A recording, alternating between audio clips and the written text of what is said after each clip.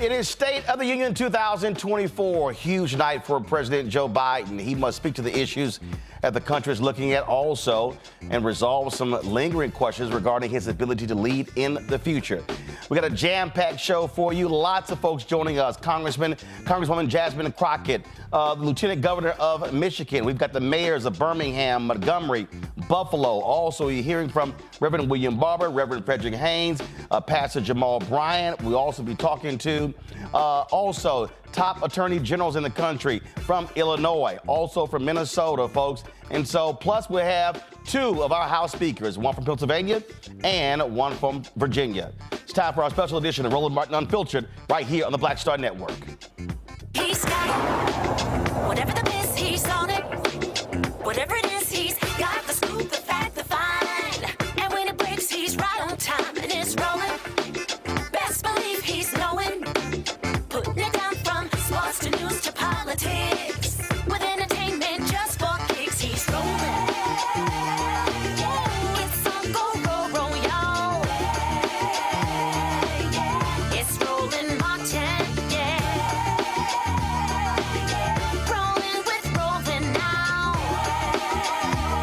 He's funk, he's fresh, he's real, the best, you know he's Roland Martin now.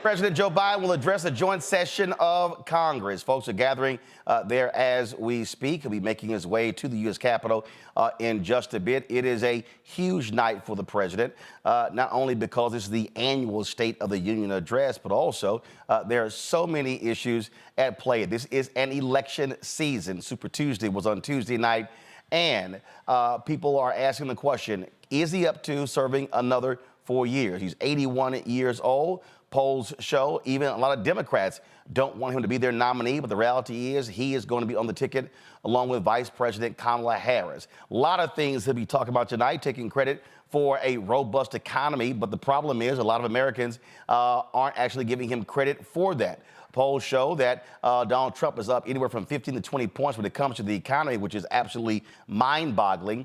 Also, Israel and Hamas, what's happening in Gaza is still top of the line, even with Vice President Harris's comments in Selma on Sunday. So many folks, especially young voters and Muslims, have a problem with President Biden's stance. And, of course, what's happening with the border.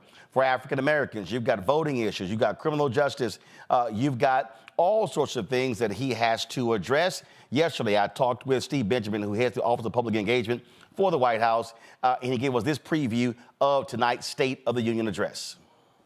All right, Steve, glad to have you here. Let's jump into it. First of all, this is a State of the Union speech that President Joe Biden is giving tomorrow night. Now, but it's also an election year. So, but this is not an election speech. And so speak to really the fundamental themes that he really wants to focus on that serves as a report, if you will, an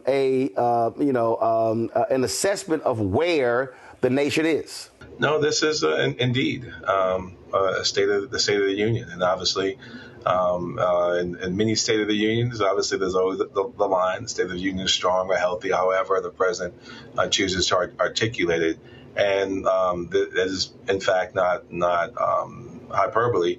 It's the president being clear on exactly where we are. I mean, we're talking about in just over 3 years, 15 million jobs created, lowest unemployment rates, literally, that we've seen in a generation, including for Black people and brown people as well. At one point, unemployment being lower than ever recorded since we started keeping data in 1972, but over 2 years now, unemployment below 4%, untold. Massive investments into the American economy. These four cornerstone pieces of legislation, three of which make the Investing in America promise that the president made very real. Obviously, the very first one being the American Rescue Plan. You think about where we started 3 years ago, just over 3 years ago, the greatest pandemic since 1918.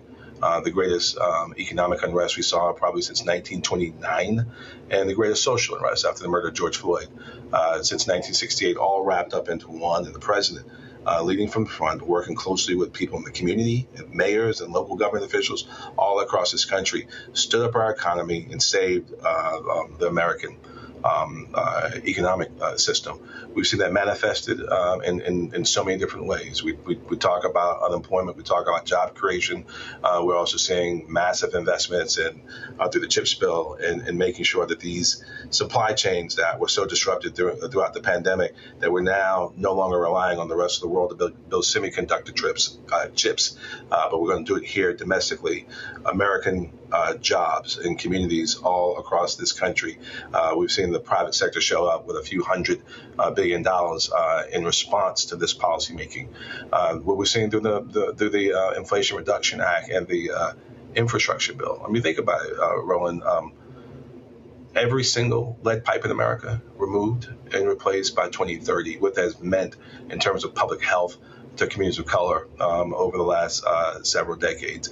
Unprecedented investments in clean energy and clean energy jobs and fighting climate change. Huge issue of importance to not only all of us, but certainly the young people, like my two teenage daughters. There's a huge record of success that I know I've listened to you and watched you online, that we need to do a better job talking about. The president's a humble man.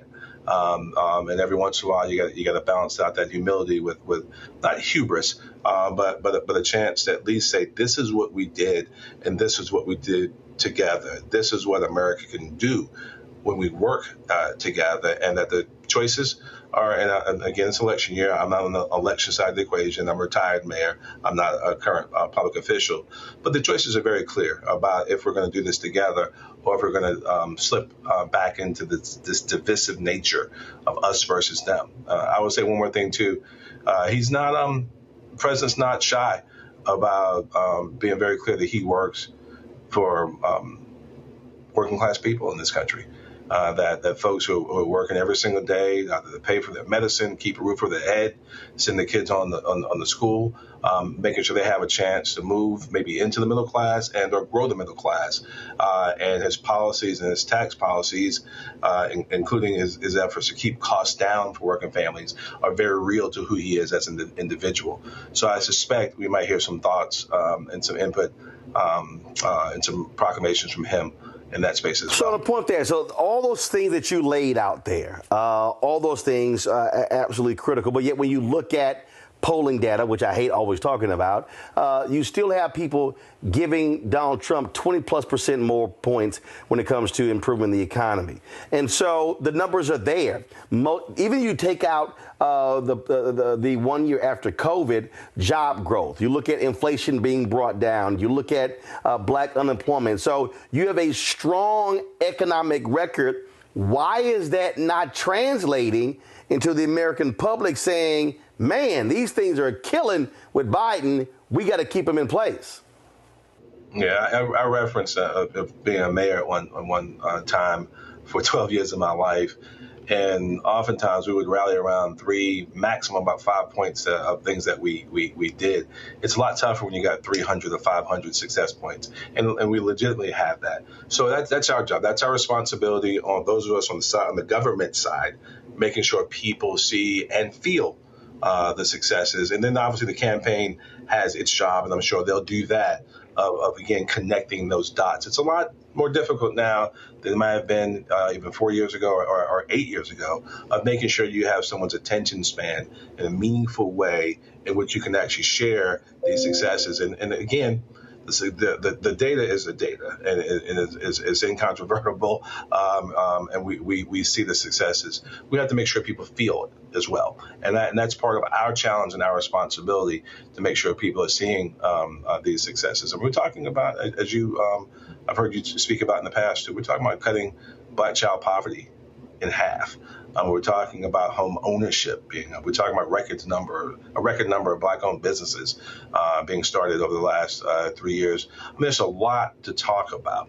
But yeah, making sure that we don't have to simplify the messages because people are smarter than we think they are. People can understand it, but really just cutting through all the noise is something that is going to be on our side of the ledger. Making sure we recognize that good government and good policy making is good politics, but certainly on the campaign side of the ledger, got to get out and tell the story aggressively. One of the things that I have not heard a lot from the White House podium or even the president are the strong things happening by the Civil Rights Division in the Department of Justice, the patterns and practices investigations, the number of prison wardens and jail officials and others who have been held accountable. And I personally think that's a huge miss. A lot of people obviously are not happy if the George Floyd Justice Act was not passed, but the administration has done a lot in that area. Is he going to talk about that? Is it even going to mention that? Because, look, that's holding people accountable. And I think the American people, especially African Americans, would be happy to hear that. And also what they've been doing when it comes to redlining and discrimination in lending. Yeah. No, we've been the points you make about the Justice Department, the team there has been doing an excellent job. And obviously this White House is incredibly respectful of the relationship between DOJ and the White House, always making sure that people know that they're working their butts off over there, but those decisions made there never ever politicized decisions. I will tell you this, all of us, just in the wake of George Floyd's murder, and some of us talking about it for decades and doing work in that space around police accountability and reform, and really making sure we have a justice system that works for everyone. People need to remember that the Republicans in Congress stood in the way of the George Floyd Justice and Policing Act becoming law, that this president, literally every major element of that piece of legislation is indeed part of the president's executive order. That applies to all federal law enforcement agencies, and we've also had some more strides that include this new database that helps lay out and continues to grow over time of this challenge of officers who may have committed a crime or been engaged in some behavior, actually being able to track them so they can't go from agency to agency to agency. Obviously the work the president's done, the marijuana reform, doesn't believe that anyone should be in jail. Pardoning these marijuana convictions for simple possession, as we have this hodgepodge of laws all around the country. And he's done a great deal of work in that space, and trust me, I know that over the next several months, and some I'm sure, including tomorrow night, and as he articulates his vision for where the country needs to go, and what he needs and demands from Congress, consistent with that, we'll hear some of that. Last question for you. You mentioned earlier Black-owned businesses, record number being started, and I hear that a lot. You got this generation today. They're not focused on getting a job. They're not focused on government and social services. They're focused on creating economic opportunities, and so. Is that, I know the vice president last week was in North Carolina talking about billions going for entrepreneurs. Is that something that he's also going to center? Because, again, what I'm hearing from people from all parts of the country is they want to really hear more about that, creating the economic opportunities to be able to create and build wealth. Yeah, it really has been a generational shift. I think you've seen it, and I've seen it with some of the people that we spend time with, our fraternity brothers and our sisters and mothers, particularly post-pandemic. A lot of folks are really leaning into the agency and using technology in different ways to make the things that they've always loved to do.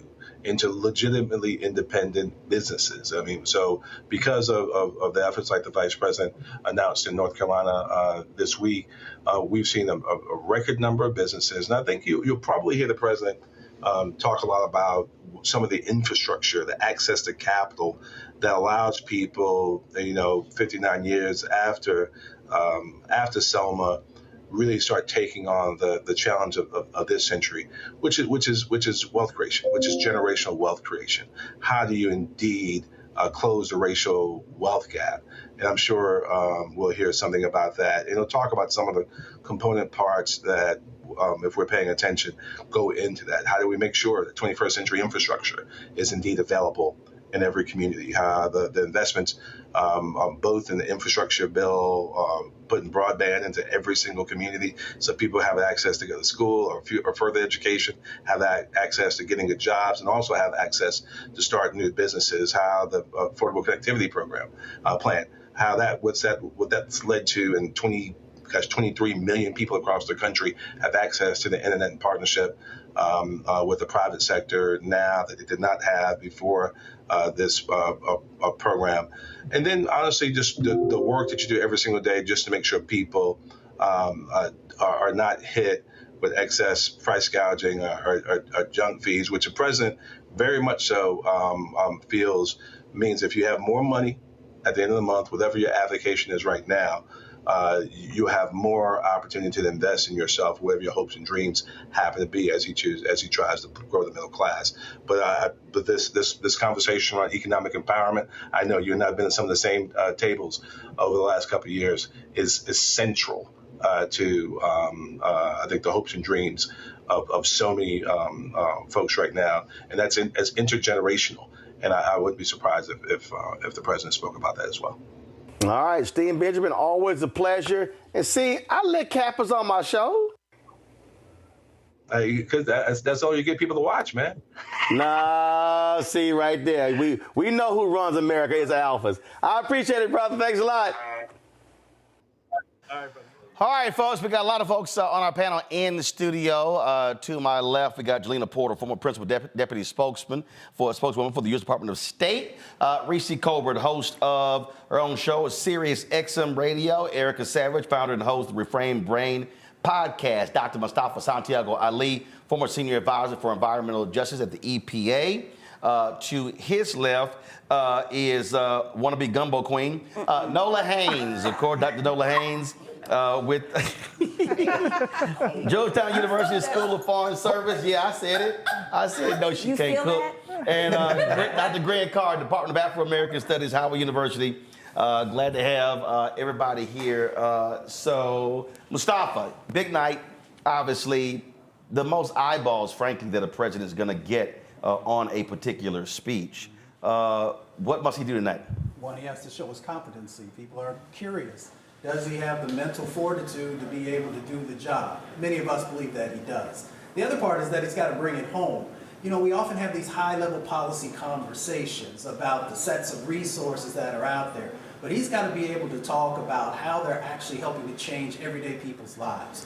How are you going to make sure that there's food on the table? How are you going to make sure that people are able to deal with their utilities? How are you going to make sure that people can access the capital that's necessary to be able to address the wealth gap that's going on? How are you going to make sure that you're also telling folks and sharing with folks about how you're addressing the climate crisis and environmental injustice?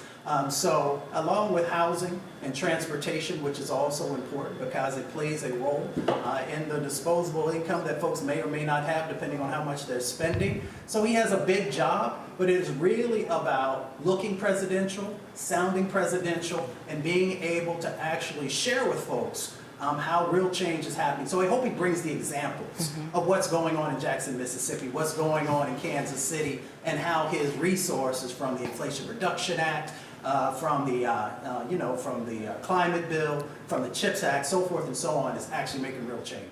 Jelena, this administration was smoking coming out of the gate. Everything changed when it came to the Afghanistan pullout. That was the beginning of, frankly, the numbers just dropping big time. even though it was the right decision. Americans kept saying that they wanted to pull out. You had the right criticizing how it was done. And ever since then, he has not been able to gain his footing in any poll numbers when it comes to approval, disapproval. You're absolutely right. I think when we left Afghanistan, it was very difficult. I was a senior official in the State Department when it happened, and we worked hand in hand with the White House and the Department of Defense. But you know what I'll say? It was the right thing to do. You know, we did what we had to do at the time, and what we're going to see here is a broad-based spectrum of defending democracy on today's speech. But I think what I would like to hear is about foreign policy and the Black perspective. And a lot of what we don't talk about, we talk about racism and other domestic issues being on the table for Black Americans, but the people here decided the 2020 vote. And when we talk to people here, we talk about immigration, we talk about what's going on in the Middle East, and those are important to Black Americans too. So I think we need to talk about, we'll see what he talks about now, and hopefully it'll be the rest of the month when we see what's going on. All right, folks, hold tight 1 second. We're going to go to a break. We're going to come back, talk more with our panel. We're going to also hear in this hour from Reverend William Barber for the Poor People's Campaign, what he wants to hear from the president tonight. You're watching this special edition of Roland Martin Unfiltered, State of Our Union 2024, right here on the Black Star Network. Back in a moment.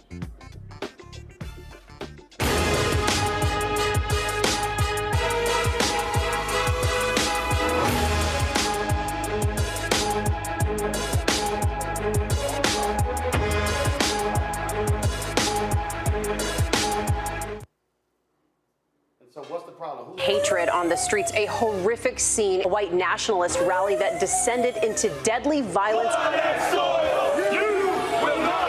White people are losing their damn minds. As an angry pro-Trump mob storms the U.S. Capitol, we've seen shooting. We're about to see the rise of what I call white minority resistance.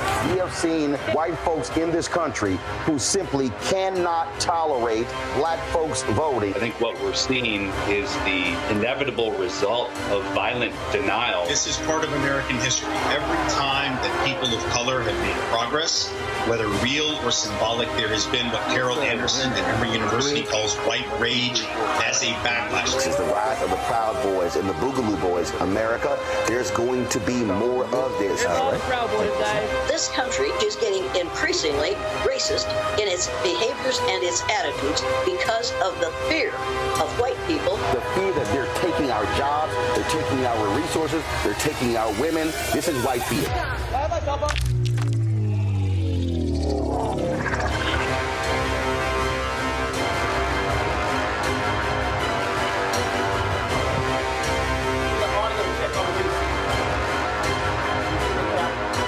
Let's Get Wealthy with me, Deborah Owens, America's Wealth Coach.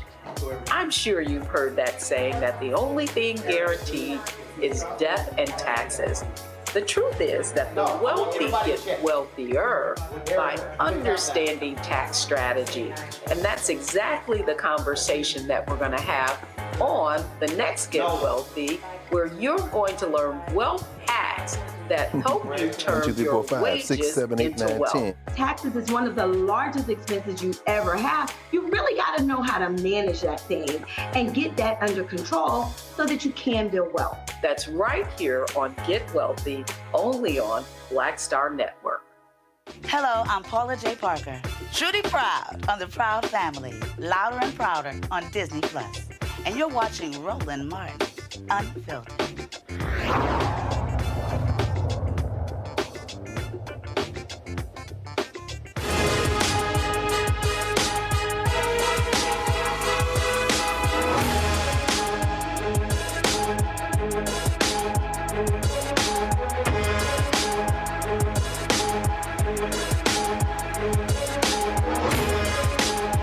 Welcome back to our State of Our Union coverage. Nola, I want to go to you. Before we went to the break, we were talking about Afghanistan. Now the president's having to deal with what's happening in Israel and Hamas. This is a huge issue. The vice president called for, came out publicly, talked about a ceasefire. Hamas needs to sign an agreement. This is a major problem for his coalition It is killing him with young voters, with Muslim voters. Michigan is a swing state. He cannot lose young voters. Also, you have to factor in, even though he's a quack, Robert Kennedy Jr. Now is getting ballot access in battleground states as well. That could be problematic for President Biden and Vice President Harris. Right. You know, this is a foreign policy election. It absolutely is. Joe Biden is a foreign policy president. And to your point earlier, there hasn't been a lot of wins on the board, depending on how you're looking at it. With Israel and Gaza, a lot of the things that needed to happen was a pivot. And that pivot was not hard to achieve. But we all have televisions. We can all see what's going on. You know, there was a recent national defense memorandum that was released about looking at the ways in which humanitarian crises are unfolding in Gaza. As we can all see them, there are a lot of legal ramifications that you have to jump through. There are a lot of legal hoops through all of this. So there is a pivot. It is not happening in the way in which a lot of people would like to see. People don't like to see food being dropped to other human beings. People don't like to see that. That's right. But how else is the food going to get in there? I don't love that reason, but this is the level of difficulty that we're dealing with. I mean, from the beginning of the presidency, which I want to remind people, Afghanistan is not a Biden-Harris situation. It is a former administration situation. Well, is his situation when you're in power, you get blamed.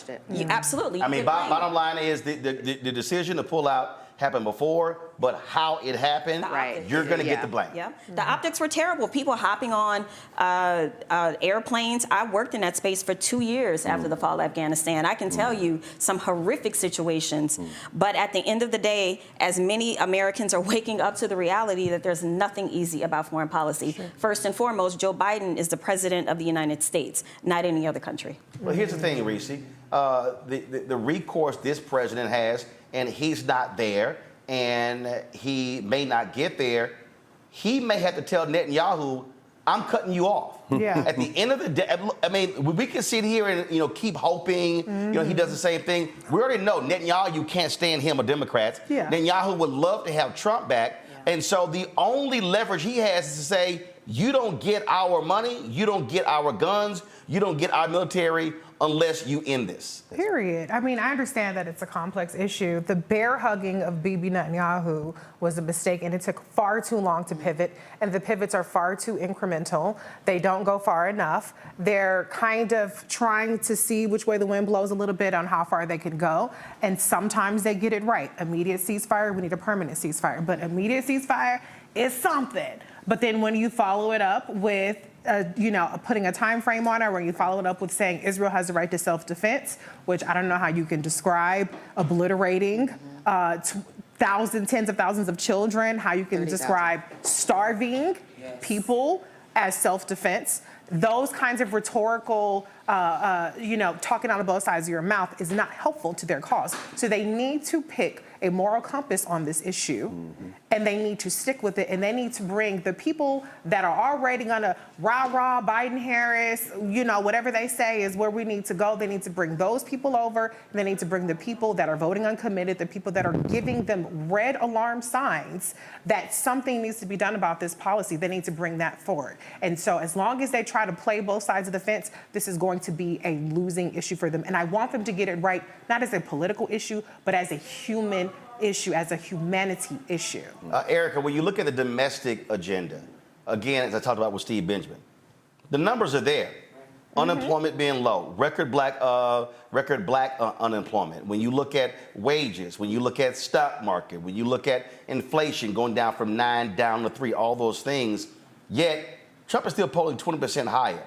I dare say that's because Republicans historically have always claimed that they are excellent with the economy.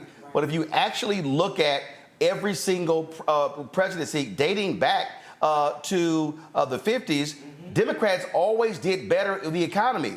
As Ply say, damn it, they got to learn how to brag. Period. You have to play that game, because what we're seeing now, if anybody's paying attention to social media, what the White House is doing, they're not letting anything slide. Excuse me. So if we're paying attention to social media, we can see very distinctly that the White House is not letting anything slide. But this is actually the activity they should have been engaged in for the past 3 years, because that is what people want to see. I remember Reese talking about for years on this very platform that people like to see a fighter. People like to see people who are engaged in the fight. So when we do lay out all of these wins that have been happening across the states, particularly in Black communities, we also need to see how that's actually filtering down to people, right? So the ground game needs to be strong, because the strongest constituency, to be very clear and frank, in this election are the people who are uncommitted to the vote. So that is why all of this messaging that's being done at the high level, we're all here in DC, we're inside of the Beltway, that needs to be messaged outside, down to people who are saying, it's not affecting my $1.99. I'm not seeing the improvements. And then have those kitchen table conversations that President Biden talked about last year in the State of Union address, but do it in a way to let people know that we hear you, we see you, these are the things that are working for you, and for the next years coming up, if you do hire us again, this is exactly what we plan to do to improve that, and here's the funding behind it to support it as well. Greg, this is our first day of the union without our dear friend Joe Madison, who passed away. And he would often say, you got to put it where the ghost can get it. No question. And they have to explain to people what they've done. A lot of things have been passed. In fact, if you look at purely from a policy standpoint, this administration actually has done more than what President Obama did in his first term. No question. But for some reason, they don't know how to explain it. Well, they're trying to hold together a fragile coalition. And the first State of the Union since our friend Bill Spriggs passed. Last time we were all together, he was here. You know, the Democrats rarely miss an opportunity to miss an opportunity. And just like we talked about last time, there's the speech we would love him to give and the speech he'll probably give. Now, hopefully, he'll get a bailout like last time, and maybe Marjorie Taylor Greene will show up and do some WWE kind of stuff, or maybe some lack of impulse control white nationalists will shout, because he's best when he's not scripted. And so we like that happy warrior, the dark Brandon, the kind of thing. And he's got MAGA Mike over his shoulder, who should never have scheduled this, because this is the kickoff of the campaign. So in other words, this is the moment when you can punch him in the face. You better, because you couldn't do it during the primaries. This is your chance. Now, the reality is he's got a coalition. The Democrats have a coalition that he won't embrace, even though he's got that credit. He's gotten rid of the Toonie Loon out of Arizona. Hopefully Gallego can get rid of her. Money-making Joe Manchin is out, and it's going to be a Republican there. He should make the speech to say, look, we were this close. With Build Back Better, we had the recovery thing, we had the family thing. If them two hadn't gone rogue, it was the biggest quantum leap since the Great Society. And even though they cut our throats, we still got a quarter of it. All of y'all are better off. He'll probably talk about the price of milk and all that kind of stuff, trying to get at that. But the bottom line is this. The coalition, you got those suburbs and exurb whites who are straight liberals and progressives. They just don't want the Negroes to come out there. You got the blacks he's taking for granted. You tried to ask Steve Benjamin about what Kristen Clark is doing, and he dodged every way from Sunday because they can't talk about race. But on the other side, you had a chaos theory of Steve Bannon in them. Their thing is, ironically, the Republicans are fighting the culture war, and the Democrats are fighting the economic war. This is the most left government since probably Lyndon Johnson. And if he would say that, if he would embrace it, hell, he wrapped up Bernie Sanders and Elizabeth Warren. If he would say that, he could win this election in a landslide. Well, he doesn't want to say it because the reality is he likes to position himself as a moderate and a centrist. Exactly. But that ain't the policy we're talking about. That's right. Cliff Albright, co-founder of Black Voters Matter. Cliff, today is actually the 59th anniversary of Bloody Sunday. This is something that this president should be leaning in this particular speech, challenging Republicans, saying, if you say you so-called love John Lewis, why don't you pass the bill with his name on it? And so I certainly hope voting rights gets a significant portion of this speech tonight. Yeah, hey, Roland, glad to see you. And yeah, you're right. On this anniversary, you know, we had the celebration this past weekend in Selma of the bridge crossing, but today is the actual anniversary of Bloody Sunday. We know that he's going to be talking about quote unquote democracy. We believe that he's going to be talking about voting rights and not just, you know, the John Lewis Voting Rights Advancement Act, which is very important and is named after John Lewis. But there's the other one as well, the Freedom to Vote Act, which John Lewis actually wrote like the first 1/3 of. And so we want to hear him name check both of those bills. And more importantly, we want him to go even further and say, not only do I want y'all to pass this, but I want y'all to pass it so I can sign it on day one. We need to hear that day one language so that he can send a message that this is something that they need to be talking about all through the rest of this year so that they're ready to go on day one of his next term. And Freddie Haynes, Reverend Frederick Haynes, is President CEO of Rainbow Push Coalition, and on that particular point, whether we're talking about voting, whether we also are talking about criminal justice. As I said to Steve, they didn't get the George Floyd Justice Act, but you got to say something about how his DOJ has been effective. Look, I get this whole deal of separation of church and state, but damn it, you appointed the Attorney General. You don't want. Right. So when folks voted, that's what we expected. Not to talk about it is absolutely insane. Well, Roland, the sad reality is that this administration does not get the wisdom of Maya Angelou, who said that people will not remember what you said or what you did, but they will remember how you made them feel. Mm-hmm. We do not feel Joe Biden, sadly, in spite of the successes that have taken place during this administration economically. There are too many things where we do not feel like he's had our back as he promised to have our back. And so when we look at the George Floyd and Policing Act and how that has not necessarily come to fruition, but now let's explain why it has not come to fruition and then cast a vision for what we're going to do going forward. Roland, the bottom line is that, as has been said earlier, sadly, this is going to be a foreign policy election. That may mean that we take our eye off the ball of what's happening domestically.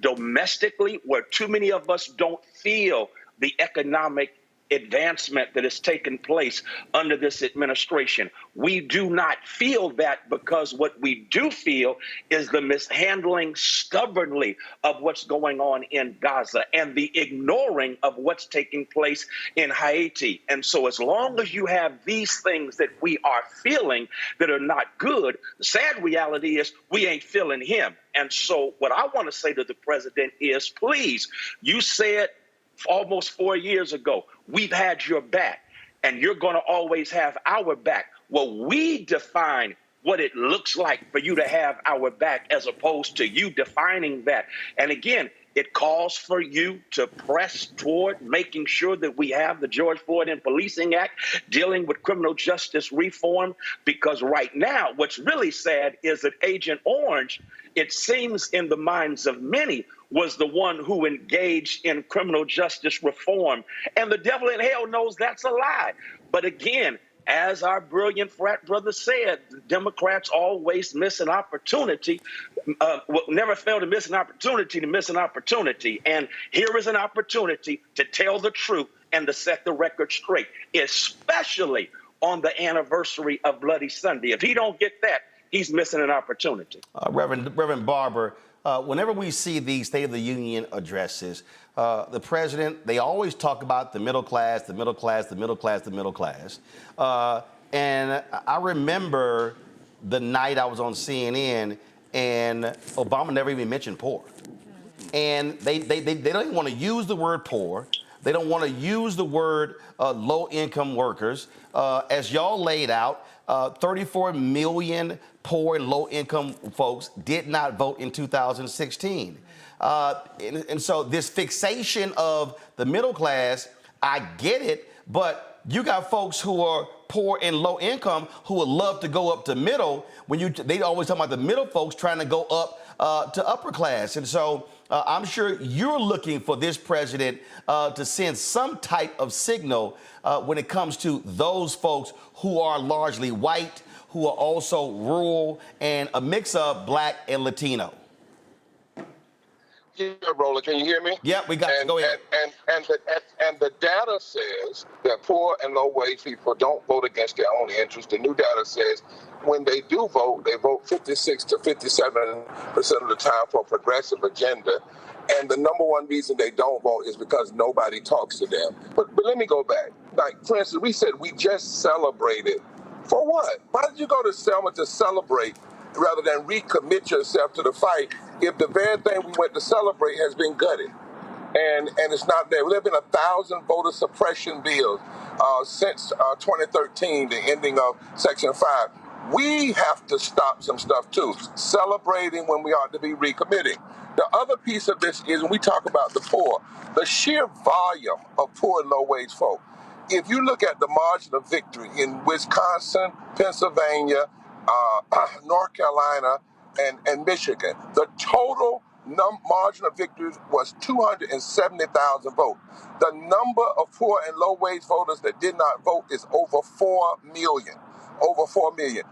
As my dear friend Freddie Haynes said about feeling us, how can you say you feel us and understand us if 60% of black people are poor and low wage and you're not talking about it? 60%. 26 million people, 60, not 60% of poor and low wage. We talk about unemployment being down, but it's down from COVID levels. And we talk about the programs that were passed, but they were made temporary by moderate Democrats and Republicans. So the very programs that were working, for instance, we cut child poverty in half, by 60% for 6 months, and then dropped folk right back in poverty. The last piece I want to mention to you is this administration has been undermined by its own people. For instance, we pushed and got $15 an hour minimum wage. Minimum wage hadn't been raised since 2009. We got it pushed through the House. Bobby Scott, Nancy Pelosi, they got it through the House. Went to the Senate. That bill was killed by 8 Democrats and 50 Republicans. Kamala Harris would have cast a deciding vote. If that one piece of legislation had passed, 43% of African Americans would have been lifted out of poverty and low wages. 52 million Americans would have money in their pocket today. $15 minimum wage as a minimum living wage. That would have completed the agenda from the March on Washington in '63 when Dr. King and Bayard Rustin and A. Philip Randolph were saying that part of the civil rights agenda had to be raising the minimum wage by 75% to $2 and indexing it with inflation, which today would be about $17, $18 an hour. The Voting Rights Act that we got it through, but then Manchin wrote it. The bill they want to push now is the Manchin vote, not the John Lewis, and it's a bad bill. It codifies voter ID as federal law and allows the states to do what they want to. But be that as it may, it was 2 Democrats and 50 Republicans that said no. We had that, and we have to talk about this. So Biden is going to have to take on the so-called moderates in his own party. As Martin Luther King said, the greatest enemies of the civil rights movement were moderates who are more in love with order than they are with reordering society. And they ran on living wages and voting rights in 2020. They must put that back on the table. You're talking about 52 million people. You're talking about, if you look at all of the states where the margin of victory, Roland, was within 3%, and in Texas where it was 5%, poor and low-wage voters make up 36 to 45% of the vote. Celinda Lake says, as one of our major pollsters, there's no way in the world you would not talk to that block of voters every day unless you are interested in political suicide. And so the very fact that we can't do that, and on the other piece, on the world stage, sure, we have to muster the courage to challenge the indiscriminate violence of Hamas and the grotesque indiscriminate response of Netanyahu and his regime. But because of America's own history with genocide toward the Native American people, when we supported apartheid and what happened to African Americans, we also have to call out Somalia and the Congo and the Sudan and challenge this whole death reality that exists in the world. But hear this.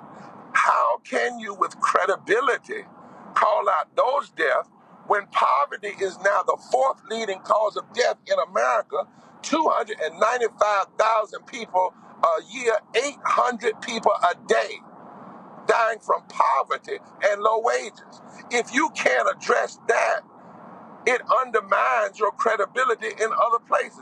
And if you don't address that, no matter how much you talk about what you have done, if you don't say, this is what we've done, and give us the power in the House, the Senate, and the presidency, and this is what we'll do in the first week of a new administration. We'll do voting rights, we'll do living wages, we'll do health care. If you don't tell people that, then what they end up thinking is you're going to get the same old, same old. A lot of good things have been done, but good is not enough in a post-COVID reality where people's lives were fundamentally destroyed in a pandemic, and we called people essential workers and then treated them like they were expendable and sent them to work playing Russian roulette with their lives. And to this day, we've not even had a week of mourning, nor said to them, we're going to at least do living wages, paid family leave, and health care for everyone, and guarantee that voting rights are protected. This ought to be the fight. They ought to pass all of this in the Senate right now, force the House to have to react.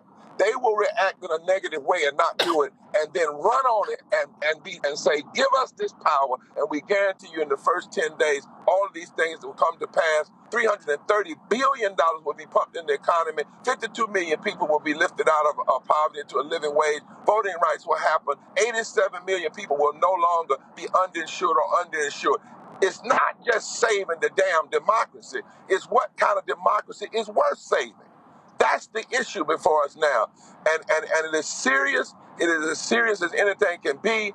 And if you don't do this, if you don't address this issue of systemic poverty that's killing people, you allow despots and want to be dictators to play in that pain and many times succeed.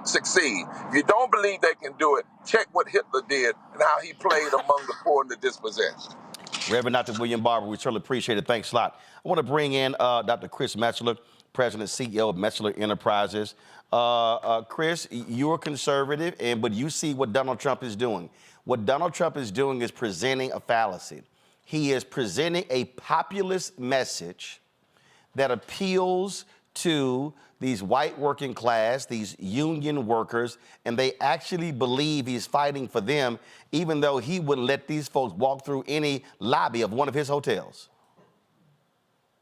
Well, yeah, that's absolutely correct. And in fact, what he is doing is convincing them that he's all in it for them, when in fact he's all in it for himself.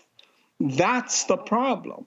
And as a result of that, and given that they really are concerned about the browning of America, this is the perfect storm for them to vote for him. He does not care about them. He doesn't care about anything that happens to them. He wants them to continue giving him money so he can pay his legal fees.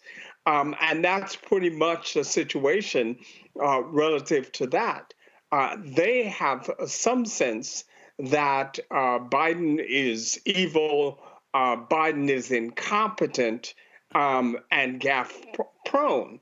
They're not looking at the chaos that follows Donald Trump everywhere he goes. The thing here, folks, as you see right now, live shot there, Vice President Kamala Harris with Speaker Mike Johnson. Shortly, he is going to introduce President Biden coming into the chamber. Audio up, please, so I can hear the room and so I can hear when he calls for the president. And Reese, folks have to understand what we're talking about here when we talk about this notion of, and Reverend Haynes talked about it when he said what people are feeling.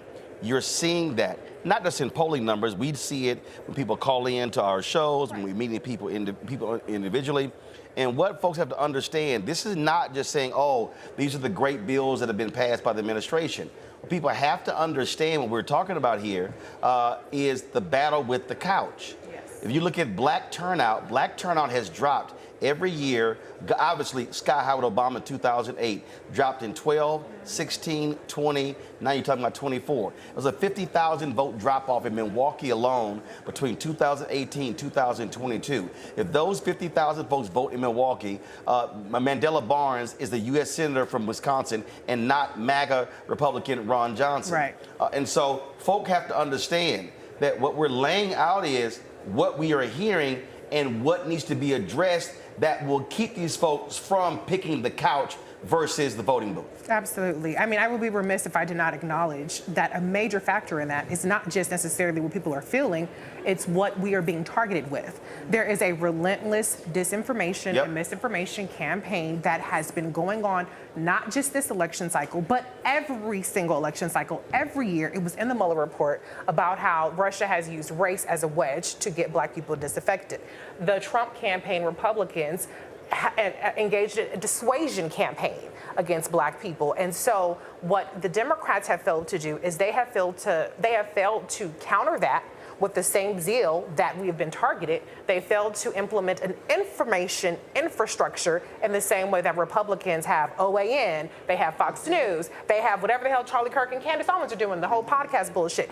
They have a whole information infrastructure that paints a reality for their people that keeps them ginned up, enthusiastic, despite the fact that the data tells them that they're better off under Biden than Trump. And until Democrats recognize that aspect of how behind the ball we are on the information, not just messaging, but information, we're going to continue to be playing catch up. And on that piece right there, Jelena, we saw the New York Times story just today that points out how Russia has created these fake newspapers in the United States. One out of Florida and other parts of the country that's feeding the information. And absolutely, progressives have been absolutely horrible in understanding the broader ecosystem. Too many of them think, oh, we got MSNBC and there's, New York Times and NPR. But the reality is more people today are not listening to legacy media. And so they are funding a completely different ecosystem, and that's all people are getting constantly. Black Pact, their poll that came out showed that more black people said they have gotten negative information about Biden-Harris from TikTok and Instagram and other social media accounts than anything else. You got to fight fire with fire, and they have to understand this is a part of this war, part of this campaign. Well, absolutely. First of all, psychological warfare is something that the Russians specialize in, as well as the Republicans. And as Reese said, they're doing a very good job at that. Speaking of TikTok, I think I have just a point of personal privilege here. I remember being on the campaign and then being an appointee, and they were very, very strict. They're like, you can't even have the app TikTok on your personal phone. They were like not playing at all.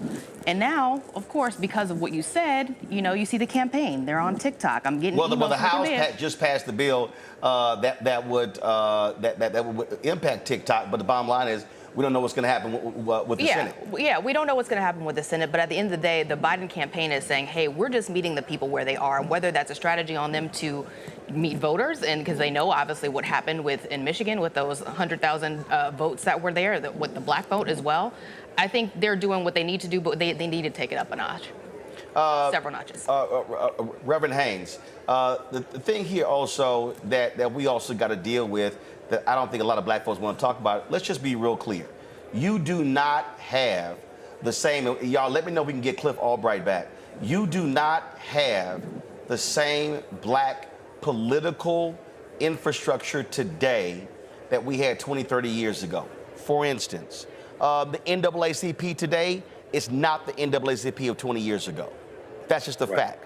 They do not have as many field organizers as they used to. They've gotten older. Folks were not replaced. Also, you're a pastor. We know how strong the church used to be in terms of that infrastructure. Here's a reality. Fewer people are going to church. And so that's a whole different deal. Because of COVID, people were bedside Baptists before. Now they absolutely are going to church online. That dynamic has changed. And so we also have to be honest that the black infrastructure that we have had that has been able to hit the doors and get people out to vote is not what it used to be. that also plays a part in our decreasing numbers.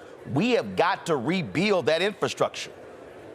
Oh, no question about it. And that goes from our traditional efforts with the Black church, as you pointed out, as well as our civil rights organizations that, again, are not in many instances what they used to be. At the same time, there is a youth vote, a young adult vote, a millennial vote that we have not taken advantage of. Roland, I was speaking at a civil rights conference late last year, and one of the some of the data that was shared was that, and it goes to what you said earlier, and that is we have 9.5 million missing Black voters still living, but they're missing since 2012. And over half of them, the majority of them, live in the suburbs. And so you're talking about those who are better educated, upwardly mobile, and yet disconnected from the political process. So we don't just lack an information voting infrastructure. We also have a disconnection that has occurred where so many Black people now do not feel a part of the process and perhaps have become discouraged and no longer are voting. And so there is a need to rebuild our infrastructure, but we've got to do it with the right data.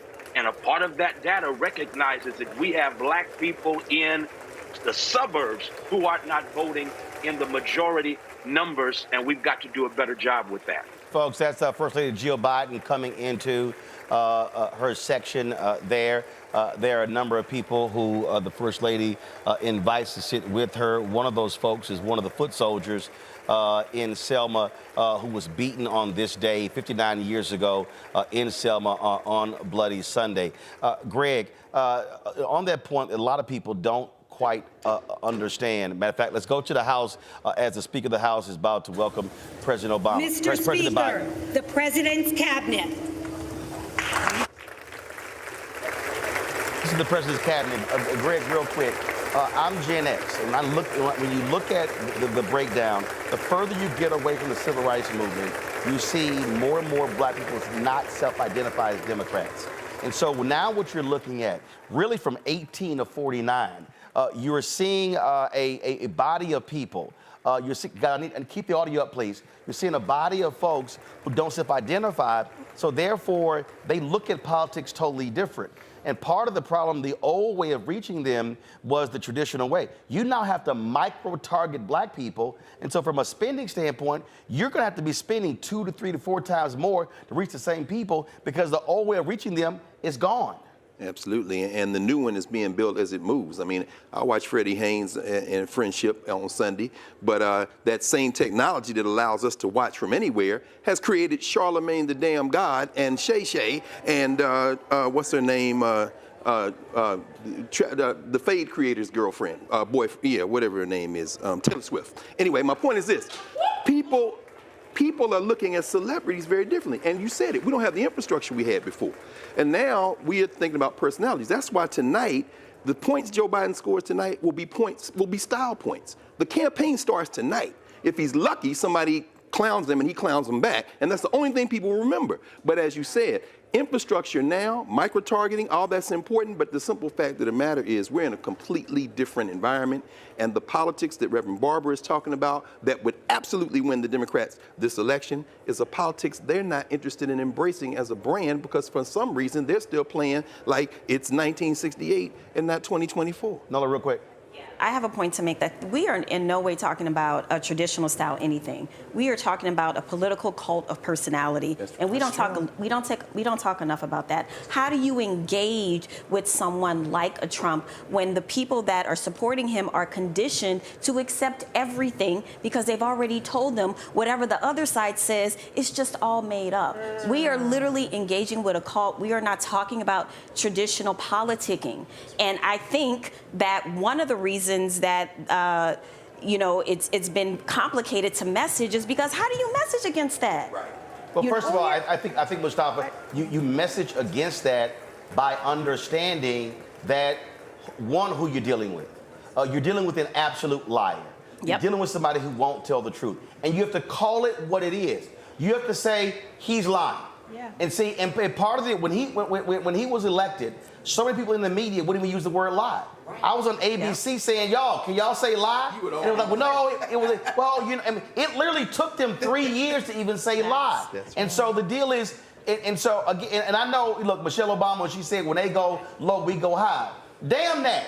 We go low. When they go low, you punch their ass in the knee. I mean, you gotta understand, they are not abiding by any rules. And I think that's been part of the problem for Democrats.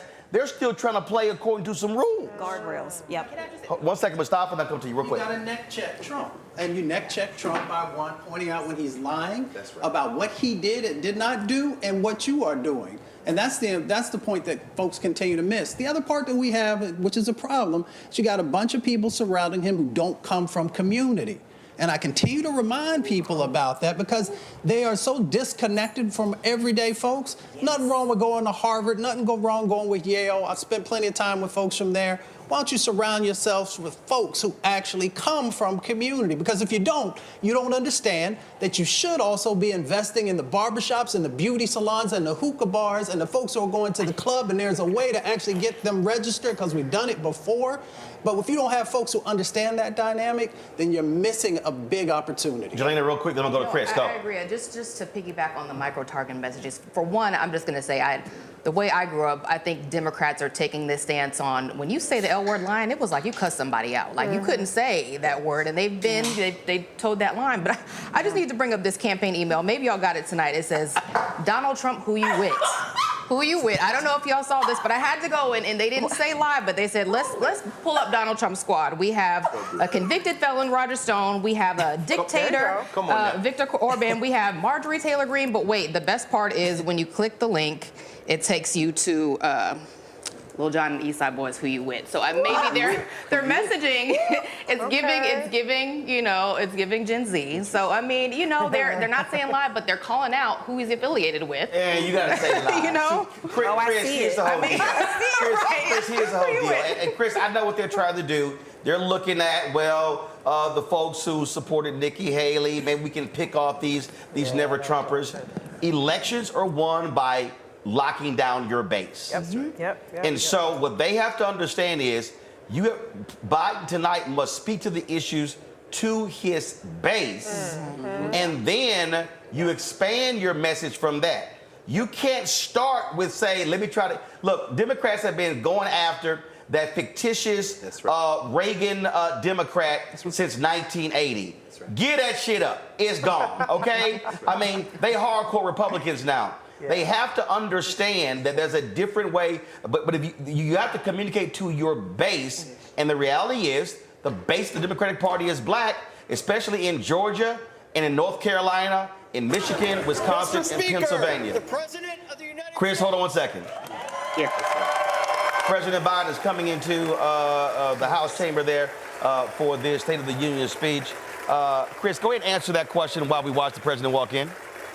Well, absolutely. And what Democrats are talking about is, maybe we could peel off some of Nikki Haley's supporters. You're not going to be able to do that in any significant way.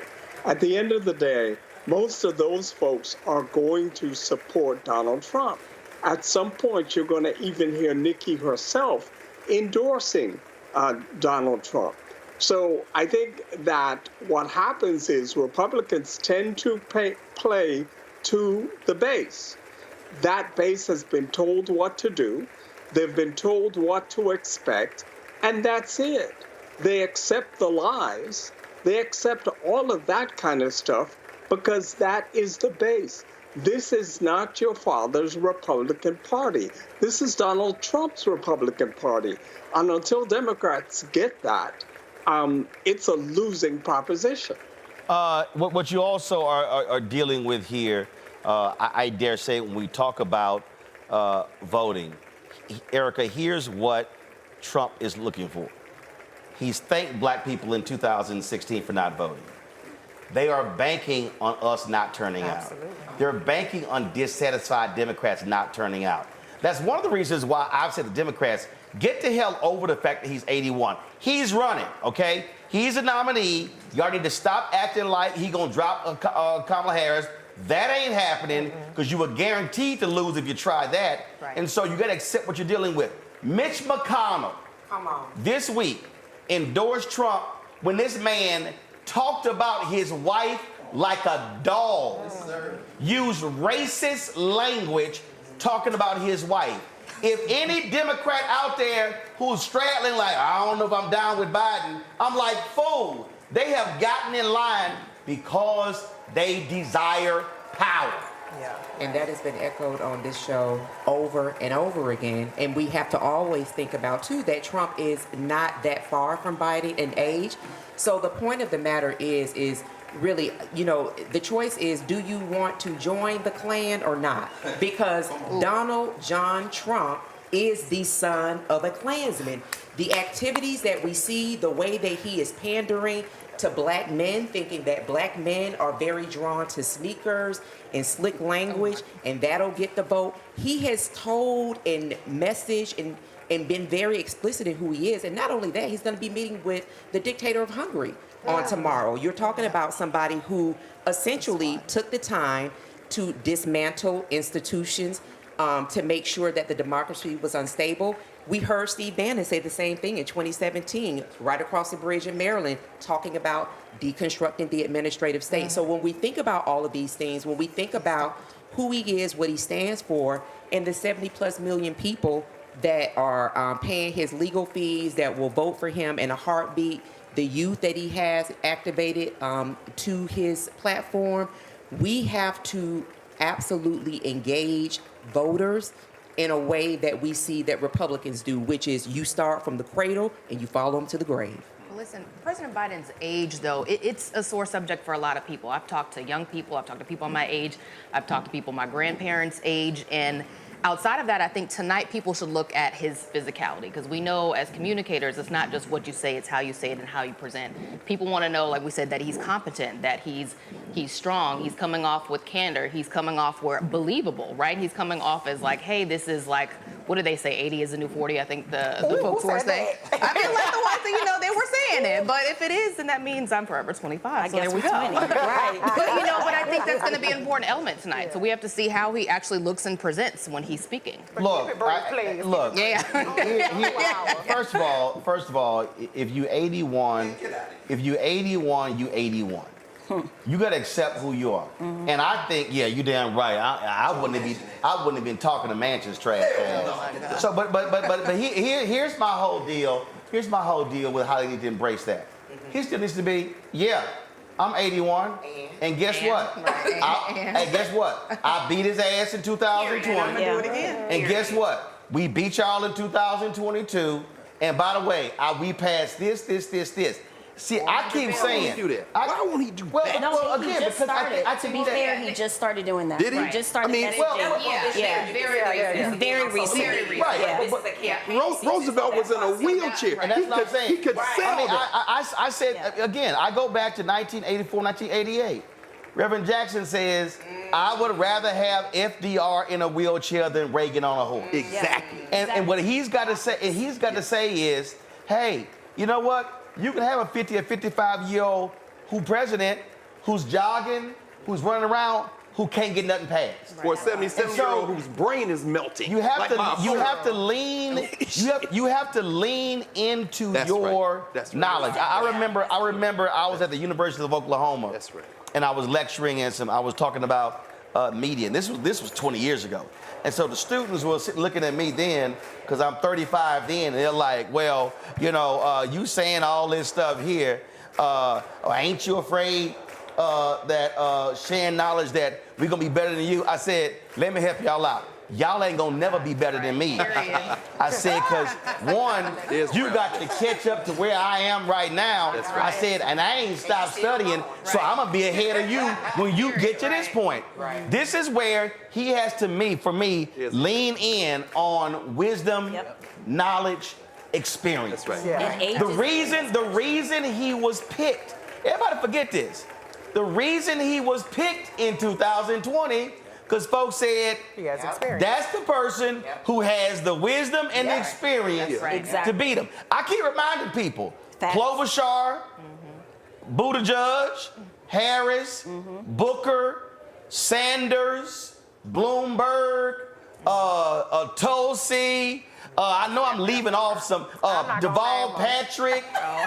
It was about 12, 14 people who were running. They won. He's ready. It was 20. But don't forget that. But they all lost. But when Biden won, he folded in the progressive agenda to the point where this is the most progressive Democratic agenda since Jimmy Carter. And he can't be afraid of the people. He cannot be afraid. Now, I know it's about seniority, but you see Ketanji Brown Jackson standing up next to Anthony Kennedy in the back. I guess it's by seniority. You see who's not there. Alito and what's Jenny Thompson's boy toy? Well, first of all, Tom, right. But what I'm saying is, never come. No, right. But I'm saying the ideologues are clear. Your point has to be the point they embrace. I mean, here's Marjorie Taylor Greene looking like she came straight out of Vince McMahon finishing school with that silly hat on and that T-shirt.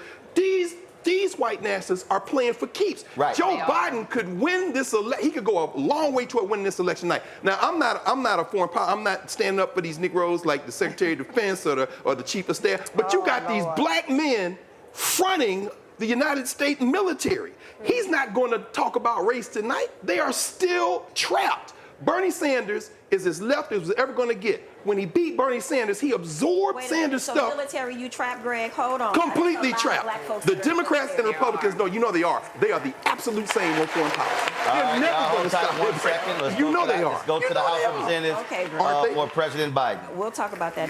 We don't.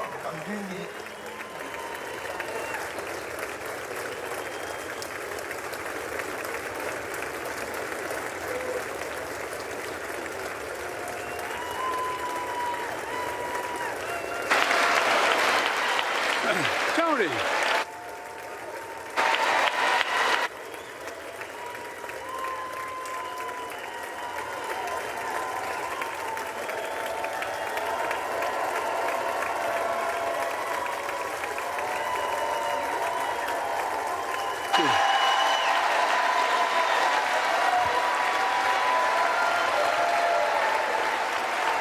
Jill.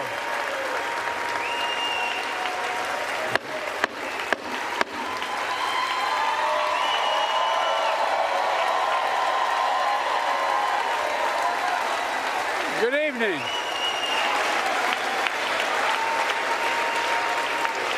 Good evening. If I were smart, I'd go home now.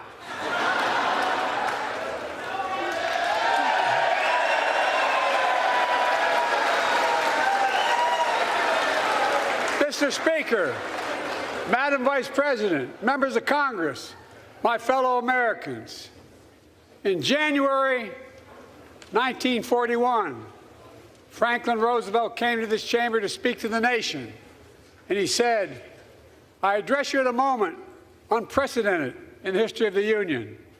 Hitler was on the march. War was raging in Europe. President Roosevelt's purpose was to wake up Congress and alert the American people that this was no ordinary time. Freedom and democracy were under assault in the world. Tonight, I come to this same chamber to address the nation. Now, it's we who face an unprecedented moment in the history of the Union. And yes, my purpose tonight is to wake up the Congress and alert the American people that this is no ordinary moment either. Not since President Lincoln and the Civil War have freedom and democracy been under assault at home as they are today. What makes our moment rare is that freedom and democracy are under attack both at home and overseas at the very same time. Overseas, Putin of Russia is on the march, invading Ukraine and sowing chaos throughout Europe and beyond. If anybody in this room thinks Putin will stop at Ukraine, I assure you he will not.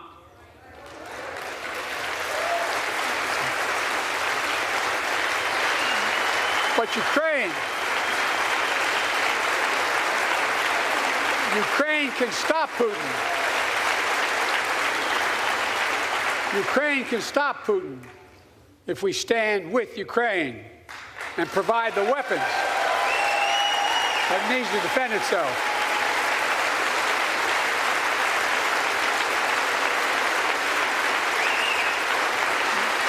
That is all. That is all Ukraine is asking. They're not asking for American soldiers. In fact, there are no American soldiers at war in Ukraine, and I'm determined to keep it that way. But now, assistance to Ukraine is being blocked by those who want to walk away from our world leadership. It wasn't long ago when a Republican president named Ronald Reagan thundered, "Mr. Gorbachev, tear down this wall." Now,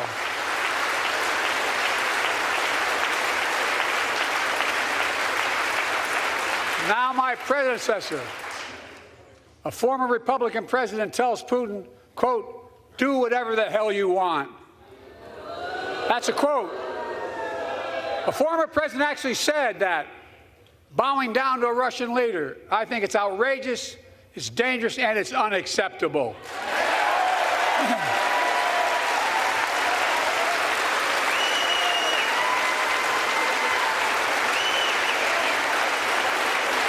America is a founding member of NATO, the military alliance of democratic nations created after World War II to prevent war and keep the peace.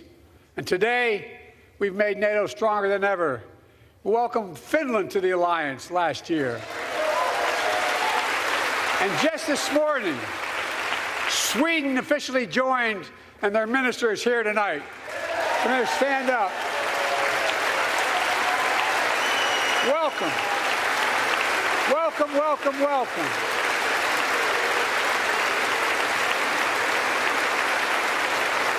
And they know how to fight. Mr. Prime Minister, welcome to NATO, the strongest military alliance the world has ever seen. I say this to Congress, we have to stand up to Putin. Send me a bipartisan national security bill. History is literally watching. History is watching. If the United States walks away, it will put Ukraine at risk.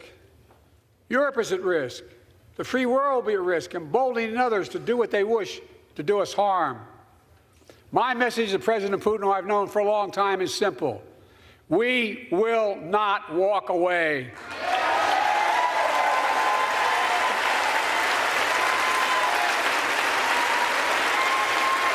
We will not bow down.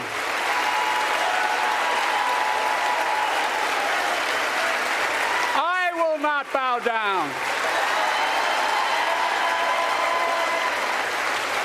In a literal sense, history is watching. History is watching. Just like history watched 3 years ago on January 6th, when insurrectionists stormed this very Capitol and placed a dagger to the throat of American democracy. Many of you were here on that darkest of days. We all saw with our own eyes the insurrectionists were not patriots. They'd come to stop the peaceful transfer of power, to overturn the will of the people. January 6th lies about the 2020 election and the plots to steal the election posed a gravest threat to U.S. democracy since the Civil War. But they failed. America stood.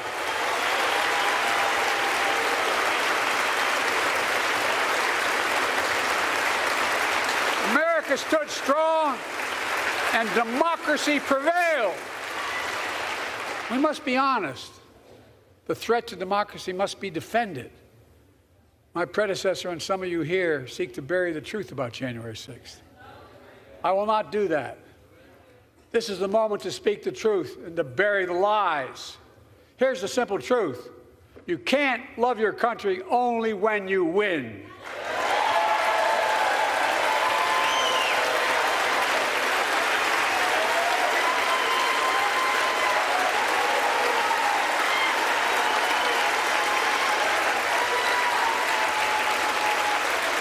As I've done ever since being elected to office, I ask all of you without regard to party to join together and defend democracy. Remember your oath of office of defending against all threats, foreign and domestic. Respect free and fair elections, restore trust in our institutions, and make clear political violence has absolutely no place in America, zero place.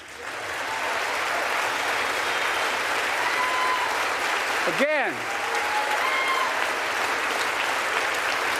it's not hyperbole to suggest history is watching. We're watching. Your children and grandchildren will read about this day and what we do. History is watching another assault on freedom. Joining us tonight is Latoya Beasley, a social worker from Birmingham, Alabama. 14 months ago, she and her husband welcomed a baby girl thanks to the miracle of IVF. She scheduled treatments to have that second child, but the Alabama Supreme Court shut down IVF treatments across the state, unleashed by a Supreme Court decision overturning Roe v. Wade. She was told her dream would have to wait. What her family had got through should never have happened. Unless Congress acts, it could happen again. So tonight, let's stand up for families like hers. To my friends across the aisle, don't keep this waiting any longer. Guarantee the right to AVF. Guarantee it nationwide.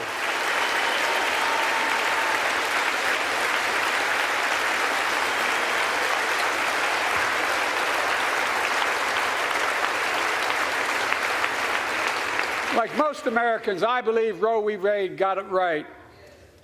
I thank Vice President Harris for being an incredible leader, defending reproductive freedom, and so much more.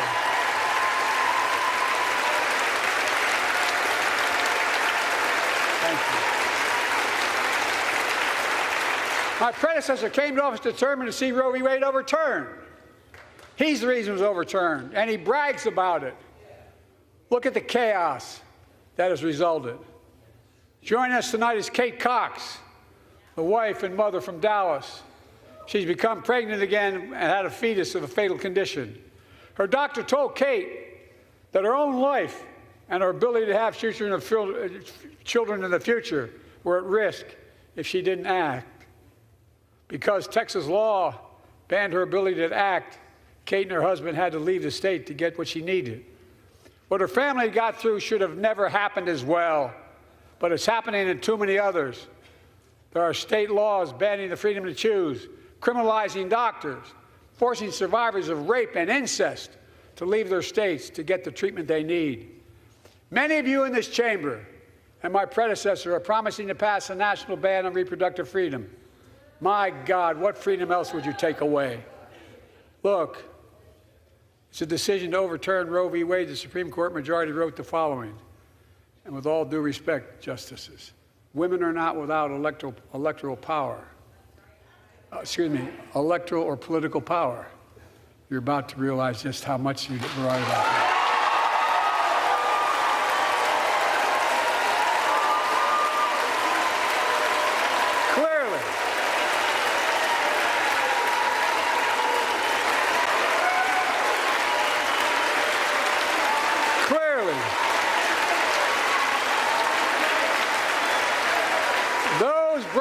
About overturning Roe v. Wade have no clue about the power of women.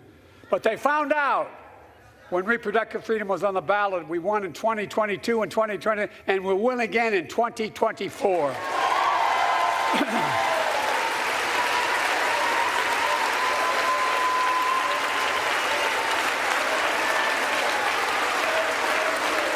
If you, the American people, send me a Congress that supports the right to choose, I promise you, I'll restore Roe v. Wade as the law of the land again.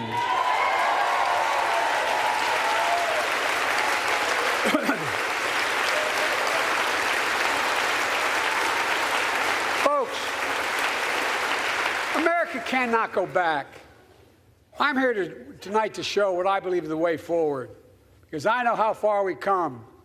4 years ago next week, before I came to office, the country was hit by the worst pandemic and the worst economic crisis in a century.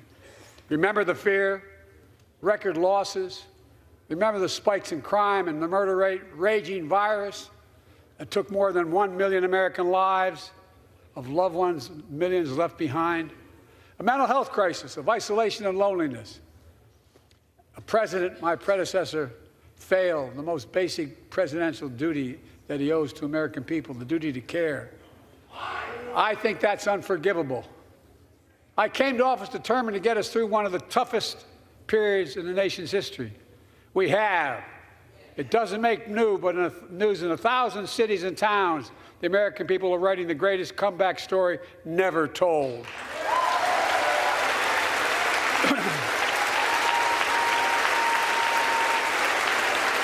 So let's tell the story here. Tell it here and now. America's comeback is building the future of American possibilities, building an economy from the middle out and the bottom up, not the top down, investing in all America, in all Americans, to make sure everyone has a fair shot, and we leave no one behind. The pandemic no longer controls our lives.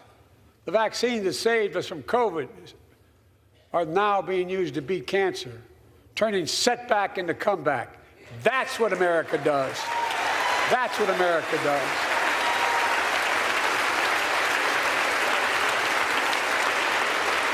Folks, I inherited economy is on the brink. Now our economy is literally the envy of the world. 15 million new jobs in just 3 years, a record, a record. Unemployment at 50-year lows. A record 16 million Americans are starting small businesses, and each one is a literal act of hope. With historic job growth and small business growth for Black and Hispanics and Asian Americans, 800,000 new manufacturing jobs in America and counting. Where is it written we can't be the manufacturing capital of the world? We are, we will. More people have health insurance today. More people have health insurance today than ever before. The racial wealth gap is as small as it's been in 20 years. Wages keep going up, inflation keeps coming down. Inflation has dropped from 9% to 3%, the lowest in the world and tending lower.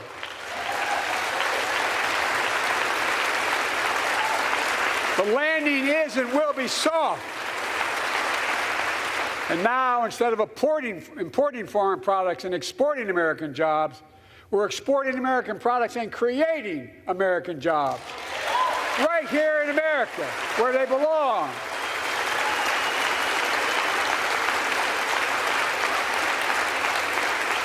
And it takes time, but the American people are beginning to feel it. Consumer studies show consumer confidence is soaring. Buy America has been the law of the land since the 1930s. Past administrations, including my predecessor, including some Democrats as well in the past, failed to buy American. Not anymore. On my watch, federal projects that you fund, like helping build American roads, bridges, and highways, will be made with American products and built by American workers.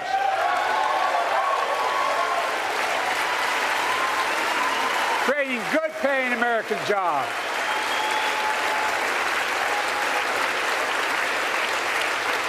And thanks to our CHIPS and Science Act, the United States is investing more in research and development than ever before. During the pandemic, a shortage of semiconductors, chips, that drove up the price of everything from cell phones to automobiles. And by the way, we invented those chips right here in America. Well, instead of having to import them, private companies are now investing billions of dollars to build new chip factories here in America, creating tens of thousands of jobs. Many of those jobs paying $100,000 a year and don't require a college degree.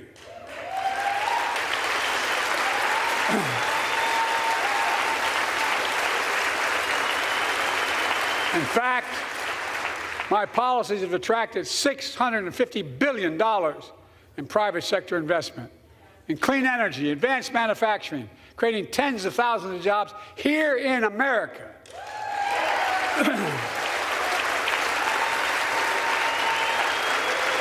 And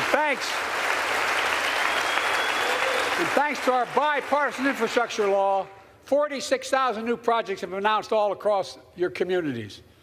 And by the way, I noticed some of you strongly voted against it, or they're cheering on that money coming in. I like it. I'm with you. I'm with you. And if any of you don't want that money in your district, just let me know. Modernizing our roads and bridges, ports and airports, public transit systems. Removing poisonous lead pipes so every child can drink clean water without risk of brain damage.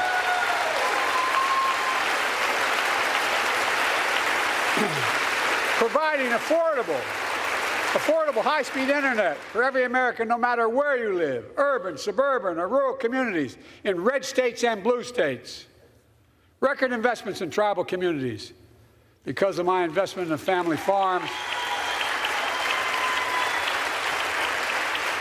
because I invested in family farms led by my Secretary of Agriculture, who knows more about this than anybody I know, we're better able to stay in the family for those farms and their children and grandchildren won't have to leave home to make a living. It's transformative. The great comeback story is Belvidere, Illinois, home to an auto plant for nearly 60 years. Before I came to office, the plant was on its way to shutting down. Thousands of workers feared for their livelihoods. Hope was fading. Then I was elected to office, and we raised the Belvedere repeatedly with auto companies, knowing unions would make all the difference. The UAW worked like hell to keep the plant open and get these jobs back, and together we succeeded. Instead of auto factories shutting down, auto factories reopening, and new state-of-the-art battery factories being built to power those cars there at the same.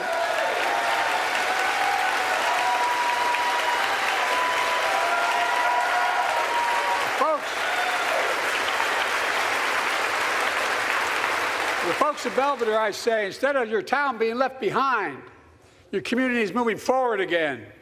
Because instead of watching auto jobs of the future go overseas, 4,000 union jobs with higher wages are building the future in Belvedere right here in America.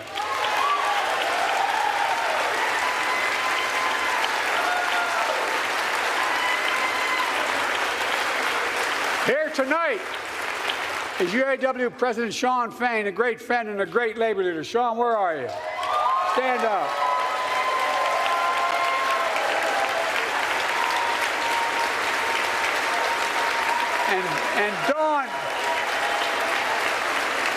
And Dawn Sims, a third-generation worker, UAW worker at Belvedere. Shawn, I was proud to be the first president to stand on the picket line, and today, Dawn has a good job in her hometown, providing stability for her family and pride and dignity as well. Showing once again, Wall Street didn't build America. They're not bad guys. They didn't build it, though. The middle class built the country, and unions built the middle class.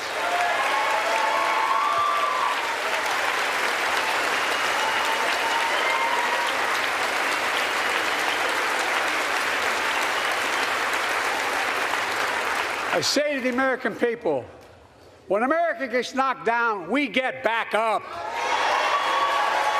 We keep going. That's America.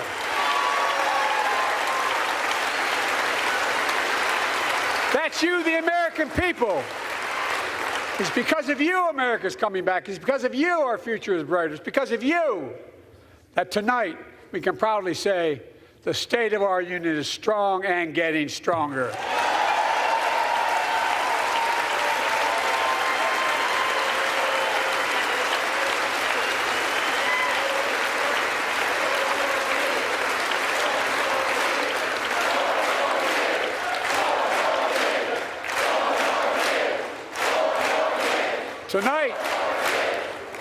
Tonight, I want to talk about the future of possibilities that we can build together. A future where the days of trickle-down economics are over, and the wealthy and the biggest corporations no longer get all the tax breaks. And by the way, I understand corporations. I come from a state that has more corporations invested than every one of your states in the United States combined. And I represented it for 36 years. I'm not anti-corporation, but I grew up in a home where trickle-down economics didn't put much on my dad's kitchen table. That's why I determined to turn things around so middle class does well. When they do well, the poor have a way up and the wealthy still do very well. We all do well. And there's more to do to make sure you're feeling the benefits of all we're doing. Americans pay more for prescription drugs than anywhere in the world. It's wrong, and I'm ending it.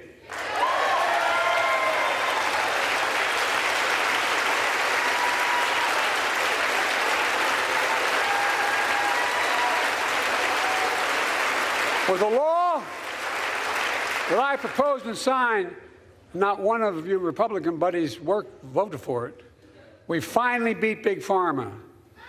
Instead of paying $400 a month or thereabouts for insulin with diabetes, and it only costs $10 to make, they only get paid $35 a month now and still make a healthy profit. And I want to, but what to do next? I want to cap the cost of insulin at $35 a month for every American who needs it. Everyone.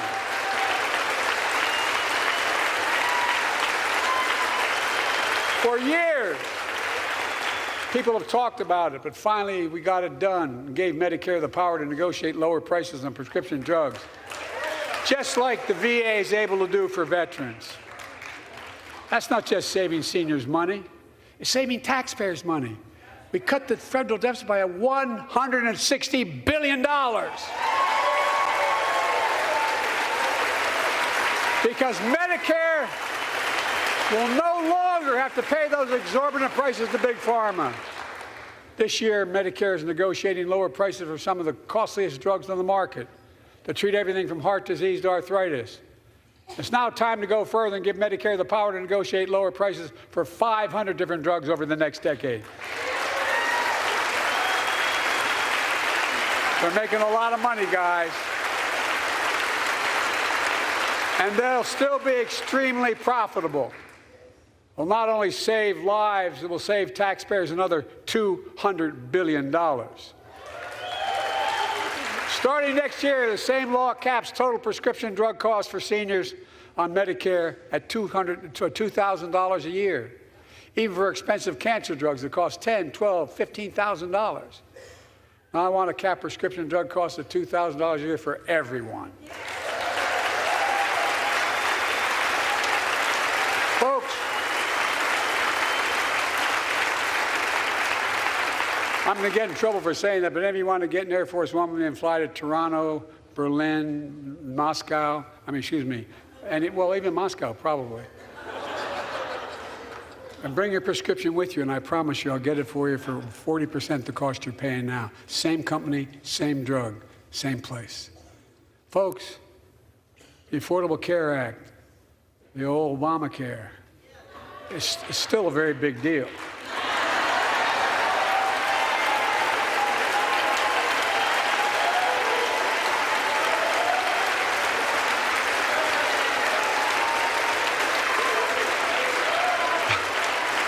Over 100 million of you can no longer be denied health insurance because of pre-existing condition. But my predecessor, and many in this chamber, want to take this prescription drug away by repealing the Affordable Care Act. I'm not going to let that happen. We stopped you 50 times before, and we'll stop you again.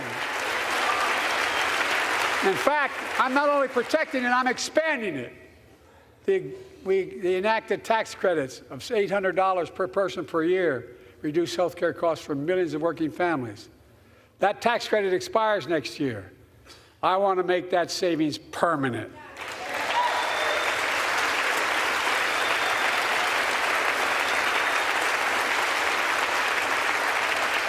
To state the obvious, women are more than half our population, but research on women's health has always been underfunded.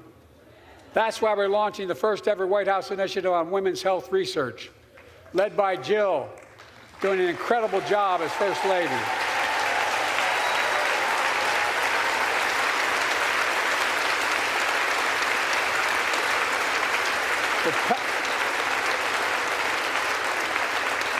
To pass my plan for $12 billion to transfer women's health research and benefit millions of lives all across America. I know the cost of housing is so important to you. If inflation keeps coming down, mortgage rates will come down as well, and the Fed acknowledges that. But I'm not waiting. I want to provide an annual tax credit that will give Americans $400 a month for the next 2 years as mortgage rates come down, to put toward their mortgages when they buy their first home or trade up for a little more space. Just for 2 years.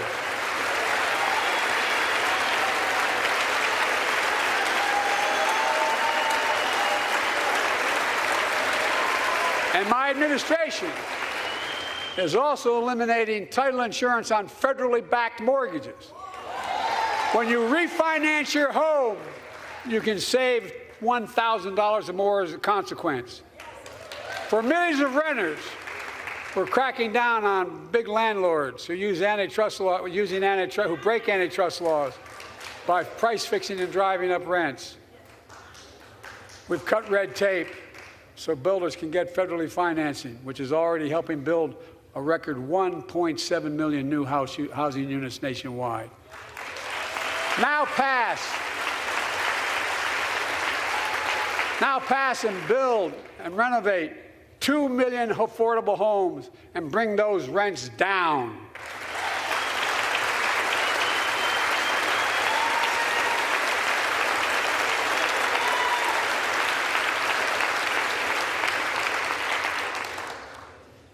To remain the strongest economy in the world, we need to have the best education system in the world.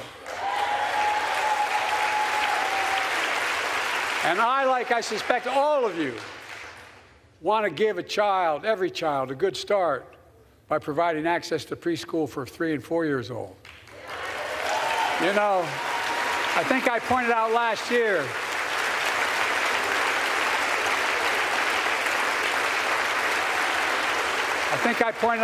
year that children coming from broken homes where there's no books, they're not read to, not spoken to very often, start school, kindergarten, or first grade, having heard 1 million fewer words spoken. Well, studies show that children who go to preschool are nearly 50% more likely to finish high school, go on to earn a 2- and 4-year degree, no matter what their background is.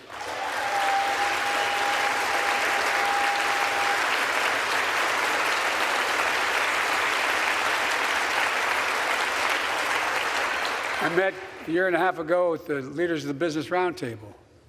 They were mad that they were angry. I think, well, they were discussing why I wanted to spend money on education. I pointed out to them as vice president, I met with over 182 of those folks. Don't hold me to the exact number. And I asked them what they need most, the CEOs. And you've had the same experience on both sides of the aisle. They say a better educated workforce, right? So I looked at them. And I say, I come from Delaware. DuPont used to be the 8th largest corporation in the world. And every new enterprise they bought, they educated the workforce to that enterprise. But none of you do that anymore. Why are you angry with me providing you the opportunity for the best educated workforce in the world? And they all looked at me and said, I think you're right. I want to expand high-quality tutoring and summer learning to see that every child learns to read by 3rd grade.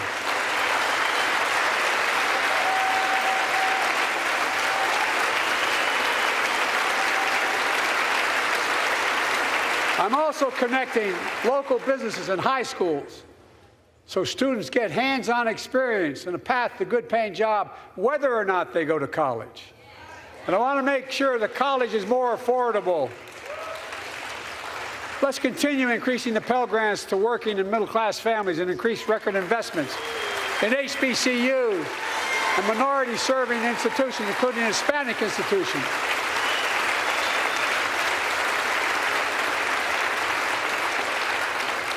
When I was told I couldn't universally just change the way in which we dealt with student loans, I fixed 2 student loan programs that already existed to reduce the burden of student debt for nearly 4 million Americans, including nurses, firefighters, and others in public service.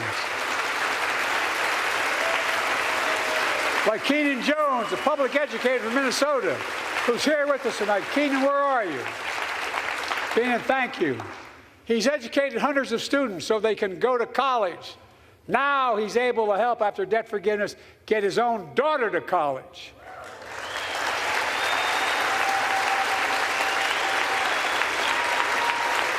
And folks, look, such relief is good for the economy because folks are now able to buy a home, start a business, start a family. While we're at it, I want to give public school teachers a raise.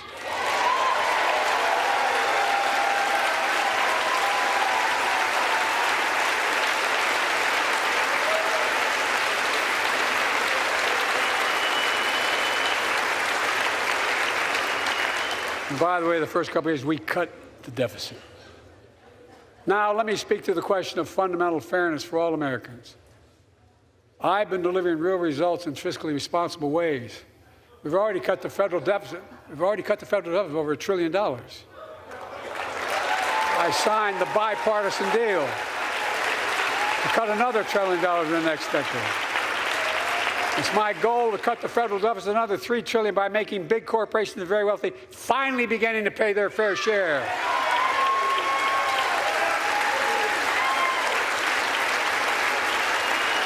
Look, I'm a capitalist. If you want to make or can make a million or millions of bucks, that's great. Just pay your fair share in taxes. A fair tax code is how we invest things to make this country great. Healthcare, education, defense, and so much more. But here's the deal. The last administration enacted a $2 trillion tax cut, overwhelmingly benefit the top 1%, the very wealthy and the biggest corporations, and exploded the federal deficit. They added more to the national debt than any presidential term in American history. Check the numbers. Folks at home, does anybody really think the tax code is fair? Do you really think the wealthy and big corporations need another $2 trillion tax break? I sure don't. I'm going to keep fighting like hell to make it fair. Under my plan, nobody earning less than $400,000 a year will pay an additional penny in federal taxes. Nobody, not one penny. And they haven't yet. In fact, the child tax credit I passed during the pandemic cut taxes for millions of working families and cut child poverty in half. Restore that child tax credit. No child should go hungry in this country. The way to make the tax code fair is to make big corporations and the very wealthy begin to pay their fair share. Remember in 2020, 55 of the biggest companies in America made $40 billion and paid zero in federal income tax. Zero. Not anymore. Thanks to the law I wrote and we signed, big companies have to pay a minimum of 15%. But that's still less than working people pay in federal taxes. It's time to raise corporate minimum tax to at least 21%.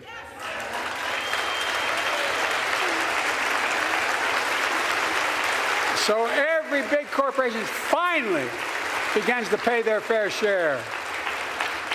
I also want to end tax breaks for big pharma, big oil, private jets, massive executive pay when it's only supposed to be $1 million that can be deducted. They can pay them $20 million if they want, but deduct $1 million. End it now. You know, there are 1,000 billionaires in America. You know what the average federal tax is for those billionaires? No. They're making great sacrifices, 8.2%. That's far less than the vast majority of Americans pay. No billionaire should pay a lower federal tax rate than a teacher, a sanitation worker, or a nurse.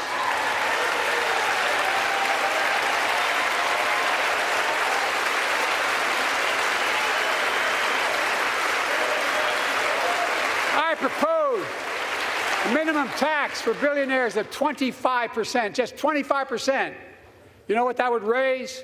That would raise $500 billion over the next 10 years. And imagine what that could do for America. Imagine a future with affordable child care. Millions of families can get they need to go to work to help grow the economy. Imagine a future with paid leave, because no one should have to choose between working and taking care of their sick family member. Imagine the future of home care and elder care, and people living with disabilities so they can stay in their homes and family caregivers can finally get the pay they deserve. Tonight, let's all agree once again to stand up for seniors. Many of my friends on the other side of the aisle want to put Social Security on the chopping block. If anyone here tries to cut Social Security or Medicare or raise the retirement age, I will stop you.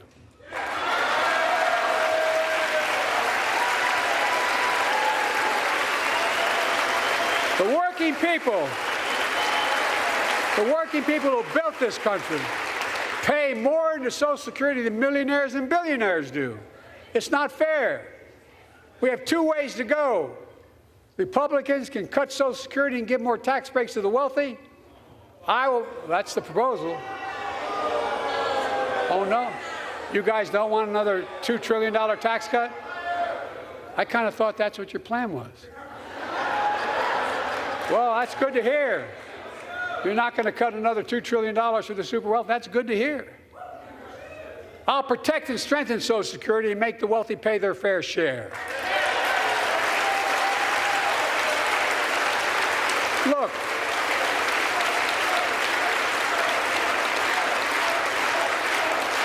too many corporations raise prices to pad their profits, charging more and more for less and less. That's why we're cracking down on corporations that engage in price gouging and deceptive pricing, from food to health care to housing. In fact, the snack companies think you won't notice if they change the size of the bag and put a hell of a lot fewer, same size bag, put fewer chips in it. No, I'm not joking. It's called shrinkflation. Pass Bobby Casey's bill and stop this. I really mean it.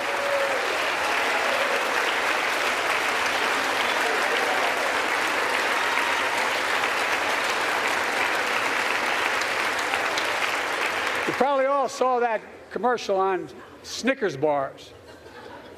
You get charged the same amount, and you got about, I don't know, 10% fewer Snickers in it. Look, I'm also getting rid of junk fees. Those hidden fees at the end of your bill that are there without your knowledge. My administration announced we're cutting credit card late fees from $32 to $8.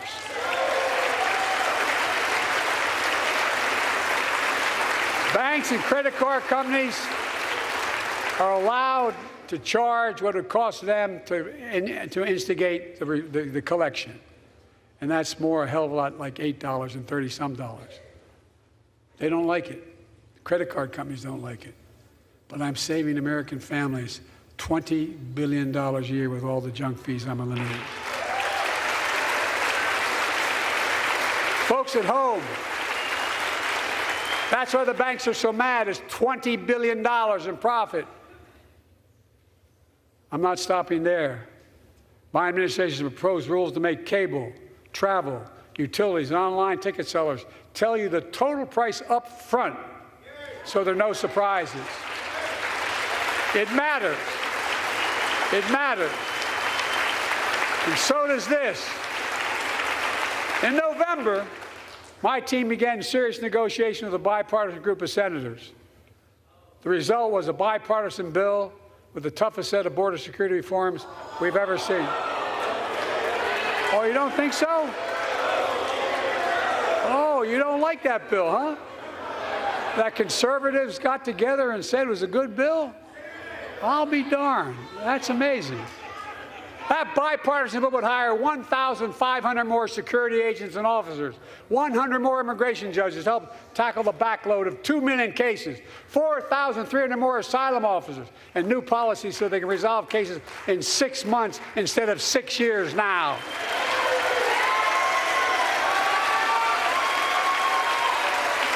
What are you against? 100 more high-tech drug detection machines to significantly increase the ability to screen and stop vehicles smuggling fentanyl into America. That's killing thousands of children. This bill would save lives and bring order to the border. It will also give me and any new president new emergency authority to temporarily shut down the border when the number of migrants at the border is overwhelming. The Border Patrol Union has endorsed this bill. The Federal Chamber of Commerce is, yeah. You're saying low. Look at the facts. I know you know how to read.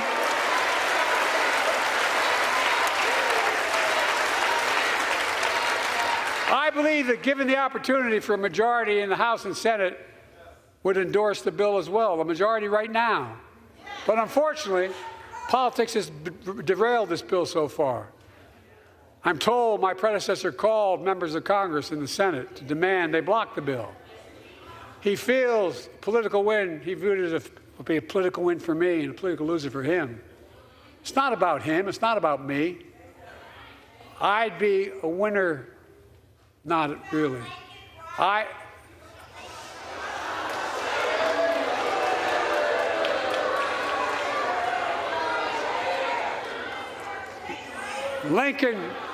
Lincoln Riley, an innocent young woman who was killed by an illegal.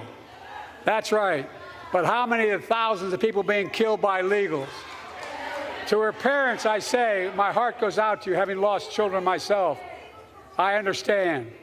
But look, if we change the dynamic at the border, people pay these smugglers $8,000 to get across the border because they know if they get by and let into the country, it's 6 to 8 years before they have a hearing. And it's worth it taking the chance of the $8,000. But if it's only 6 weeks, the idea is it's highly unlikely that people will pay that money and come all that way knowing that they'll be able to be kicked out quickly. Folks, I would respectfully suggest my Republican friends owe it to the American people, get this bill done. We need to act now.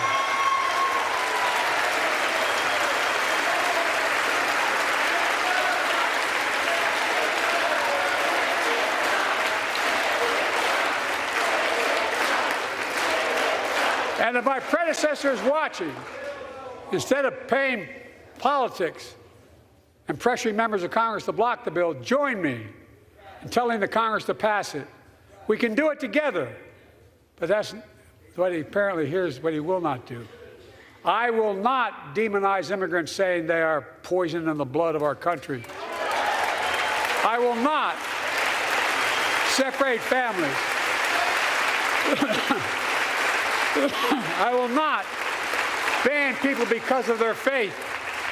Unlike my predecessor on my first day in office, I introduced a comprehensive bill to fix our immigration system. Take a look at it. It has all these and more. Secure the border. Provide a pathway to citizenship for dreamers, and so much more. But unlike my predecessor, I know who we are as Americans. We're the only nation in the world with a heart and soul that draws from old and new. Home to Native Americans, whose ancestors have been here for thousands of years. Home to people of from every place on earth. They came freely. Some came in chains. Some came when famine struck, like my ancestral family in Ireland. Some to flee persecution, to chase dreams that are impossible anywhere but here in America. That's America. And we all come from somewhere, but we're all Americans.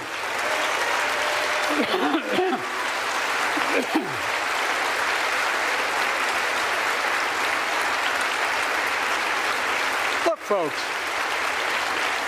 we have a simple choice. We can fight about fixing the border, or we can fix it.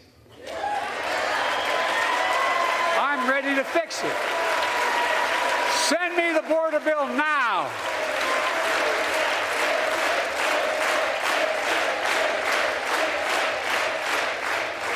A transformational moment in history happened 59 years ago today in Selma, Alabama. Hundreds of foot soldiers for justice marched across the Edmund Pettus Bridge, named after the Grand Dragon of the Ku Klux Klan, to claim their fundamental right to vote. They were beaten, they were bloody, and left for dead. Our late friend and former colleague, John Lewis, was on that march. We miss him.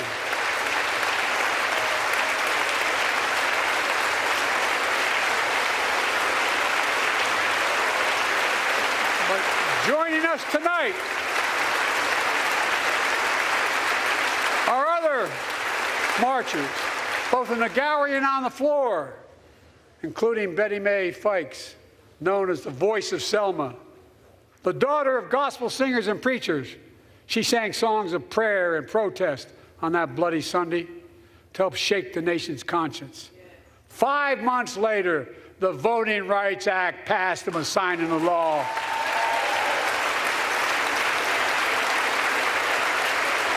Thank you. Thank you, thank you, thank you.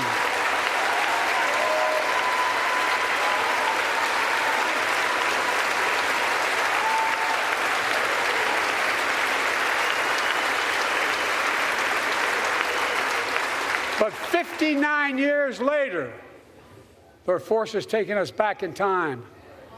Voter suppression, election subversion, unlimited dark money, extreme gerrymandering. John Lewis was a great friend to many of us here. But if you truly want to honor him and all the heroes who marched with him, then it's time to do more than talk. Pass the Freedom to Vote Act, the John Lewis Voting Rights Act.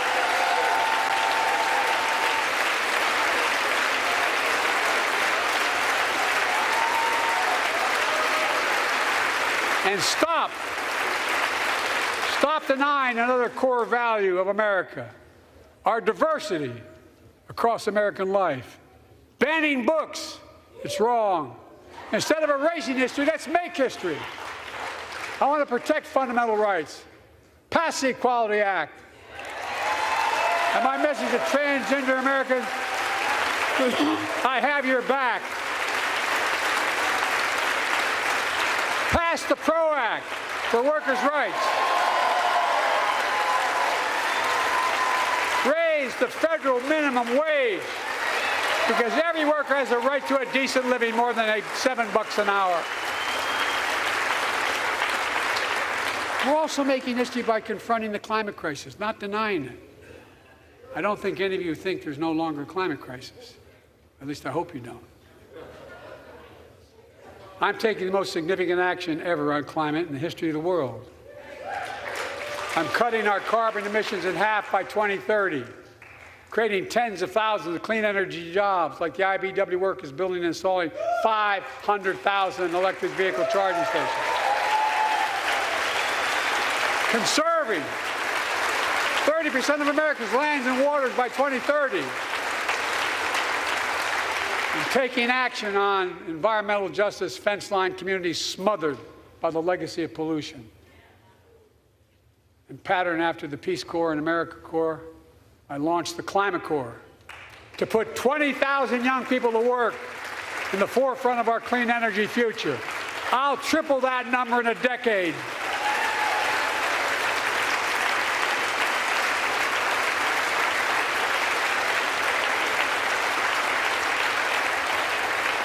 To state the obvious, all Americans deserve the freedom to be safe. And America is safer today than when I took office. Year before I took office, murder rates went up 30%. 30% they went up. The biggest increase in history.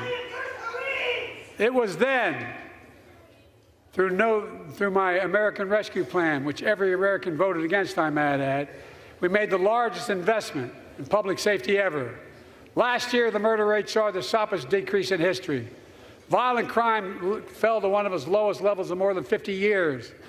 But we have more to do. We have to help cities invest in more community police officers, more mental health workers, more community violence intervention. Give communities the tool to crack down on gun crime, retail crime, and carjacking. Keep building trust, as I've been doing by taking executive action on police reform and calling for it to be the law of the land.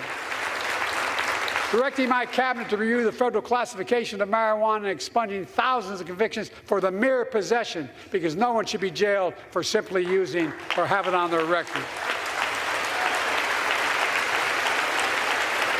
Take on crimes of domestic violence.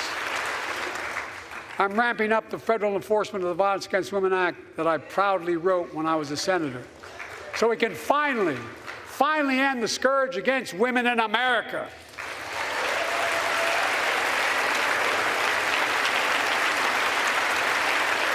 There are other kinds of violence I want to stop. With us tonight is Jasmine, whose 9-year-old sister Jackie was murdered with 21 classmates and teachers in an elementary school in Uvalde, Texas. Very soon after that happened, Jill and I went to Uvalde for a couple of days. We spent hours and hours with each of the families. We heard their message, so everyone in this room, in this chamber, could hear the same message. the constant refrain, and I was there for hours meeting with every family. They said, do something. Do something. Well, I did do something by establishing the first ever Office of Gun Violence Prevention in the White House, that the Vice President is leading the charge. Thank you for doing it. Meanwhile,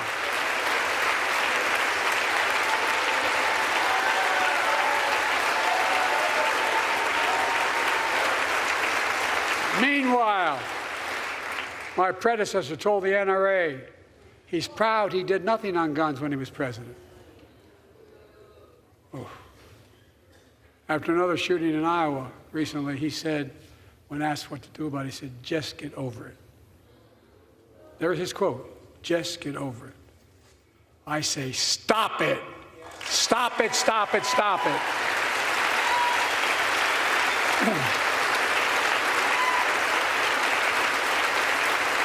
I'm proud we beat the NRA when I signed the most significant gun safety law in nearly 30 years because of this Congress.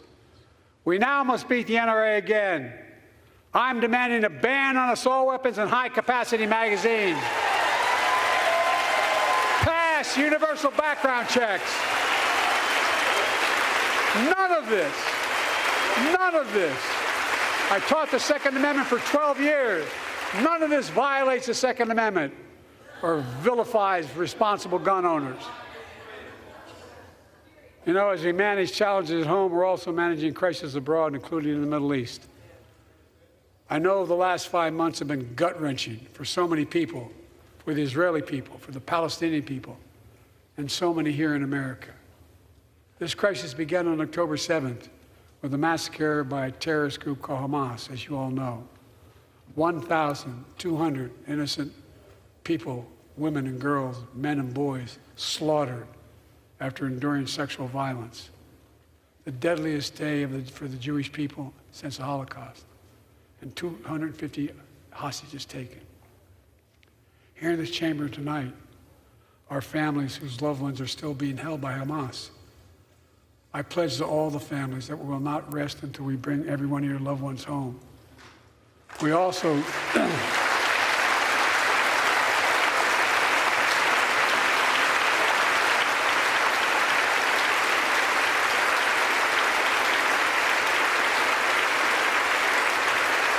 we will also work around the clock to bring home Evan and Paul, Americans being unjustly detained by the Russians and others around the world. Israel has the right to go after Hamas.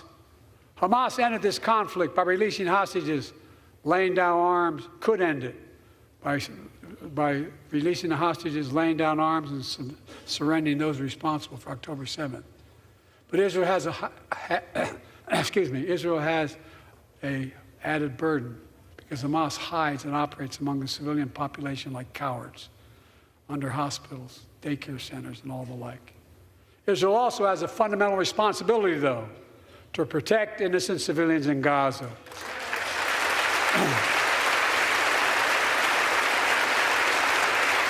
This war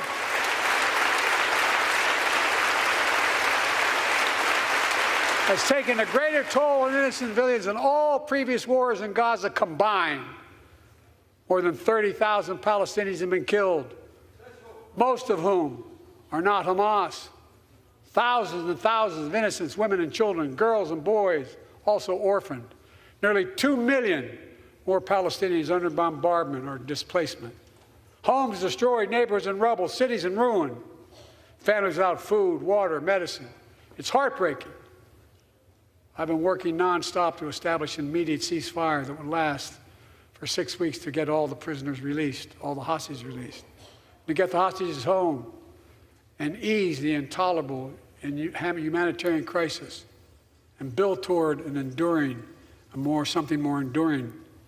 The United States has been leading international efforts to get more humanitarian assistance to Gaza. Tonight, I'm directing the U.S. military to lead an emergency mission to establish a temporary pier in the Mediterranean on the coast of Gaza that can receive large shipments carrying food, water, medicine, and temporary shelters. No U.S. boots will be on the ground. A temporary pier will enable a massive increase in the amount of humanitarian assistance getting into Gaza every day.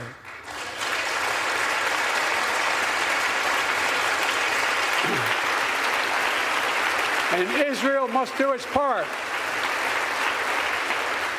Israel must allow more aid into Gaza to ensure humanitarian workers aren't caught in the crossfire. And they're announcing they're going to have a crossing in northern Gaza. For the leadership of Israel, I say this: humanitarian assistance cannot be a secondary consideration or a bargaining chip. Protecting and saving innocent lives has to be a priority. As we look to the future, the only real solution to the situation is a two-state solution over time.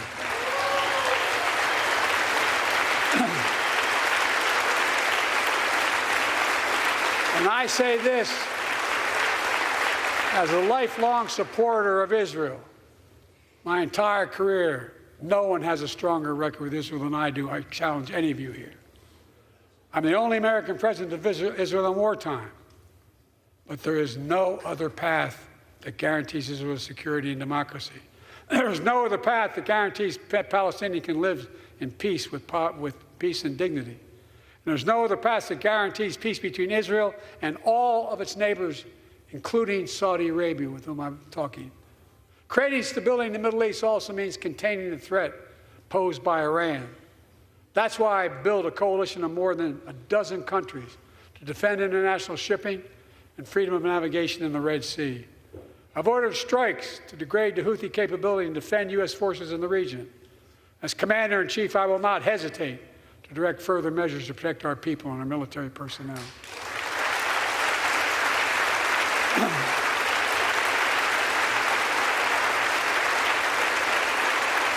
For years, I've heard many of my Republican and Democratic friends say that China is on the rise and America's falling behind. They've got it backwards. I've been saying it for over 4 years, even when I wasn't president. America's rising. We have the best economy in the world. And since I've come to office, our GDP is up, our trade deficit with China is down to the lowest point in over a decade. And we're standing up against China's unfair economic practices. We're standing up for peace and stability across the Taiwan Straits. I've revitalized our partnership and alliance in the Pacific. India, Australia, Japan, South Korea, the Pacific Islands. I've made sure that the most advanced American technologies can't be used in China, not allowing to trade them there. Frankly, for all this tough talk on China, it never occurred to my predecessor to do any of that. I want competition with China, not conflict. And we're in a stronger position to win the conflict of the 21st century against China than anyone else, for that matter, than any time as well. Here at home, I've signed over 400 bipartisan bills. But there's more to pass my unity agenda.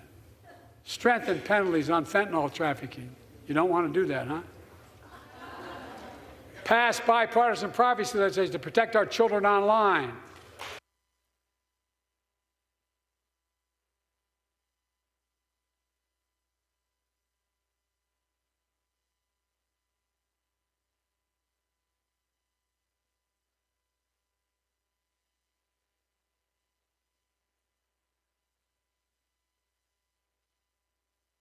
Unity agenda. Strengthen penalties on fentanyl trafficking. You don't want to do that, huh? Pass bipartisan privacy legislation to protect our children online. Harness the promise of AI to protect us from peril. Ban AI voice impersonations and more. And keep our truly sacred obligation to train and equip those we send into harm's way and care for them and their families when they come home and when they don't.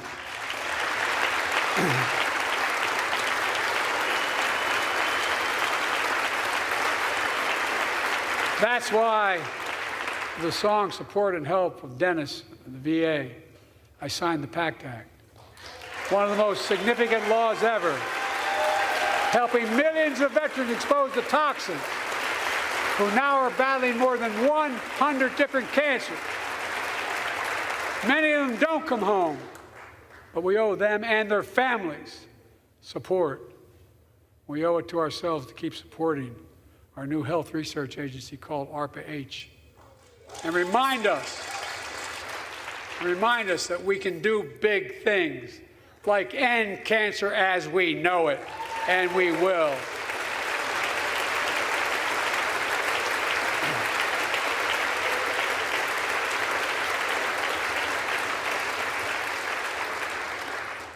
Let me close with this. Yay!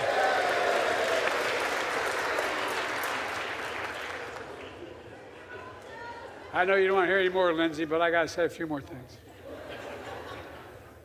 I know it may not look like it, but I've been around a while. When you get to be my age, certain things become clearer than ever. I know the American story. Again and again, I've seen the contest between competing forces in the battle for the soul of our nation, between those who want to pull America back to the past and those who want to move America into the future. My lifetime has taught me to embrace freedom and democracy, a future based on core values that have defined America: honesty, decency, dignity, equality, to respect everyone, to give everyone a fair shot, to give hate no safe harbor. Now, other people my age see it differently. The American story of resentment, revenge, and retribution, that's not me. I was born amid World War II, when America stood for the freedom of the world. I grew up in Scranton, Pennsylvania, and Claymont, Delaware, among working-class people who built this country. I watched in horror as two of my heroes, like many of you did, Dr. King and Bobby Kennedy, were assassinated. And their legacies inspired me to pursue a career in service. I left the law firm and became a public defender because my city of Wilmington was the only city in America occupied by the National Guard after Dr. King was assassinated because of the riots. And I became a county councilman almost by accident. I got elected to the United States Senate when I had no intention of running at age 29. Then vice president of our first black president. Now president to the first women vice president.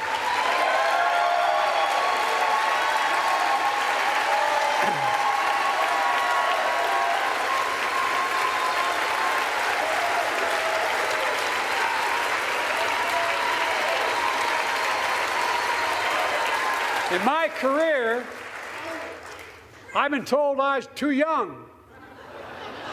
By the way, they didn't let me on the Senate elevators for votes sometimes. Not a joke. And I've been told I'm too old. Whether young or old, I've always known what endures. I've known our North Star. The very idea of America is that we're all created equal and deserve to be treated equally throughout our lives. We've never fully lived up to that idea, but we've never walked away from it either. And I won't walk away from it now. I'm optimistic. I really am. I'm optimistic, Nancy.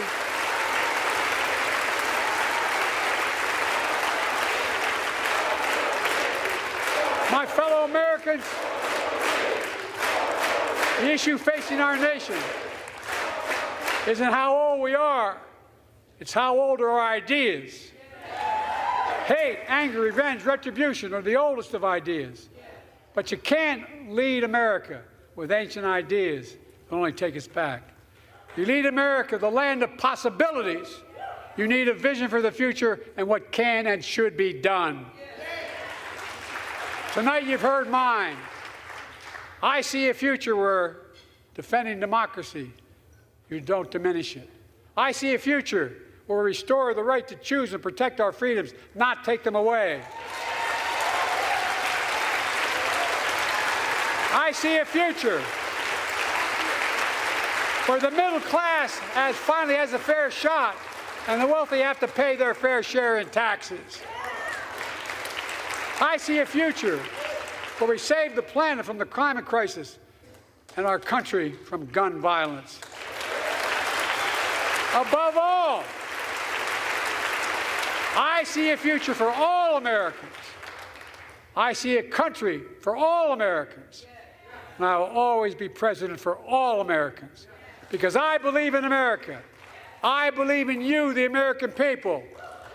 You're the reason we've never been more optimistic about our future than I am now. So let's build the future together. Let's remember who we are. We are the United States of America. And there is nothing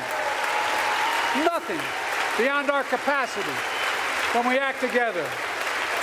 God bless you all, and may God protect our troops. Thank you, thank you, thank you. Folks, game on. President Joe Biden came out. You noticed something major when all the Republicans are complaining, saying that he was loud, he was shouting, but I thought they said he was too frail and he couldn't talk. Lots of energy, and he took it right to the Republicans. He stared them down. He stared the Supreme Court down. He stared all down. He had shade. He was petty. And he was direct. Let's go right around to our round table here. We got lots of folks who are going to be weighing in. We got people. We got lots of people around the country going to be weighing in as well. First off, same order, Mustafa, you first. Your thoughts? I thought the president did a great job. He, he was very clear. He was very succinct on the various things that are going on in the country and a set of solutions that are a part of it. He made sure that folks saw themselves reflected in the work that has currently been going on and also bringing forward that there's still more work to do. You know, I was reminded of a quote from Plato when he said the worst form of injustice is pretend justice. So, the president was sharing the sets of challenges, but also the resources that are there, the tools that are there, because you can't talk about policy without resources. And making sure that folks understood that there are a set of resources in this moment, and also talked about the future of how we can move forward. So I appreciated the things that he said. He's also very clear that there's a lot of work that still needs to happen. Jelena?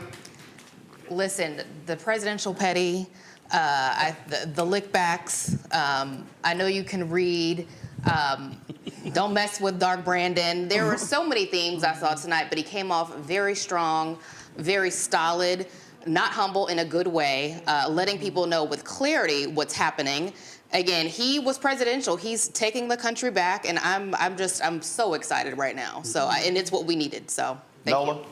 I mean, everybody talking about his age, he put it out there, and he stood there. He endured. His endurance was part of the test tonight. He delivered. He, there were a few stumbles here and there, but I think that's genuine. That's part of it. You cannot run away from the fact that this man is 81 years old, and he stood there. He took the jeering. Well, he's also had a stutter his whole life. So that's right. Yeah. Exactly. So that is all part of it, and I like that authenticity, right? As he's staring at someone in the audience wearing MAGA gear, and he's hearing people in the foyer, doing all the things that they do. I think he handled it very well. One of the things that touched my heart beyond the foreign policy was the education piece. We can talk more about that, but that really surprised me. I loved the clear policies that were set forward when we're talking about the workforce, when we're talking about education, because of the top 10 countries of the most educated in the world, we are not there. So tonight, this was bringing the U.S. back. Reese. This was a CVS receipts type of night. You know what I'm saying?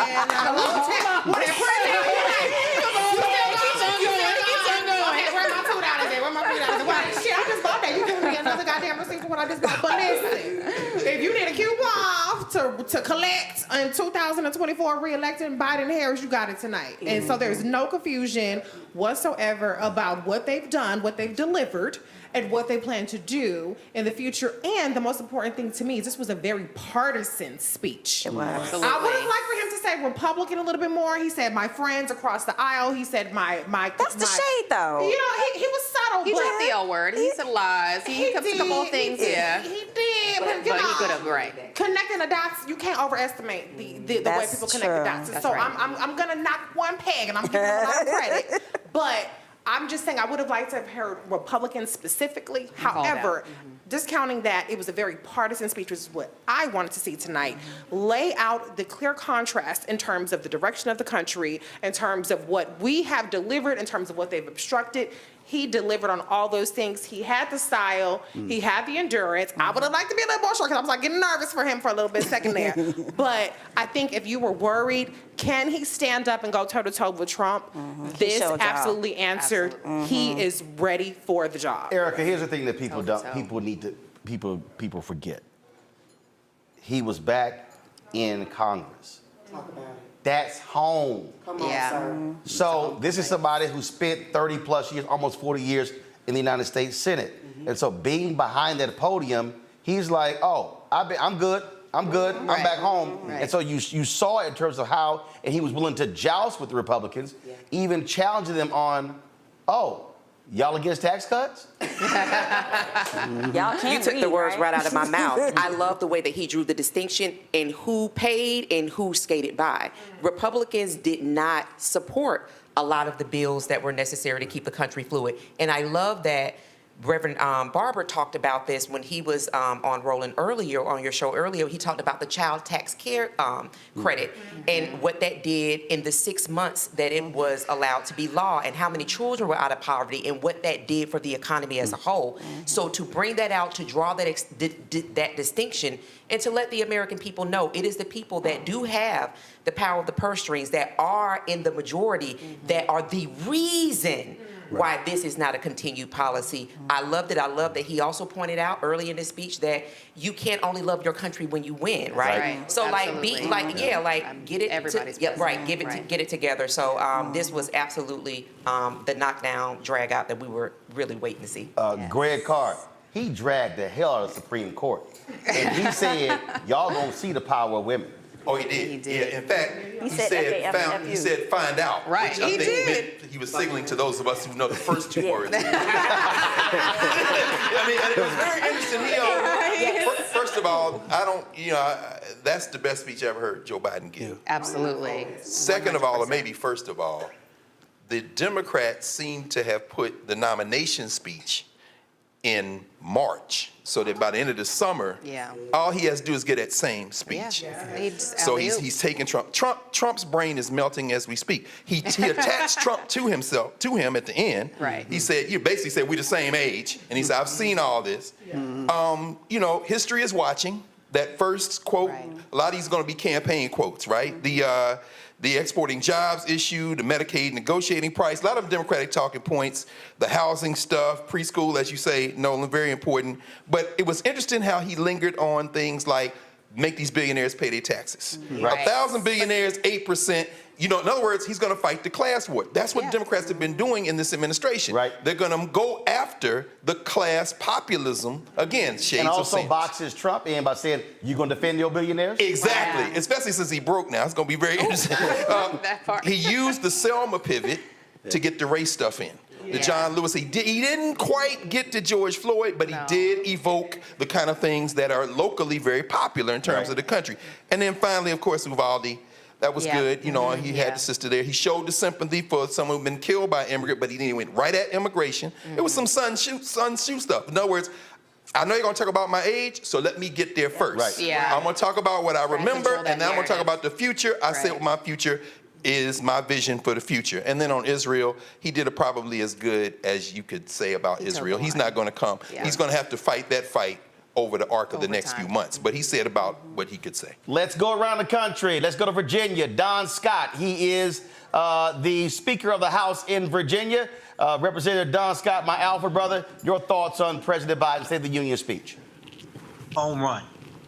It was easily his best speech that I've seen him give.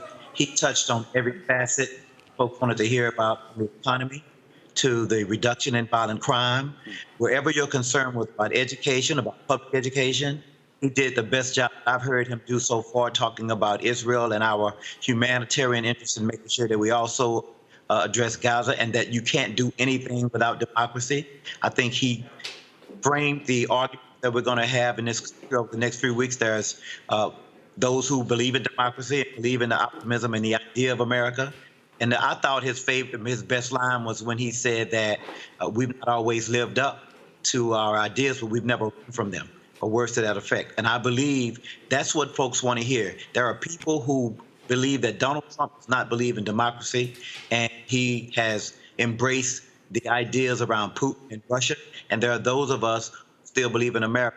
I serve here in Virginia, Speaker of the House here in Virginia, and I talk to my Republican colleagues every day. There were many of them who have been forced to endorse Trump because they have no choice, but there are many who did not, surprisingly.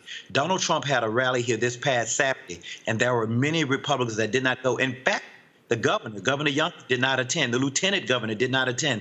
The Attorney General, they're all Republicans. None of them attended the rally right here in Richmond on Saturday. The governor found a reason to be at a basketball game at UVA in Charlottesville. So they know that Trump is toxic. I think President Biden has laid it out that he has the policy prescriptions, he has the record and the accomplishments that the Americans don't want to embrace. And I think he has to continue to make his case because there are some out here who have embraced the cult of personality that is Donald J. Trump. Speaker Don Scott, I appreciate you joining us tonight. Thanks a lot.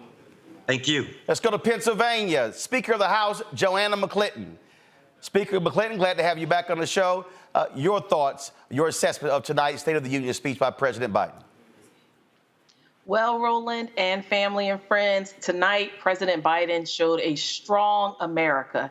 In fact, he talked my favorite line being about defending democracy. As I look into the floor of the House, I think about January the 6th, 2021. Why do I think about it? Because most people don't know. Many Pennsylvanians went down to Washington, D.C. and have been arrested and held accountable. So the big lie spread in this Commonwealth like wildfire. And we cannot diminish the fact that our former president led, orchestrated, and was a part of that madness and will do it again if given the opportunity. So I was proud that the president didn't only stand up for democracy, but he talked about the things that are on all of our minds. Being able to afford things better now than when he was first elected, whether we're talking about gas prices, groceries, how many more people are off of unemployment, back in work, how many more folks have opportunities since he's passed all these good acts, how many people we all know whose loans have been forgiven, student loans, folks who were loaded down into debt, which should be middle-aged time in their life, having freedom from it, but you make those minimum payments, the interest does not allow you to ever do it. But thanks to his leadership, students' loans have been forgiven, adults' loans have been forgiven, and these are the things that push our country forward, and these are the things that even here in the battleground state of the Commonwealth of Pennsylvania will earn him another 4 years. And when he wrapped up talking about women not forgetting, in Pennsylvania, that's how we got a 1-seat majority in the state house. That's how our governor, Josh Shapiro, swept the insurrectionist Doug Mastriano. That's how in 2023, our top candidates for the highest court of our Commonwealth won. The Democrats have been winning, and we expect to be with our president come this November. Speaker McClinton, glad to have you on the show. Thanks for your perspective. Thanks a lot. Thank you. Let's go to Buffalo. The mayor of Buffalo, Mayor Byron Brown, another alpha man. Mayor Brown, your thoughts. Roland, very good to be with you and your large audience. It was a very strong speech by President Biden, certainly a speech that demonstrated why our president deserves a second term. I think he talked about all of the issues that are important to American people. He talked about gun violence reduction, banning assault weapons and high-capacity magazines in Buffalo on May 14th, 2022. We had a mass shooting by a white supremacist. Mass shootings continue to happen all across America in urban, rural, and suburban communities. No community is immune to that. The president was very strong on that. He talked about women's health research. We know that particularly for Black women in America, there is high maternal mortality, high infant mortality. So a focus on women's health, critically important. He talked about tax fairness, billionaires paying their fair share and being able to use the resources of that to fund programs to strengthen all of America. He talked about seniors and protecting Social Security. Under his predecessor, and unfortunately too many Americans, Social Security and the security of our seniors is under threat. So I thought it was a very strong speech by the president. I think it bodes well for the future of our country if President Biden is reelected. And I certainly will be doing everything that I can as mayor of Buffalo, New York, to help President Biden be reelected. Mayor Byron Brown, we appreciate it. Thanks a lot. Let's go back to Pennsylvania. State Senator Vincent Hughes. Senator Hughes, your perspective. Good to be with you, brother. Thank you for having me. Look, I chair the Senate Appropriations Committee on the Democratic side, so I'm always focusing on the numbers. And what I heard from President Biden is a strong reflection of some significant policy wins that he's been able to achieve in his 3.5 years as president. When you look at the numbers, black child poverty rate cut by 50%, increase in black participation in the Affordable Care Act by 49%, black unemployment rate lowest in the history, black business startups highest in the history. These numbers are meaningful. This is a record he should be embracing and he should be selling, and we've got to help. We have got to help sell this record to the people that we represent and the people that deserve to have another 4 years of Joe Biden. Very strong rush to the record because it is a good record. It is a strong policy record. It's not complete. We got more work to do, but this is a hell of a strong foundation that he stands on, and he helped sell that this evening. And I really like how he embraced his age at the end. He said, look, I'm old. I got it. All right? Y'all know that? But that's all right. And I think that kind of took some of the edge off of some of the negativity that might come going forward, coming out of this conversation. But I'm very impressed with what he did, very proud of how he presented himself this evening, and extremely proud of his record of accomplishments, and that we've got to take this as a foundation. You know, in the end, good policy usually winds up being good politics. And there's a lot of good policy that we can advocate for in the black community, but in all communities. Very great evening tonight. Very great evening. Senator Vincent Hughes, we appreciate you joining us. Thanks a bunch. And tell your wife, Cheryl Lee Ralph, I said what's up. I'm going to do that. All right, thanks a bunch. All right, y'all, we got lots more to talk about, but I do want to have a flashback, y'all. A year ago, we had our State of the Union coverage, and y'all remember this moment. Erica, she over there, she know, and Reese know. And this thing, y'all, has literally gone viral. It has literally gone viral, okay? The entire year. It's gone viral like every month. Just the other day, Senator Cory Booker posted the video of our conversation talking about reproductive rights last year. We might as well play it again. Tate Reeves is not doing it in Mississippi. And so what I'm saying is this here. What you telling me to stop? No. What I'm saying is this here. When I listen to Republicans talk about being pro-life, what I want to know is where their pro-life stances when it comes to Head Start. Right. Where their pro-life stances when it comes to prenatal care. Right. Where their pro-life stances when you have black women who have a high rate of dying in childbirth. Where are your pro-life policies when it comes to infant mortality? What I'm saying is when you are a Republican in the state of Mississippi, and you push a law and the Supreme Court overturns Roe v. Wade, and you are ill-prepared to handle the 5,000 new babies, maybe because the money that you could care for the poor went to Brett Favre. That's right. And all I want to see is the governor of Mississippi, who's opposing Medicaid expansion, seeing rural hospitals shut down in his state, and you got white women and black women who are dying, and Republicans control the legislature. They control the governor's mansion, so don't tell tell me they are pro-life when they are unwilling to accept Medicaid expansion, but then they say we don't want to accept federal money from the federal government when they send $1 to the federal government and they get $4 back. When you look at this concept, what you're saying to me right now is that because you believe that Republicans are not supporting pro-living, I disagree. I look at the Republican support for community health centers. I look at the Republicans trying Where?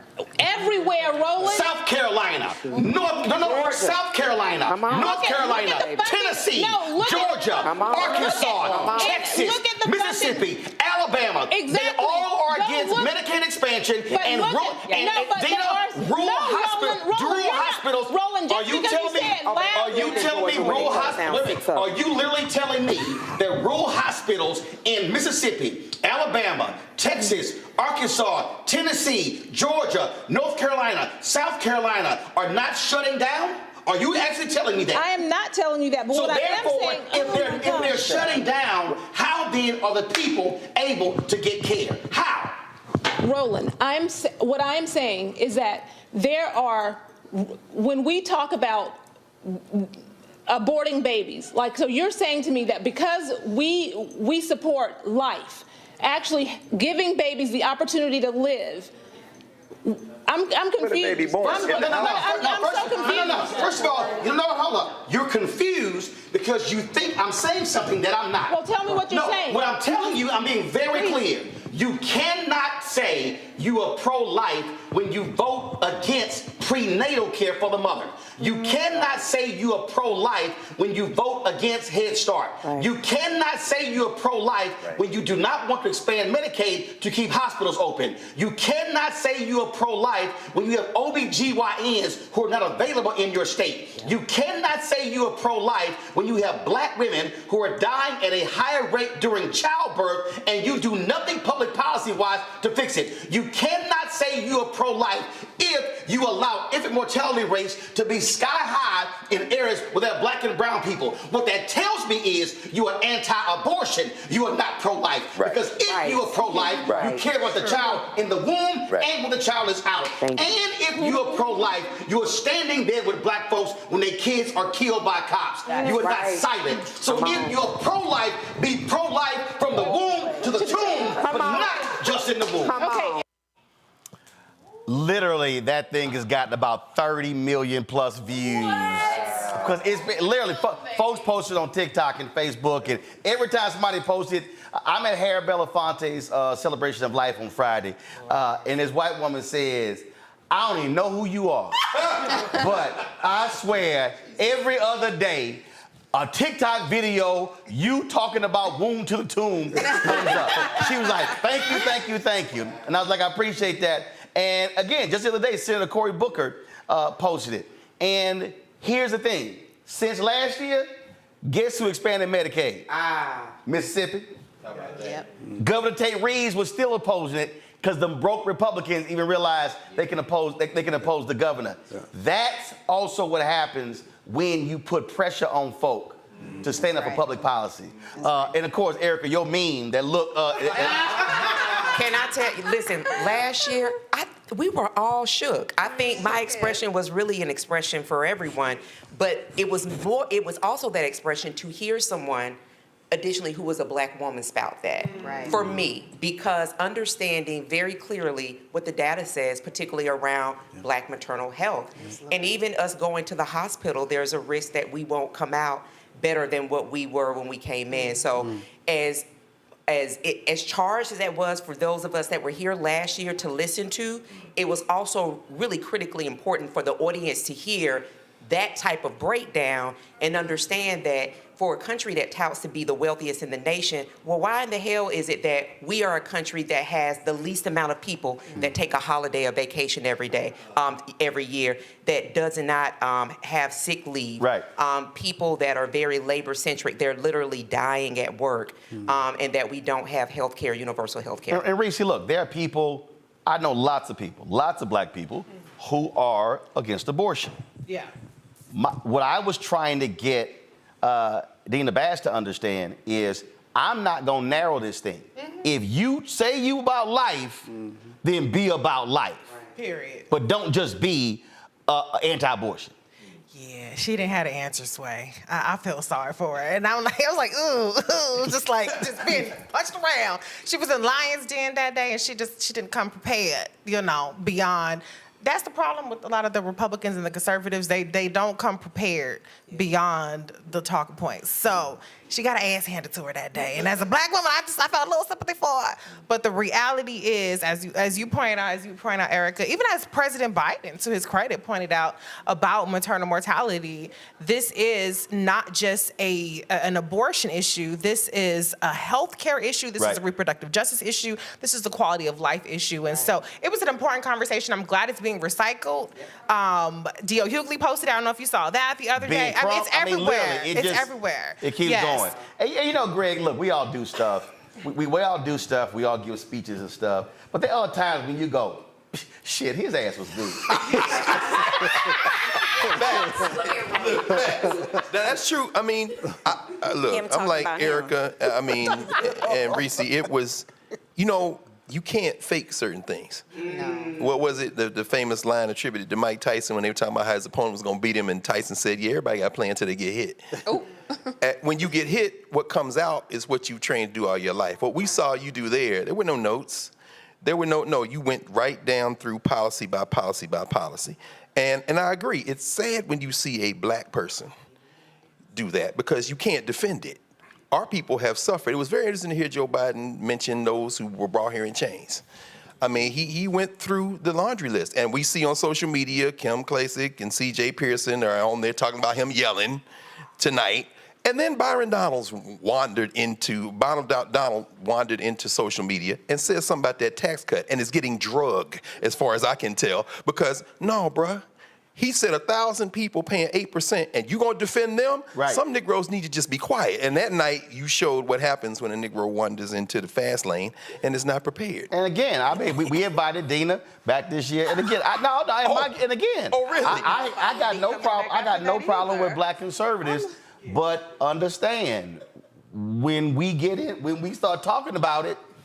You got to be about it. All right, listen, we got to go to a break. We gonna swap out some panelists, bring in others. Yo, we got some folks lined up, folks. Lieutenant Governor of Michigan is coming up. We got my girl Tiffany Lofton come up. We got the mayor of Birmingham, the mayor of Montgomery, Alabama. We got all kind of folks still waiting to come up. Congresswoman Jasmine Crockett is gonna be here, folks. Our coverage is off the chain. Y'all ain't need to waste time with CNN, MSNBC, Fox News, and the rest of them, because they ain't got this much flavor. Y'all know. See, this is seasoned chicken.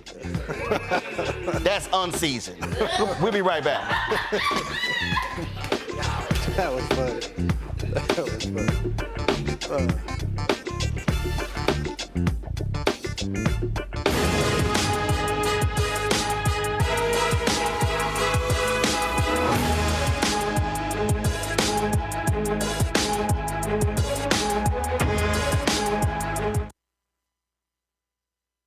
For the last 15 or maybe 16 years, 18 years, I'll say, since when I moved to LA, I hadn't had a break. I hadn't had a vacation, probably a week vacation here or there. Right. This year, after I got finished doing Queen Sugar and we wrapped it out, because I knew I had 2 TV shows coming on at the same time, I said, I'm going to take a little break.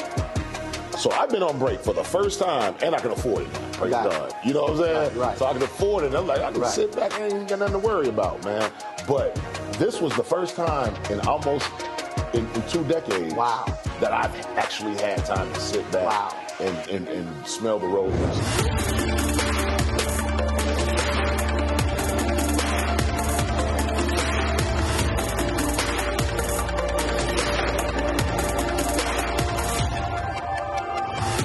Next on the Black Table with me, Greg Carr. The United States is the most dangerous place for a woman to give birth among all industrialized nations on the planet. Think about that for a second. That's not all. Black women are 3 times more likely to die in this country during childbirth than white women. These healthcare systems are inherently racist. There are a lot of white supremacist ideas and mythologies around Black women, Black women's bodies, even Black people, that we experience painless, right? Activist, organizer, and fearless freedom fighter Monifa Akinwole Bandele from Moms Rising joins us and tells us this shocking phenomenon, like so much else, is rooted in unadulterated racism. And that's just one of her fights. Monifa Bandele on the next Black Table here on the Black Star Network. Up next on The Frequency with me, Dee Barnes, our special guest, Alicia Garza, one of the founders of the Black Lives Matter movement. We're going to discuss her new book, The Purpose of Power, How We Come Together When We Fall Apart. We live in a world where we have to navigate, when we say something, people look at us funny, but when a man says the same thing less skillfully than we did, right? Right. And everybody flocks towards what they said, even though it was your idea. Right here on The Frequency on the Black Star Network. When you talk about blackness and what happens in Black culture, we're about covering these things that matter to us, speaking to our issues and concerns. This is a genuine people-powered movement. There's a lot of stuff that we're not getting. You get it, and you spread the word. We wish to plead our own cause. Too long have others spoken for us. We cannot tell our own story if we can't pay for it. This is about covering us. Invest in Black-owned media. Your dollars matter. We don't have to keep asking them to cover our stuff. So please support us in what we do, folks. We want to hit 2,000 people, $50 this month, raise $100,000. We're behind 100,000, so we want to hit that. Y'all money makes this possible. Checks and money orders go to P.O. Box 57196, Washington, D.C. 20037-0196. The Cash App is $RM Unfiltered. PayPal is R Martin Unfiltered. Venmo is RM Unfiltered. Zelle is Roland at RolandSMartin.com. Hatred on the streets, a horrific scene, a white nationalist rally that descended into deadly violence. White people are losing their damn minds. An angry pro-Trump mob storms the U.S. Capitol. We're about to see the rise of what I call white minority resistance.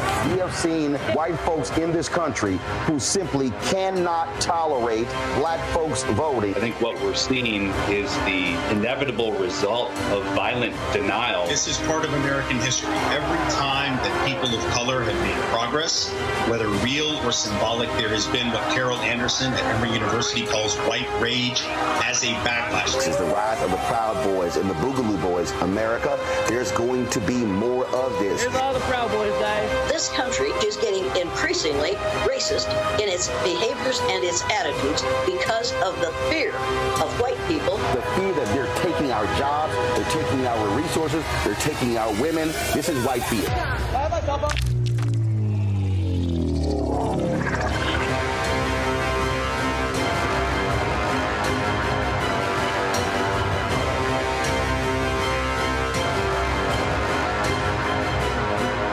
Hi, I am Tommy Davidson. I play Oscar on Proud Family, Louder and Prouder. I don't play Sammy, but I could. Or I don't play Obama, but I could. I don't do Stallone, but I could do all that. And I am here with Roland Martin on Unfiltered.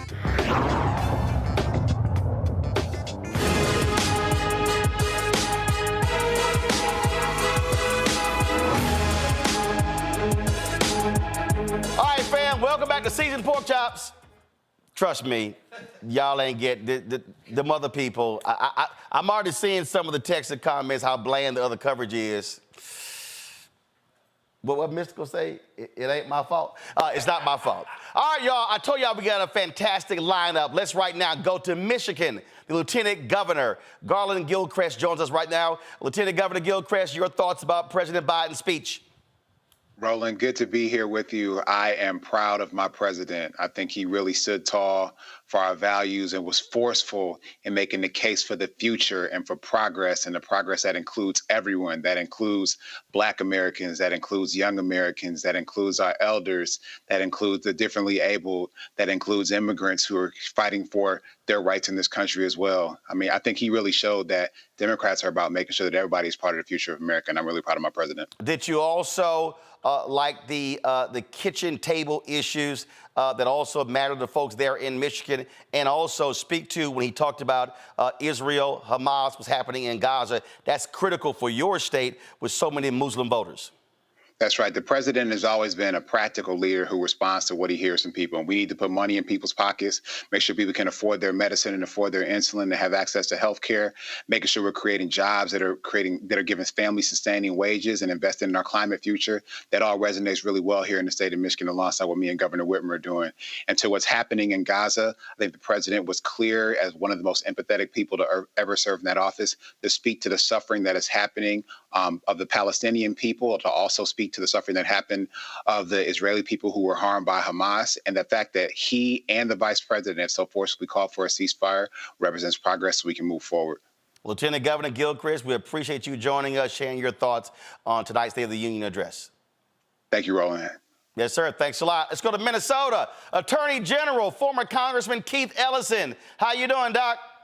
Oh, Brand, I'm all right, brother. Good to hear from you tonight. Likewise. Just get your perspective on what you heard tonight. Well, he drew the contrast. You know, he made it clear that if you don't want him, there's another guy right over there, and you may not like that guy. He reminded everybody that this was the author of the Muslim ban. This is the guy who gave the massive tax cuts to the very richest. He's the working class guy who's going to cut junk fees. He's the guy who's going to do something about prescription drug prices, insulin, not just for seniors, but $35 insulin for everybody. I mean, I thought he did what he had to do. I mean, where was that doddering old man who they're talking about? I didn't see that guy. I saw kind of a old dude who wasn't about no mess and you might just get a switch on your ass or something.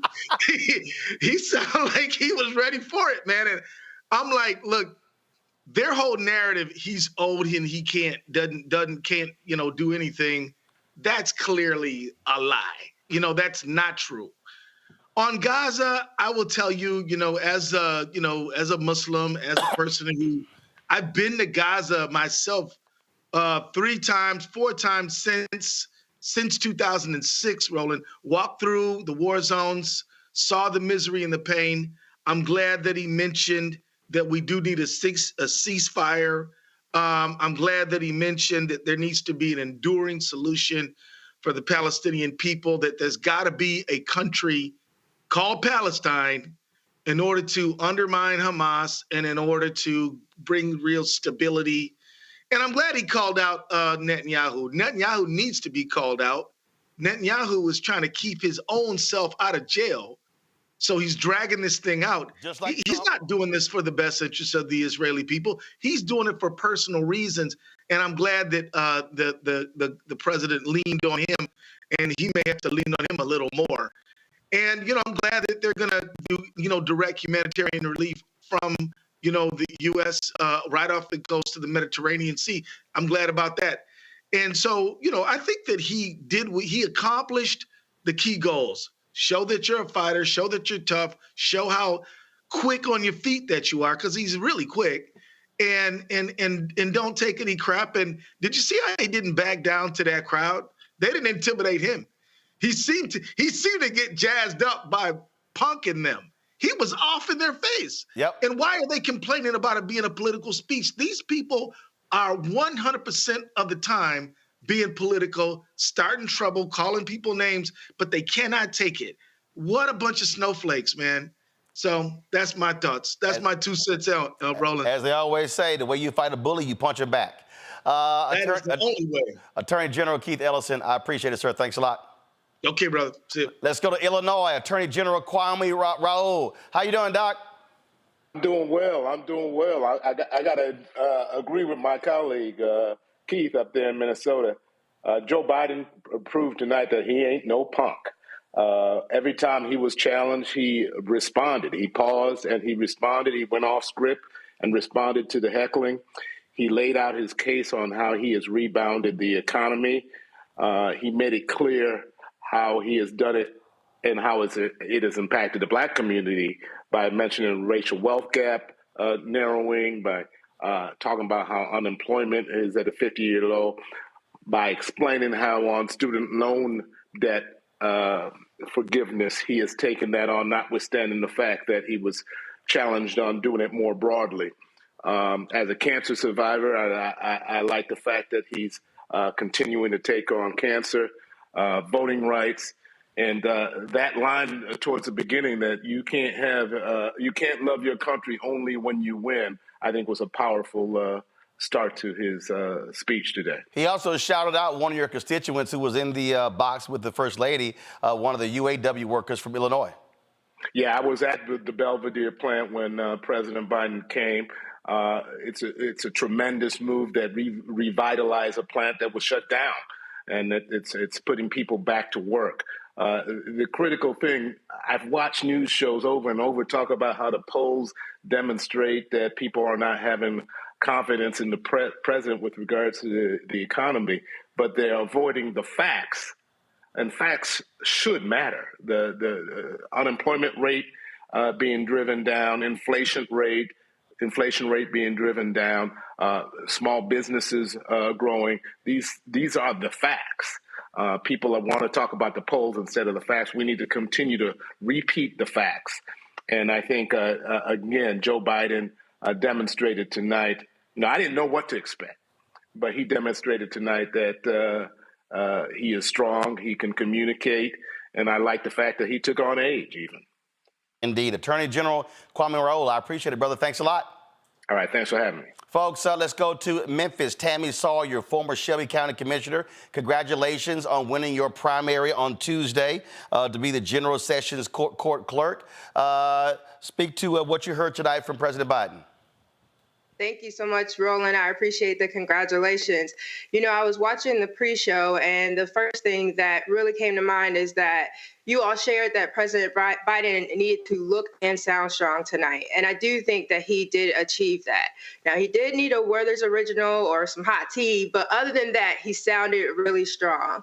But I did have a few concerns that I think are pressing issues that remain for Gen Z and millennial. When he was heckled, he called immigrants illegals. And on Twitter right now, you could see a lot of Latinx activists who are just really hurt and outraged about that comment.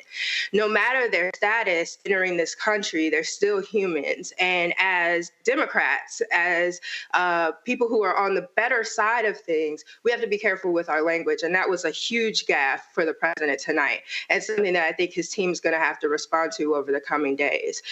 As someone who lives in Memphis, right on the border of Mississippi, the only blue county in Tennessee, I was very pleased to hear him address abortion rights and IVF rights. As a Black woman who has no reproductive rights in my own state, I was glad to not only see Southern women there and present to represent reproductive rights, but also to have that conversation directly in the face of SCOTUS. So there were a lot of strong points, some gaffes, but it was very Biden-esque, and I think that he showed that he's still learning and ready to have these conversations through November. One of the things that I thought was important, and it wasn't a quick drive-by, was talking about Selma and challenging Republicans, saying, if you love John Lewis, you pass that bill with his name on it.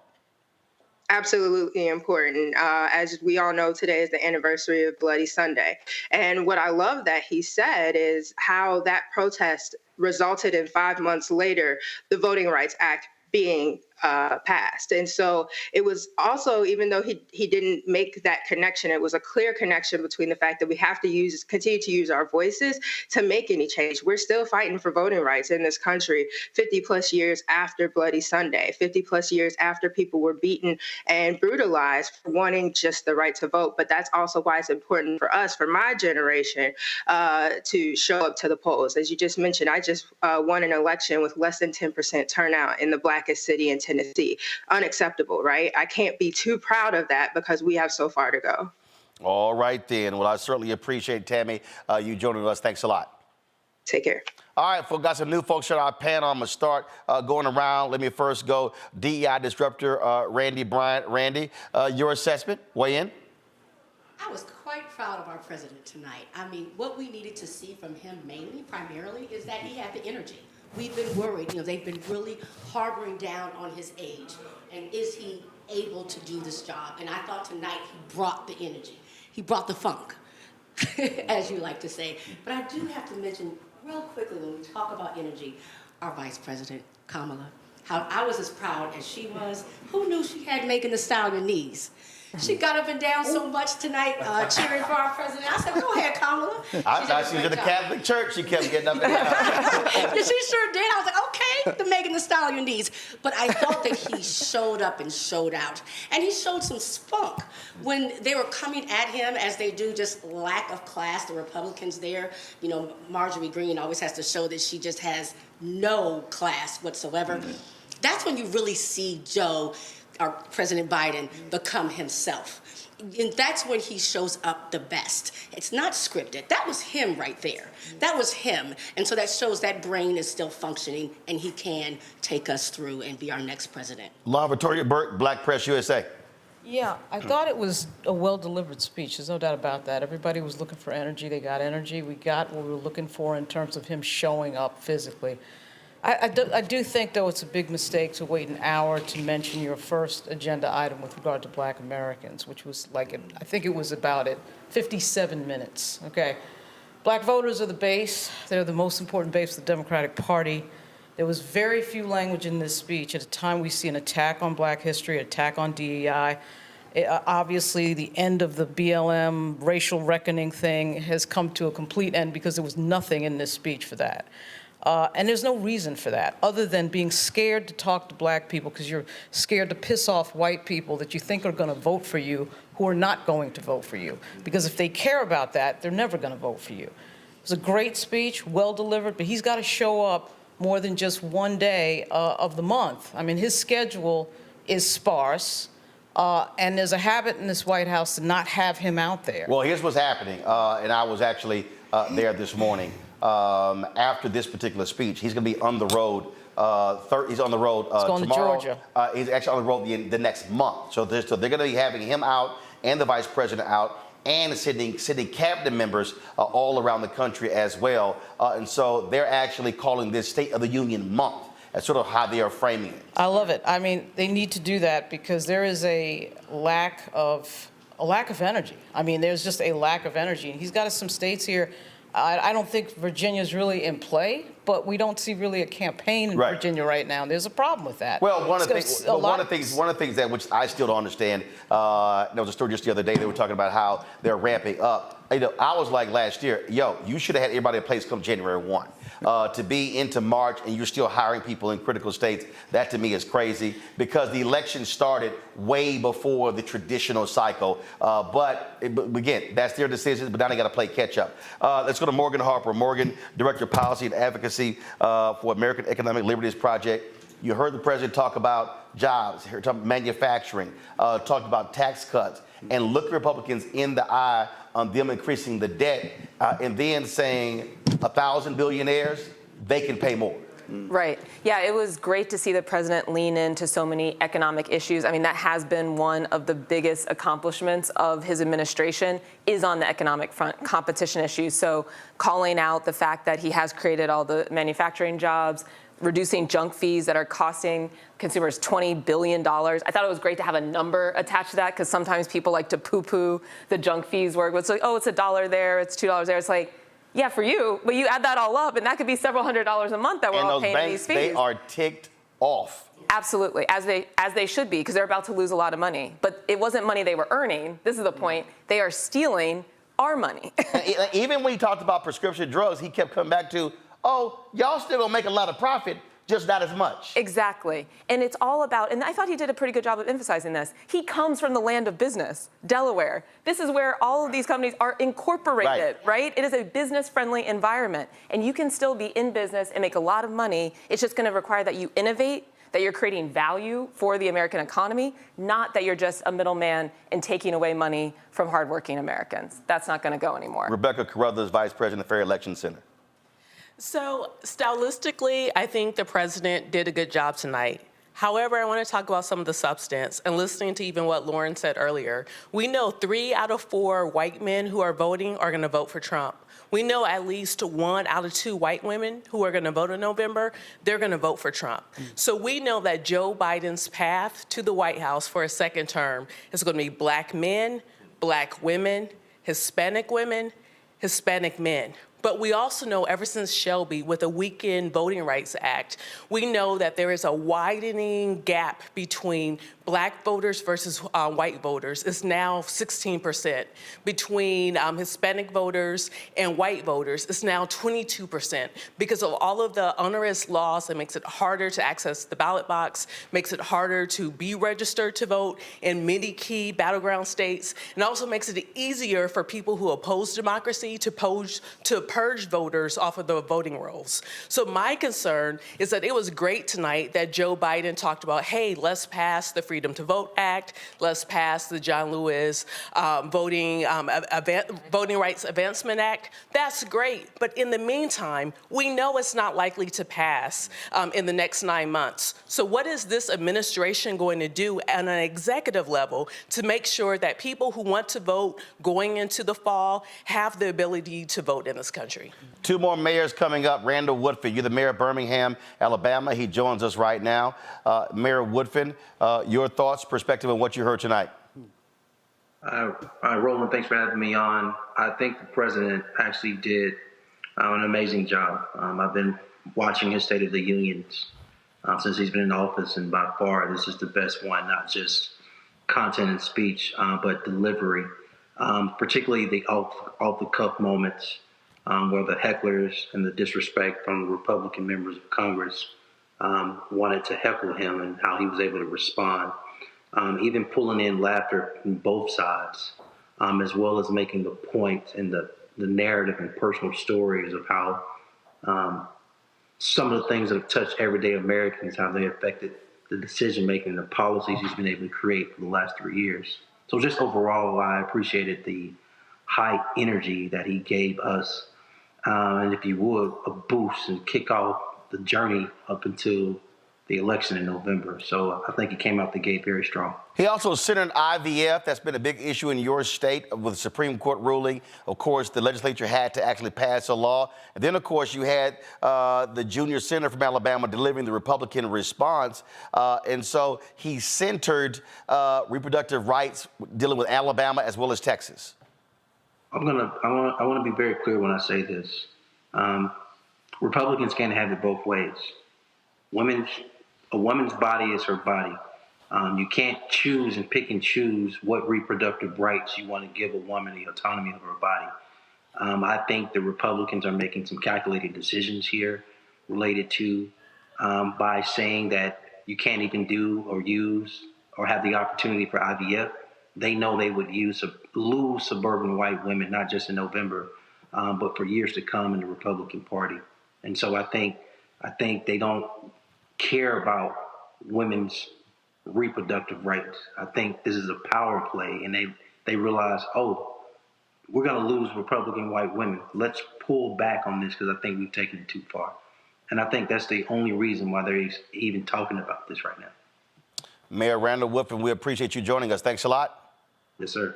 Folks, joining us in the studio is Mayor Shawn Patterson Howard of Mount Vernon, New York, but she's also president of the African American Mayors Association. So, Mayor Patterson, hey, we're glad to have you here. So, you got a chance to watch this speech with us. We should have actually had a live stream going so people actually could see. Sort of like the ESPN game where they have Peyton and Eli as the game is going on. So, just what did you like tonight, hearing from this president? I was absolutely proud of my president on tonight. He said we are in a fight for democracy, and he came out the corner with jabs and combinations and knockout punches, and that's really important. He backed it up with factual policy and his record: 15 million new jobs, $7 billion for HBCUs, $400 a month over a course of 2 years for people to be able to put towards home ownership. I know even in a pre-briefing we had, he spoke about $25,000 for first-generation home owners. This is really important because that is how we're going to build wealth in our country. 2 million new units of housing built, and going after corporate landlords who are inflating rents all over the country. That is a very critical conversation that we have to have. We have to make make them stop hiding behind those LLCs because it is destabilizing our neighborhoods. We are losing Big Mama's house in our communities, and corporate owners are coming in, buying up our property and being absentee landlords, and that is destabilizing neighborhoods in Black communities, white communities, rural, suburban, and urban communities. I was excited to hear about that. But also, as president of AMA, one of our biggest platforms this year was around Black maternal health. And as a woman who lost a child at 22 weeks and almost died on the delivery table, I was excited to hear him speak about that, because we have to be as concerned about a child before it's born and in utero, but as you said before in the clip that you showed, all throughout its life. And so we have to make sure that women all throughout the country have access to quality and equitable health care. We can't play with that. The education of our children, again, very, very important. We want a workforce that is prepared and trained and ready to go. Millions, trillions of dollars are coming down through the ARPA and the Infrastructure Acts, and we need to make sure that we are preparing a blue and green workforce in our communities. If we're not doing that in our communities across the country, people will come from the next states and several counties over and take the money to rebuild our water infrastructure, our bridges, our roads, our tunnels. So we have to make sure that workforce development is important. And he talked clearly about a path to citizenship, right? And that is very, very important. He put it to the Republicans, the conservatives, and whatever they want to call themselves tonight. I have a plan. You've rejected it because you want to claim to be the champions, but you're the spoilers, and I'm spoiling it. So he gave and delivered several knockout punches tonight, and I was happy to see that. And I know that he is going to continue that energy. He's hitting the road. So listening to a speech is obviously different, but imagine if you have to put that together. Gavin Reynolds, a former speechwriter for Vice President Kamala Harris, knows what that is like. So, Gavin, I don't want to get your perspective on like everybody else did. From a speech writer standpoint, I want you to speak about how this speech was laid out and constructed and put together. Roland, thanks again for having me on the show. I mean, I do want to take a quick moment to tout the president and the job he did tonight. Look, I'm going to get to that. I'm going to get to that. But I want you to speak in your lane as a speechwriter. So, again, so for the folks who don't understand, take us inside of that process of when you have trying to put something like this together and everybody and their mama wants their stuff in it. No, you're right, Roland. Everybody in Mama does want their little thing in the State of the Union. What I can say is that the State of the Union, as you can imagine, is the biggest speech that the president will give every single year. And what that means is this speech takes quite a long time to write. We, see the final product on display, but we don't see the days, the weeks, the months that it took not only to research the speech, to draft this speech, to go over it in an iterative process with the president. The president spent last weekend, like he did last year, with some of his top aides at Camp David, going over the speech. And what I think a lot of people heard tonight, and I'm answering your question, Roland, I think what a lot of people heard tonight is Joe Biden and what he cares about doing, which is speaking in plain words, in plain language, in plain ways for American people to understand. He doesn't want fancy words about the economy. He doesn't want fancy words about the environment. He wants to speak directly to the issues in ways that people can understand. And so I think he's very unique in that way as a principal, in that his speechwriters, led by Vinay Reddy, who's the chief speechwriter, has been with him for a very long time. He understands the president's voice. Mike Donnell and his senior aide, known to be sort of the voice of Joe Biden. Folks like them, Anita Dunn and others, who have been with the president for a very long time, they know what the president wants to say. They know how he wants to say it as well, which I think is even more important. What I heard tonight as a speechwriter, from a structural standpoint, and some of your other guests have alluded to this tonight, rhetorically, the president was on point. I loved the call and response moments that he had. There was a moment where he asked, "You really think the wealthy deserve a tax break?" No. And he kept sort of going back and forth. And I thought that was I'm sure the Republicans said yes, but we heard the no's. It was a really powerful moment. I think at the end of his speech as well, with sort of how he tied the bow on the speech, it was beautiful with this "I see a future" construction. There are moments in the history of speeches in this country that have gone down in history. Oftentimes it's from the State of the Union, whether it was the axis of evil or, an all-out war on poverty. LBJ. I think the president did a great job of offering at the end that I see a future, I see a future, I see a future. And it's a future in which all Americans can see themselves. And so I think the president did an incredible job. His team, his speechwriting team did an incredible job. And we saw that on display tonight. She is always a little bit extra. I'm surprised she's not doing a yoga headstand going live. Joining us is National Labor and Education Organizer Tiffany Lofton. Always good to see you. And yeah, actually sitting in a chair, not just on your head, feet dangling in the air on the side of a mountain somewhere. Don't be that. So Tiffany, to be clear for the record, Roland always reposts those pictures and videos, and I appreciate it. You also posted that video of me eating a mango in South Africa that then Fred Hammond ended up reposting. So I just appreciate you helping me get some followers, Roland. Hey, brother's always willing to help. Just share what was your thoughts, what you heard tonight. Roland, I'm not even sure you want me here, brother. For real, Uncle, listen. And I never thought I would say, I don't feel the same as Dr. Greg Carr, who I immensely respect and love deeply. I did not think that Joe Biden's performance tonight, that his energy tonight was anything different from what we've already seen. And I know that is a really big talking point for a lot of folks who have spoken before me about his age and how he brought the energy. I actually didn't think he did anything different than he already did, and I also still think he's too old.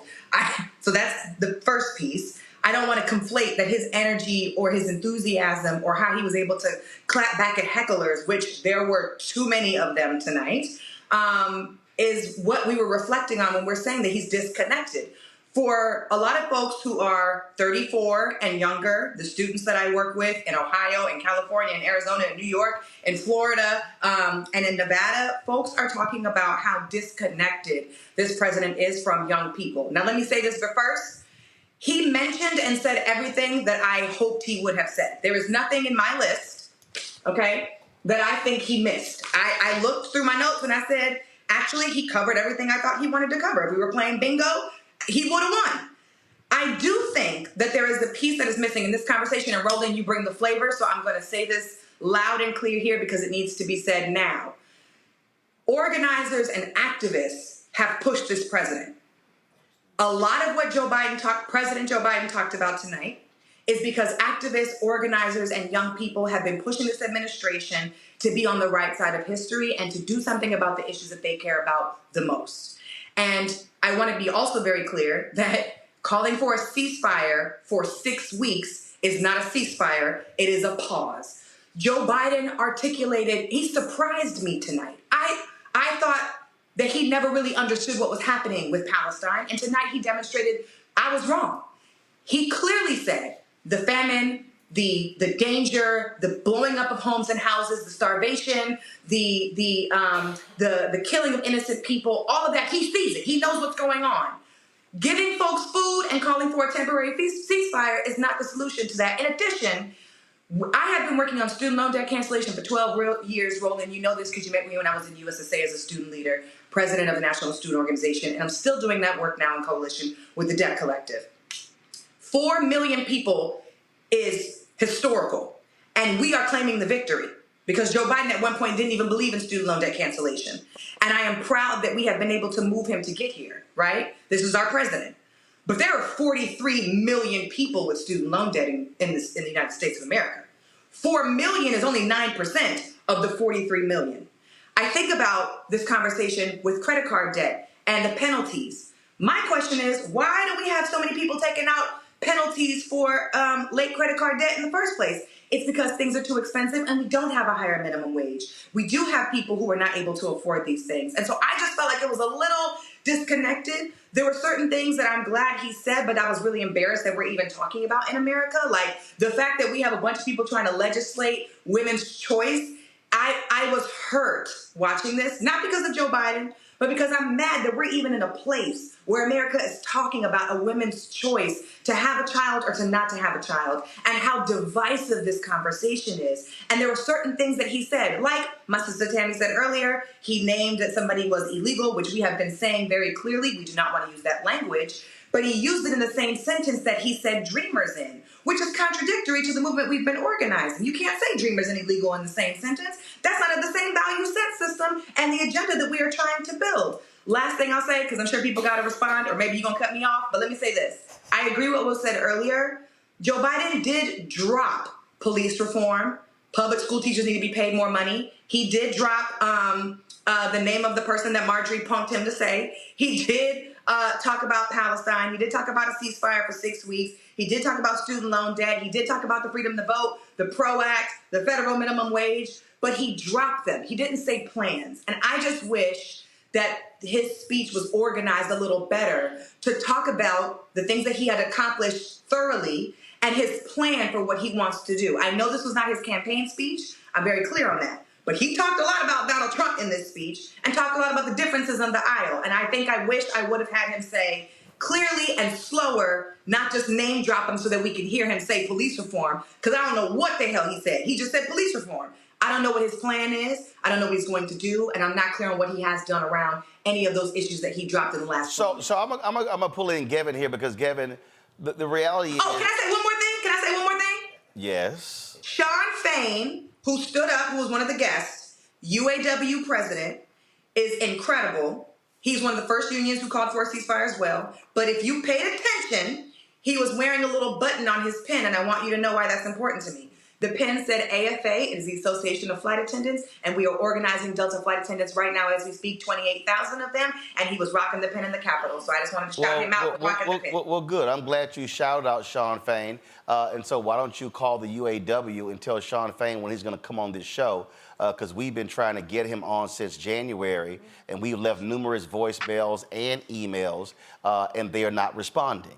I don't have his number, but I got people who do. I will help you. Yes, sir. And I reached out to one of the black folks in the executive committee just the other day, and I made clear I see him on CNN, CBS, MSNBC, ABC. It's a whole bunch of black UAW workers, and he needs to come talk to us about the work that they are doing. Other Saunders, AFSCME comes over here. Claude Cummings of CWA comes over here. Claude Cummings is my president. Other labor leaders come over here. And so, again, send the word Fain. Yes, sir. Come talk to the black folk. While you talking to white media, but I want to bring I want to bring Gavin in here because Gavin, the reality is what Tiffany talked about. Everybody says that in every State of the Union speech, but the reality is no president uses a State of the Union speech to lay out a plan. It really is sort of a series of snapshots or drive-bys, however you want to frame it, because it's like a laundry list. Correct? That's 100% right, Roland. There are two goals when it comes to crafting a State of the Union address. It's one, you want to highlight your accomplishments, and two, you want to paint the vision for the future. And so, as you alluded to before in your last question, Roland, when you have so many issues that you have to make sure you get out there to communicate to your different stakeholder groups, there's only so much depth that you can go into with every single issue. But with that being said, I do think the president was able to effectively sort of make sure, again, that the issues that the issues that polling time and time again shows that people care about, whether it's lowering healthcare costs or housing affordability, public education, childcare, standing up for our seniors when it comes to preserving Social Security, reducing gun violence, ensuring we have a fair tax code. I think the president did a really good job of making sure that he went into depth on a lot of those issues. But you're right, the State of the Union is not about putting forth policy prescriptions. The State of the Union, sort of similar to a budget, right?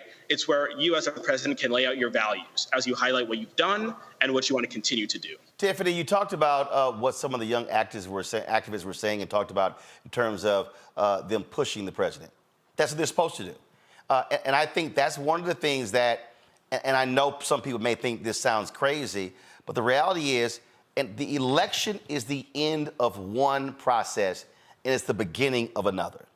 And I'm going to pull everybody into this as well, because what people have to understand is that people make promises, but then, as FDR said to A. Philip Randolph, Philip, make me do it. And so, and I think what happens for a lot of times we just assume. I never forget 2008. I did Wanda Sykes' show, did Monique's show, and they were like, well, we did our part, we voted. And I was like, no. Baby, that process over. Now it's the forced part. So we talk about student debt. And so you're right. Look, $140 billion has been forgiven. It's 9%. But I also remind people, that's $140 billion more than any Republican wanted to forgive. And so if we got 9%, and this is what I've said to a couple of people, several people, I said, if you got $140 billion in the first term, then if they get reelected, it's more billions to go after. If Trump gets reelected in November, there's no money being forgiven, and I wouldn't be shocked if they try to claw back some of that $140 billion that Biden forgave. And so we have to remind people, activists, civil rights groups, and others, our job is to force them, to push them, to prod them, to make them uncomfortable, to do the things that they may not want to do. I know you're going to go to the room. My comment was so that we actually did the reverse, so that we didn't appreciate Biden and give him all of his flowers for things that we said he had done, with ignoring the work that activists and protesters and disruptors and organizers have done. That was my comment. Not that I know it's not my job, because I made a full-time career out of this, and I've been doing it for 12 years. But that we cannot just give Biden his flowers. We have flowers. We have to say, Biden, you did these things because we have been pushing him to do those things. Well, but I think what's necessary, and I'll bring everyone else in here, what's necessary that we have to now understand is that, again, how I look at this. I was on a panel during Congressional Black Caucus Foundation, and I remember Elie Mystal, he said, we've lost the Supreme Court for the next 50 years. And I said, no, we didn't. And he's like, what do you mean? I said, okay. I said, let's step back from this emotional edge that we're on. I said, if Biden-Harris gets, I said, let's look at the numbers. Clarence Thomas is 75. Alito is 73. Biden-Harris gets reelected. They appointed, 165 federal judges. They get reelected. They're going to appoint likely another 200 federal judges, especially if Democrats keep control of the United States Senate. So that puts them now at 365. If Democrats then say, we're in 2028, you're going to appoint another 200 judges. You're now at 530 some odd judges. There are only 930 federal judges, which means that you would have appointed half of the federal bench. So when you have the judge in Texas on yesterday who ruled that white folks have to be served now by the Minority Business Development Agency, or the judge in Amarillo in Texas who ruled against the abortion pill, now all of a sudden you're thinking long term. And so while a lot of us think we have to get it now, the reality is I think in terms of how do you hold on to power in successive years to get the things that you want? That's how I operate, Rebecca. And for me, I can't get, I let my frustration with what hasn't gotten done push and spur me to keep pushing folk. But what the last thing anybody can do is give up and say, you know what, I didn't get everything I desired, so therefore I'm gonna sit on the couch. Absolutely. Like I'm a voting rights activist. I push for people to go out and use their right to vote. But at the same time, there also has to be accountability. Voting is step one in a multiple process of civic engagement. It also requires active people in this country to hold their elected officials' feet to the fire to make sure they're doing what they said they're going to do, which is why you voted for them in the first place. So yes, people have to look at this long term, because here's the other thing. If there is a second administration with Biden-Harris, we also know there might be 1 or 2 Supreme Court seats that come up.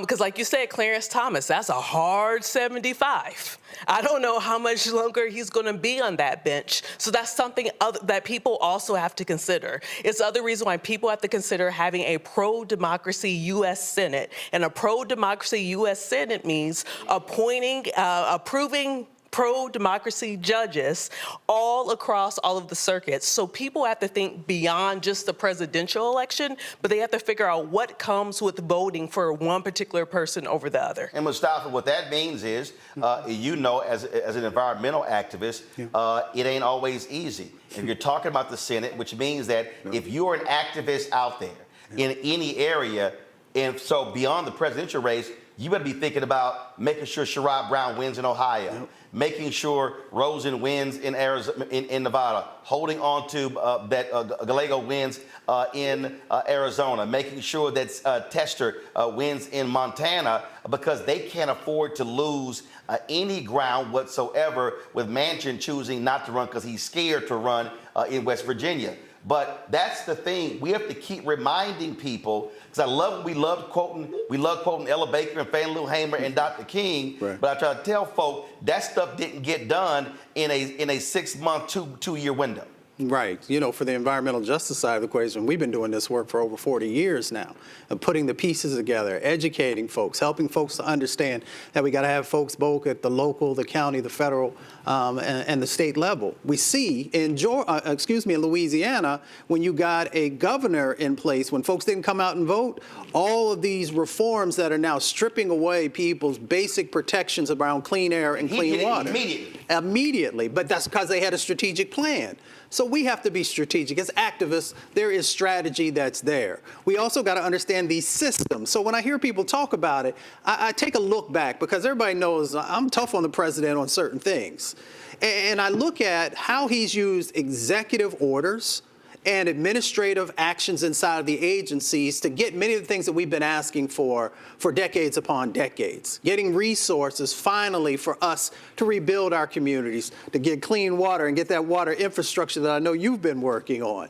So we've got to understand the game. But the game is about us having the plan, making sure that we're getting the right people in place through the voting, to be able to move the agenda, not just for a year or 2 years. Because you look at these resources that are out there, 3 to 5 years. We know that there is an end point for those resources, so we got to re-up. Some people will understand who come from the street when I talk about re-upping.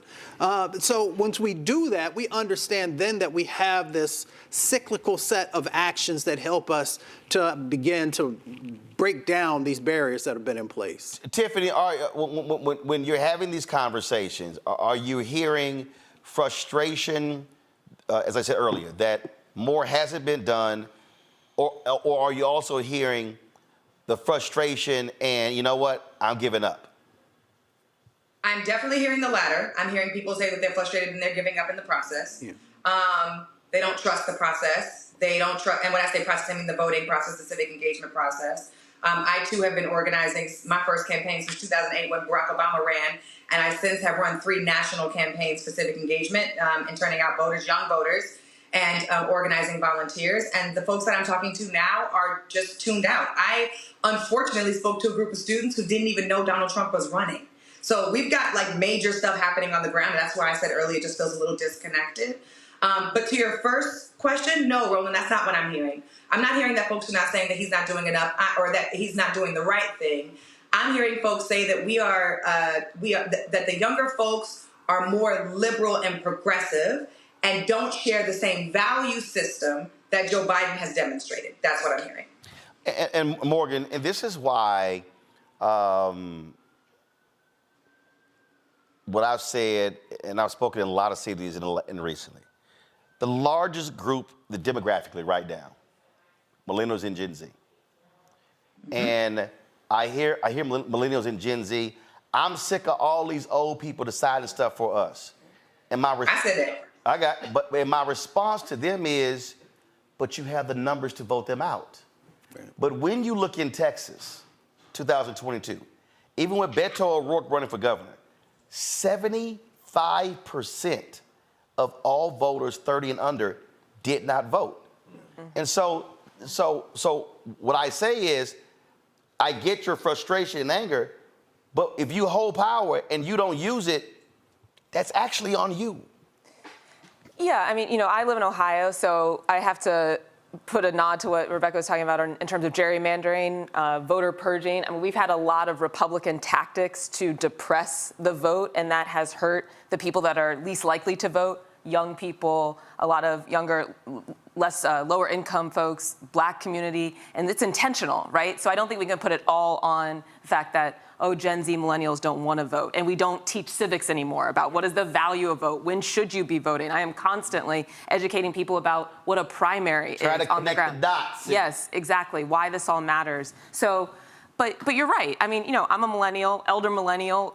This is our time. We are now 40. Hold on now. Just say you're a millennial. Don't say right there. You ain't gotta say you're an elder millennial. It's a different thing. It's a different thing. If you're a millennial, you're a millennial. I knew a world before the internet. It's a different experience. Yes. But I did want to come back to something Tiffany said about getting to the root cause of the issues. Because when we were talking about the credit card late fees being reduced, yes, that is a downstream impact, and it's not getting the root cause of why are people using credit cards so much. But here's the thing that I've been impressed by in the Biden administration when we're looking at economic policy is it's complicated to get yourself out of a deep hole where we've had the federal government working against the working class for about 4 decades or so. That's going to take some time. And so, yes, reducing the amount of late fees we're spending, that's part of it. But it also is about worker mobility. How do you have a better negotiating position with your employer when they know that you can leave? If you're stuck in a non-compete agreement that says you can't go anywhere in the city that you live, you're not going to be able to negotiate for more wages. If you don't know how much your rent's going to be because you have a company that is using algorithms to change rental prices all around you and landlords can take advantage of you, well, it's going to be hard to budget. It's going to be hard to get ahead, and you might have to go to your credit card more often. These are cases that are being brought or that the DOJ in this administration is supporting, going after that algorithmic price fixing. We have Jennifer Abruzzo, not a household name by any means, but who is the general counsel at the National Labor Relations Board, who was appointed by President Biden to go after these non-compete agreements. You have the most aggressive anti-merger administration in the. I would dare say this is probably the most aggressive since Teddy Roosevelt. There are people, yes, it is a sea change from anything When you hear a merger announced, you can automatically hear the FTC going, nope, we ain't gonna approve it. Well, and when we've talked about Kroger-Albertsons just recently, I mean, this company was throwing everything out there to try to make people think, don't listen to the workers who work for us that this is going to be bad. Listen to us. We know what's great. We're going to keep your prices low and workers are going to be happy. The workers themselves are saying, Kroger's screwing us over. Don't let them merge. This is going to be devastating for communities all across this country. And yeah, the FTC, in my opinion, did the right thing. They brought a case to try to block that merger. That was not a guarantee, even 2015. How do we know? Because there was a merger just like this that got approved, Safeway Albertsons. And stores closed, people got laid off, prices went up. So yeah, this has been a huge change. And I know, I understand the impatience, but when you start to see how complex some of these things work together to depress our economic conditions, you then start to get that it's going to take some while to get a new reality. Now, I know Tiffany's going to comment on this, but I'm going to go to Lauren on this here. Lauren, I also think that we have to, there are a couple of things that we also have to constantly remind people. When you talk about a 100-year pandemic, it is not easy to come out of a 100-year pandemic. And a lot of folks just assume, oh, we can snap right back. No. It's impossible. And so, I go back to the financial crisis. If you go back to the financial crisis in 2008, Obama gets elected in 2009. You literally don't see us really picking up steam from that until 2013. It was literally the entire term. If you look at the unemployment rates, the black unemployment rate was sky high in late 2011, and then you went 2012. So you got that one. But from an organizing standpoint, I also think that we're hurt by this. The NAACP is not what it used to be. Black Lives Matter, the movement, has taken massive hits over the last several years and was targeted. And so you do not have the same energy on the ground, because I said then that the BLM movement was our version of SNCC. That was the entry point for a lot of young people. And when they start taking so many hits, so now part of the problem that I see is we literally have a crisis among major civil rights groups, because where are they? They're there. I mean, I don't know. I think we shouldn't beat up on ourselves so much. No.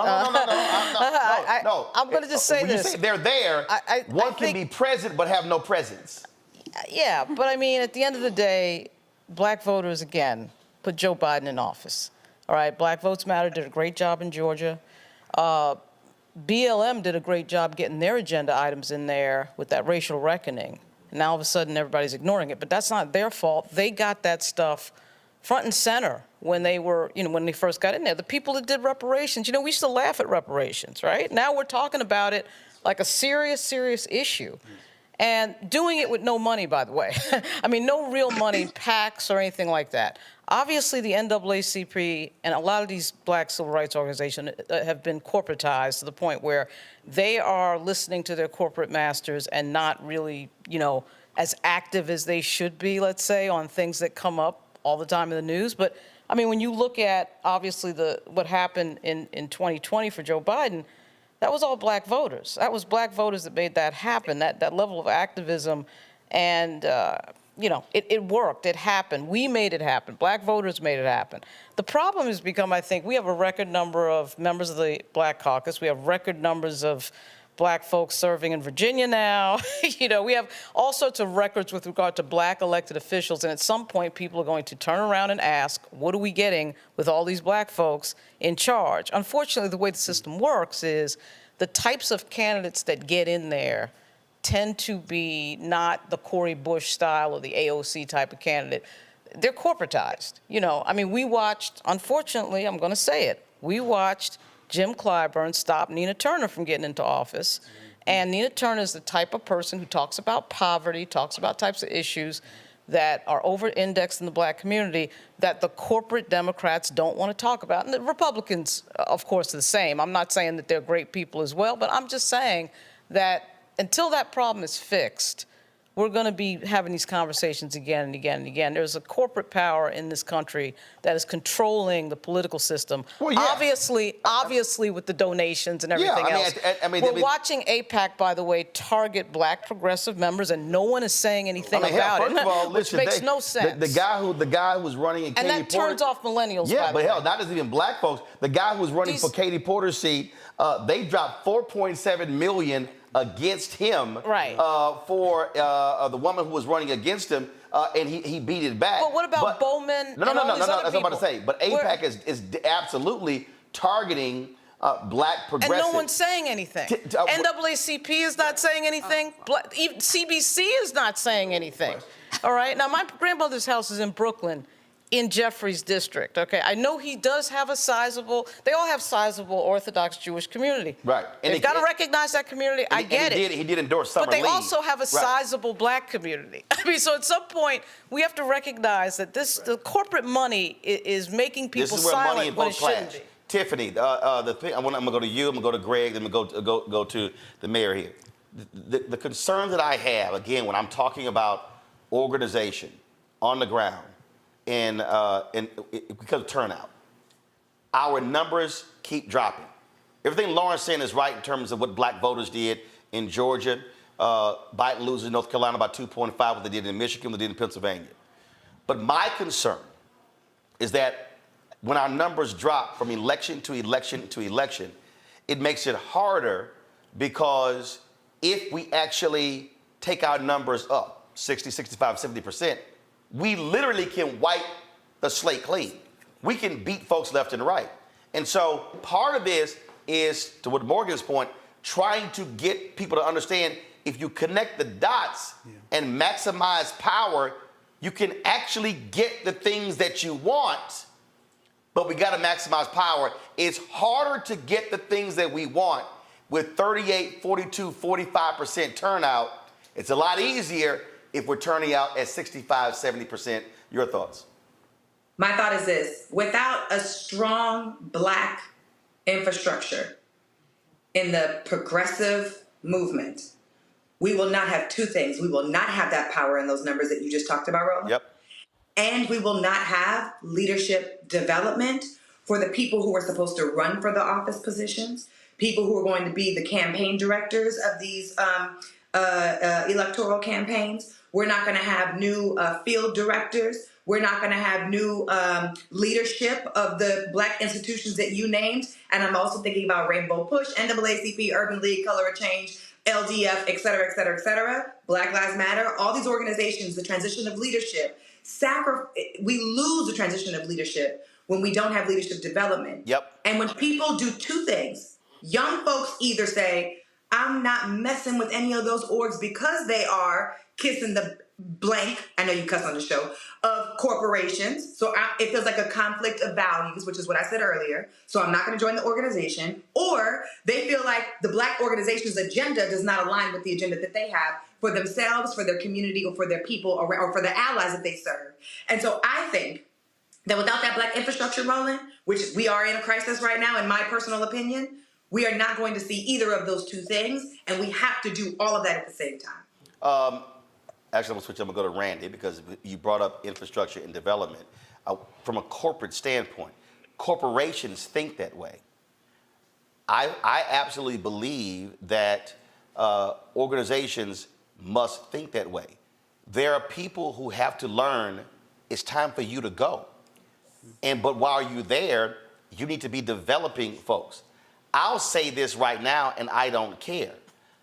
Derek Johnson should have did all he could to keep Tiffany at the NAACP and should have said, you will be the first female CEO of the NAACP in 10 years. Now, I'm saying that for a reason, because you have to identify next generation folks. And as she said, you must train them, take them through. Anybody, a member of the Sulzberger family for the New York Times, they have to work in different parts of the company. Now, they're like, now, eventually, you're going to be the publisher. But you got to work in different parts of the country. We have to have that, and we can dance around this, but we have a problem right now in Black organizations because what Tiffany's talking about, it's not happening.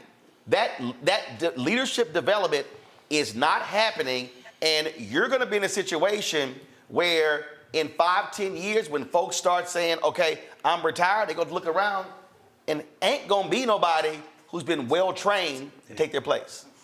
Yes, you and Tiffany are speaking on something that I've often spoken about, that we seem to have an issue within our community of releasing and sharing. And I don't know if it's because when we do get a level of power or influence, it's been so hard, one, that we kind of cling a little bit too tightly. And we're also a people that clings on to tradition very tightly, because I think that, just our whole legacy of not having something stable to stand by. We're all looking for Martin Luther King Jr. moment and feel. And you're absolutely right that we need to stop that and be thinking, as you said, progressively. Where do we want to be in the future? Not just what's happening right now, but what do we need to happen going forward? And we just need to be honest about that. I appreciate you saying that, because I do believe that we oftentimes within our community don't tell the truth. And it's difficult for us to talk about where we are flawed. And we sometimes can just hold back too much on where we are and not think about where we need to be and what needs to happen to get us there. And one of the things, Greg, that we're seeing, and for folks who are watching and listening, understand what we're talking about is a political conversation, because this is about how do you organize, how do you mobilize.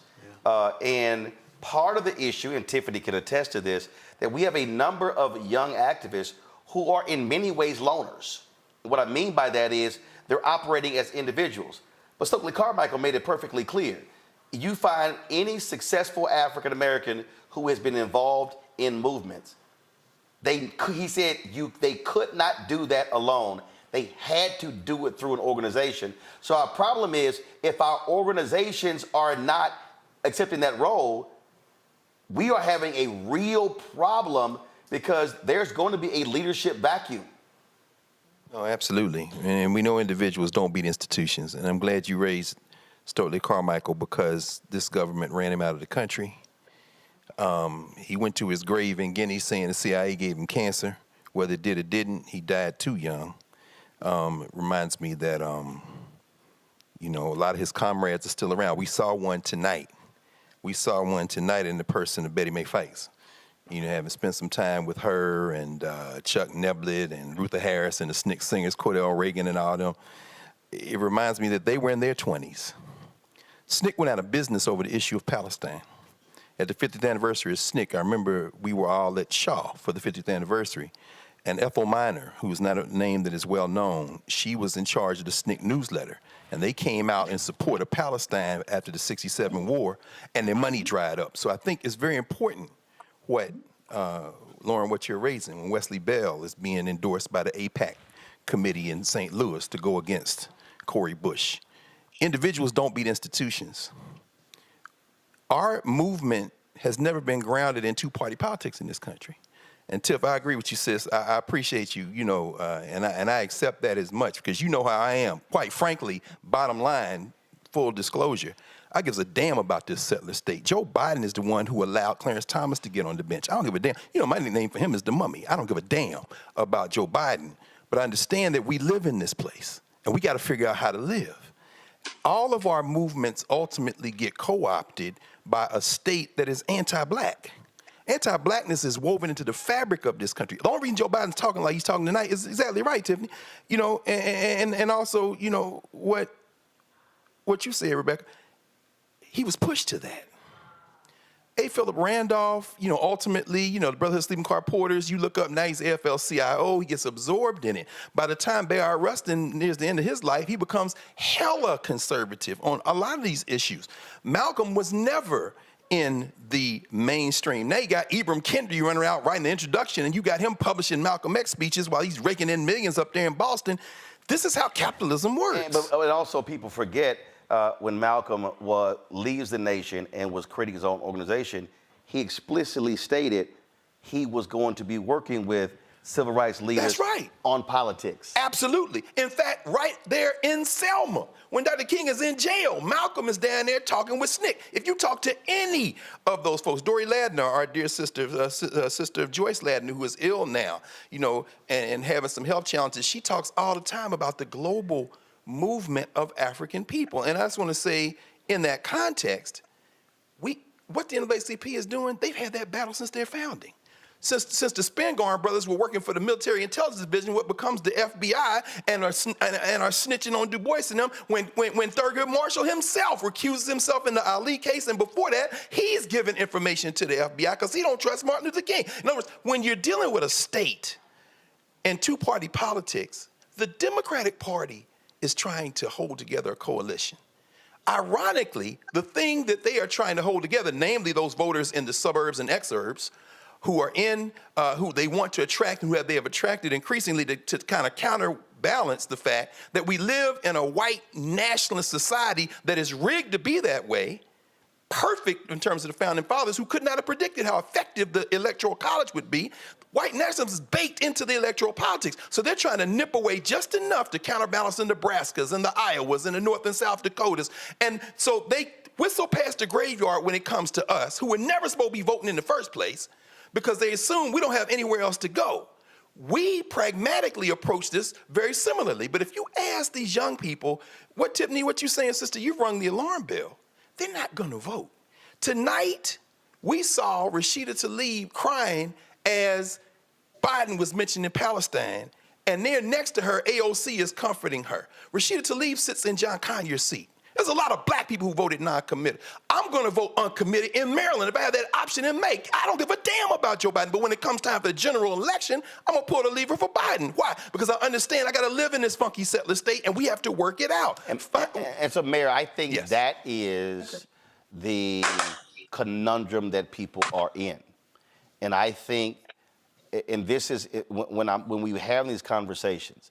So, like, I always crack up when these people go, "Oh, there you go, Roland, you shilling for the Democrats." I'm like, no, I'm playing chess. There's that scene in Who's Searching for Bobby Fischer when Ben Kingsley tells a young boy, he said, "Read the board." And then he says, "I can't see it." He said, "Fine, let me help you." And he knocks all the chips on the board off the floor. He said, "Now read the board." He was trying to get him to see the moves without the pieces being on there.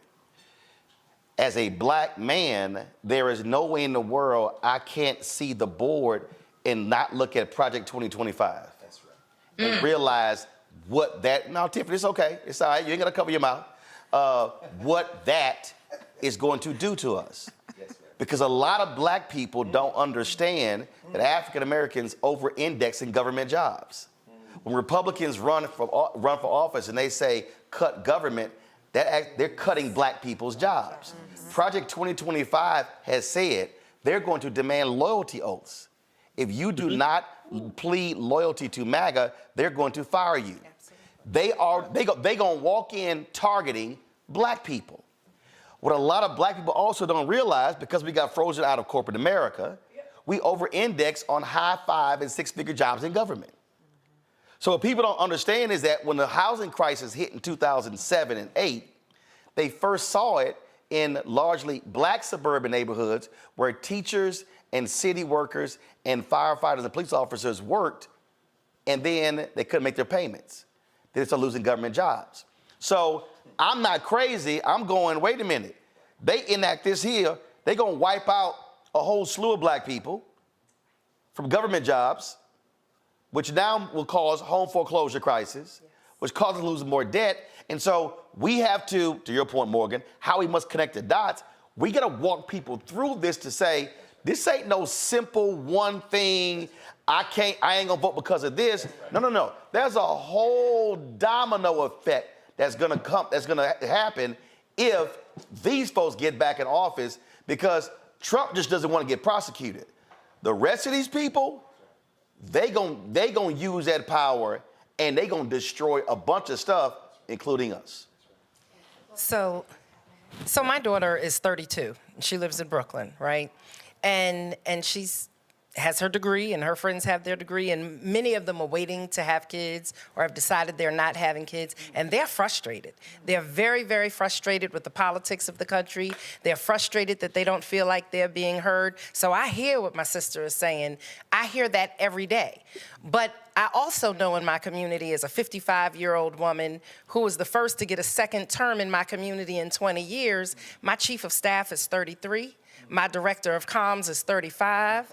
My executive assistant is 21. My DPW commissioner running the third largest department in my city and overseeing infrastructure is 35 as well. We have to engage our young people. We cannot keep telling them that, well, look, the boogeyman is here, so you have to do this. That cannot be the speeches that we give them over and over again. I've looked in my community and communities surrounding me, the NAACP, the church, black organizations, civic organizations. They're not engaging our young people and our young professionals at the level that they need to. The toughest cottage party that I had was with young professionals under the age of 35. They said, you're running. I want to know how our children are going to be educated. I want to buy a home in this community. I want to make sure that I'm able to take care of my family. They're not just saying, I want to turn up and travel. They're saying, I want to have the American dream, and I'm tired of being told that I have to wait. We've been telling young people to stay in their place and to stay in line for far too long, and they are starting to tap out. We have to find a way to re-engage them. They're looking right now like it's a tag. I grew up on wrestling, and you remember tag team wrestling? Yep, right. They're looking at America in the ring, and they are saying, we're losing. Tag us in. We have energy. The Bible says they called the old because they knew the way, and they called the young because they were strong. And I believe there is a good combination of that, but we can have ideas and we can have visions and dreams, but we have to have our young people also working beside us, because they are strong, and they will run that race, and they will run it to the end. We cannot continue to tell them to sit at the children's table like we did when we were growing up for Thanksgiving. Yep. You can't sit here at the adults' table, but y'all go sit over there. Y'all go take a seat in the living room. We need them. We have to actively pursue them, but not just for show. It has to be not superficial representation. We have to sacrifice some of the things that we're doing to make sure that their voices are heard. We have to lift them up. I'm gonna get a final comment from Gavin, then Tiffany, then Mustafa. Gavin, go. Yeah, Mayor, I think what you were saying just now really resonated with me as a 26-year-old former speechwriter to the vice president. As a 26-year-old black man in this country, to have had the opportunities that I've had to be in the rooms where the decisions have been made, to have a front seat to leadership. I want to tip my hat to the vice president. As you were talking, I thought about, and I'm not sure if you all are familiar, but the vice president went on a nationwide tour, spent a month traveling this nation on what she called a Fight for Our Freedoms college tour. She went to A&T, she went to Hampton, she went to Morehouse. She traveled this country. Why? Because she and because the president recognized that the young people of my generation We are the future leaders of this country. And I think one issue that I think a lot about, and this goes to the point that others were making on the point of control. We see that Black history is under attack. The teaching of Black history is under attack. Why is that? It's because the other side knows that if they can't erase the terrible things from our country's past, at least they can do is erase it from our history books. And why does that matter? Because it means that the young people growing up, our future leaders, are going to be taught and are not going to be taught about slavery. They're going to be taught that enslaved people derived benefit and skills from being enslaved. They're going to be taught that the Civil War wasn't taught over slavery. And what are the ramifications of that? The ramifications of that is that those young leaders are going to grow up and they have no conception of the terrible things that have been in our nation's past, and therefore they're going to be unaware of what they have to do to make our nation better moving forward. And so I think I've seen this vice president, I've seen our president get it on investing in our young people. The vice president talks all the time about the relay race of history that we're in. She's received the baton from the generation above her. She's running her race now, but she even knows that as she runs, she can hand off that baton to my generation right now, that we will run our race well, and then we'll hand it off to the generation after. And so the last thing I'll say, tying it back to the speech tonight, others have said this is the beginning of, really this election season. I think we're going to see the president and the vice president, the cabinet members, as you were saying earlier, Roland, hit the road tomorrow, this weekend, and moving forward. And I would not be surprised if you see them going and engaging with a lot of young people, because they recognize, again, that young people are the future, not only of this electorate, but are the future of our party and the future of our nation. Gavin, I appreciate it. Thanks a lot. Tiffany, your final comment. My final comment is this. I've been on your show many times now through multiple election cycles. And I will say that not only is your space the most seasoned, but it's actually the safest space for Black people to have this discussion every single time. There is no other space online that I have ever found in my entire life, and I'm only 34, that is as safe and intergenerational and diverse as the conversation we were able to have today. So again, always much love to you for holding this space. I have 3 big takeaways. And I surprisingly have a quote that I want to use that Joe Biden said tonight. So now give me a little bit of slack. I know, mind blown. Okay, here we go. 1, I want us to continue to push Biden. That's the message for tonight. We got to continue to push him. We got to give organizers and activists a lot of love because they are exhausted. And people have already said it. We've been working year after year after year to push everybody to be told that we got to get pieces of it because the issues are deep. But we just want to get to a place where we can be free. 2, we want to invest in young people. We had that conversation tonight. It's super important. And 3, we want to continue to build power. And that is either through the institutions that exist now, or maybe we got to continue to build some new ones. But however it happens, we're not going to win or get free if we don't have strong institutional power and we don't work together. And Joe Biden's quote tonight, I'm going to remix it a little bit. He said, we can either fight about it or we can fix it. And I've always been, as an Aries Black woman, of the mindset that we can fix it. And there goes my selfie light. Good night, everybody. Tiffany Lofton, I appreciate it. Thanks a bunch. Mustafa. There's a quote that says, a system cannot fail those it was never meant to protect.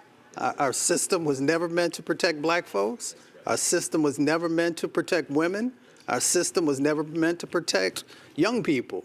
So if we understand the dynamics of the system that we're operating in, then that's where strategy comes in. That's where when Tiffany talked about power, making sure that we're building real power. How do we build real power in this country? 1, it is through actually mobilizing and organizing, which is something that we often get away from. You mentioned earlier about these institutions that we have traditionally relied on to actually be able to bring us together. So the question becomes, in the leadership that currently exists in there, if we understand that it's not meeting the moment, then we have a responsibility to make sure we do get the right leaders inside of there, because those organizations have been of value to our communities. So that means that we have some responsibility. If we are not a part of those, then we need to get engaged to make sure that we're getting the right people forward. We make sure that we are supporting young people so that they can assume those leadership roles. How does that happen? That means that we have to create space, but we also got to make sure that we are giving them the tools and resources and the mentoring that's necessary for them to be successful. Because it's not just about having any individual, man, woman, or youth taking over. It is about making sure that we are properly preparing them and then we are supporting them to be successful, because we understand with misinformation, we understand with the slings and arrows that are going to come with anybody who's in a leadership position who is trying to push for real change and trying to make sure that there is a system that is actually equitable, a system that actually has fairness and equality and justice built into it, that you're going to take some hits for that. So we've got to make sure that we are bringing this beloved community, as Dr. King used to talk about, to surround those individuals in that moment. The other part of it is what my grandmother says. She says, you have power unless you give it away. We got to understand what power actually looks like in this country, how we grow it out, how we hold on to it, and how we utilize it, and not just see it as something that is easily disposable. So that means that for young people, helping them to understand, what does real power look like? What are those examples where it worked? And where is your innovation and ingenuity coming to this space to actually make sure that it fits the 21st century? Because everything that worked in 1960 or 1950 is not going to work in 2024, but there will be elements that are there. And, you know, for me, it is all about making sure that we no longer fund our own demise. Because we got so many folks who will go and give their dollars to things that are not beneficial for our community, and then ask the question, why are we finding ourselves in this space where everything seems to be falling apart? Well, we are playing a role in that. So that, for me, is a part of that power dynamic. And we have the opportunity, we have the ability to build authentic collaborative partnerships.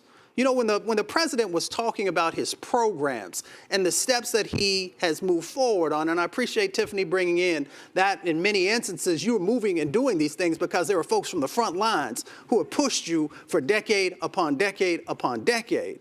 This is an opportunity for us to build real coalitions, but there has to be authenticity in those coalitions. And if we do that, I think that we can actually make the transformative actions that we have to have. Because climate change is not going away. Black folks going to still die from breathing dirty air and getting hit with these types of things. Black maternal health, unless we get engaged, sisters are going to continue to lose their lives. So it is all about us actually having this real strategic plan and understanding our power. Frat, I appreciate it. Thanks a bunch. Folks, going to take a quick break. Come back. Pastor Jamal Bryant's going to join our panel. And the question I'm going to pose to everybody here, and I want y'all to think about during the break, is what's next? You're watching Roland Martin Unfiltered and our State of Our Union 2024 coverage right here on the Black Star Network.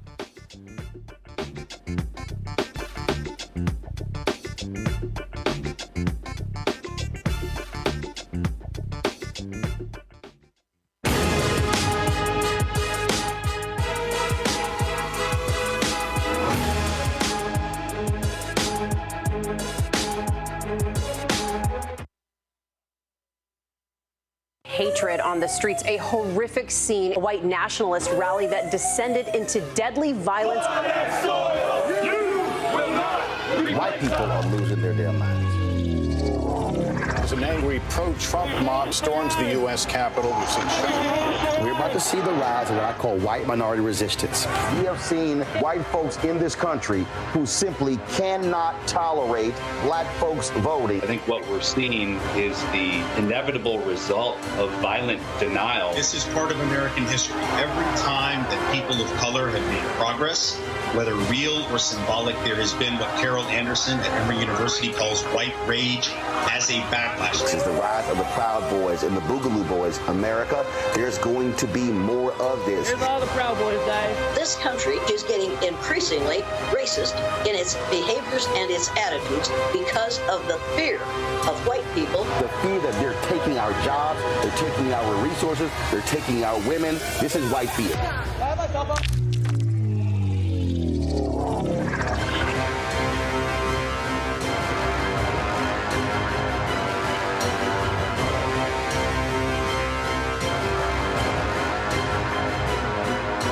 Grow your business or career with Grow with Google's wide range of online courses, digital training, and tools.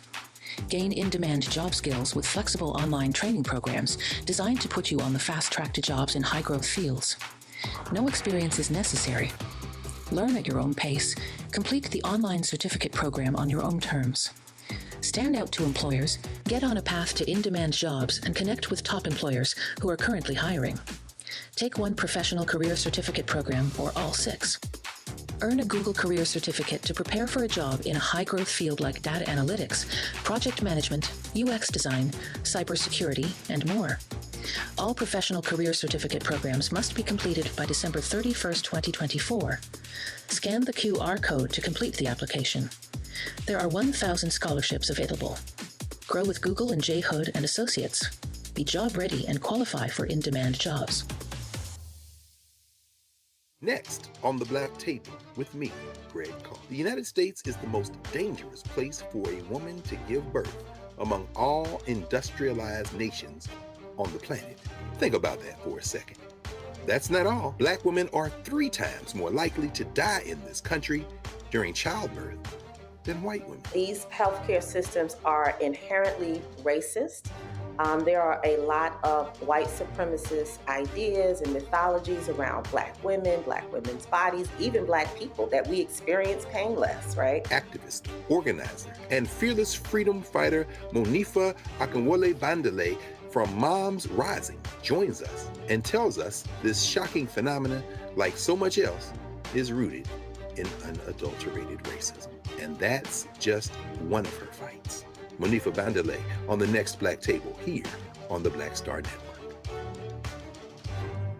On the next Get Wealthy with me, Deborah Owens, America's Wealth Coach, I'm sure you've heard that saying that the only thing guaranteed is death and taxes.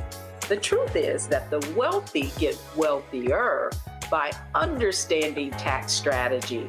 And that's exactly the conversation that we're going to have on the next Get Wealthy, where you're going to learn wealth hacks that help you turn your wages into wealth. Taxes is one of the largest expenses you ever have. You really got to know how to manage that thing and get that under control so that you can build wealth. That's right here on Get Wealthy, only on Black Star Network.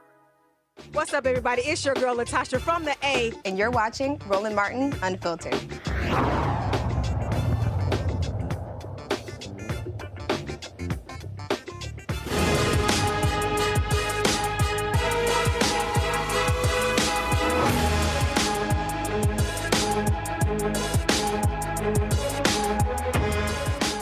All right, folks, welcome back to our Black Star Network State of Our Union coverage. We are about to, this is our last segment. We kicked this thing off at 8 o'clock. It's been a hell of a night. We've had some amazing guests.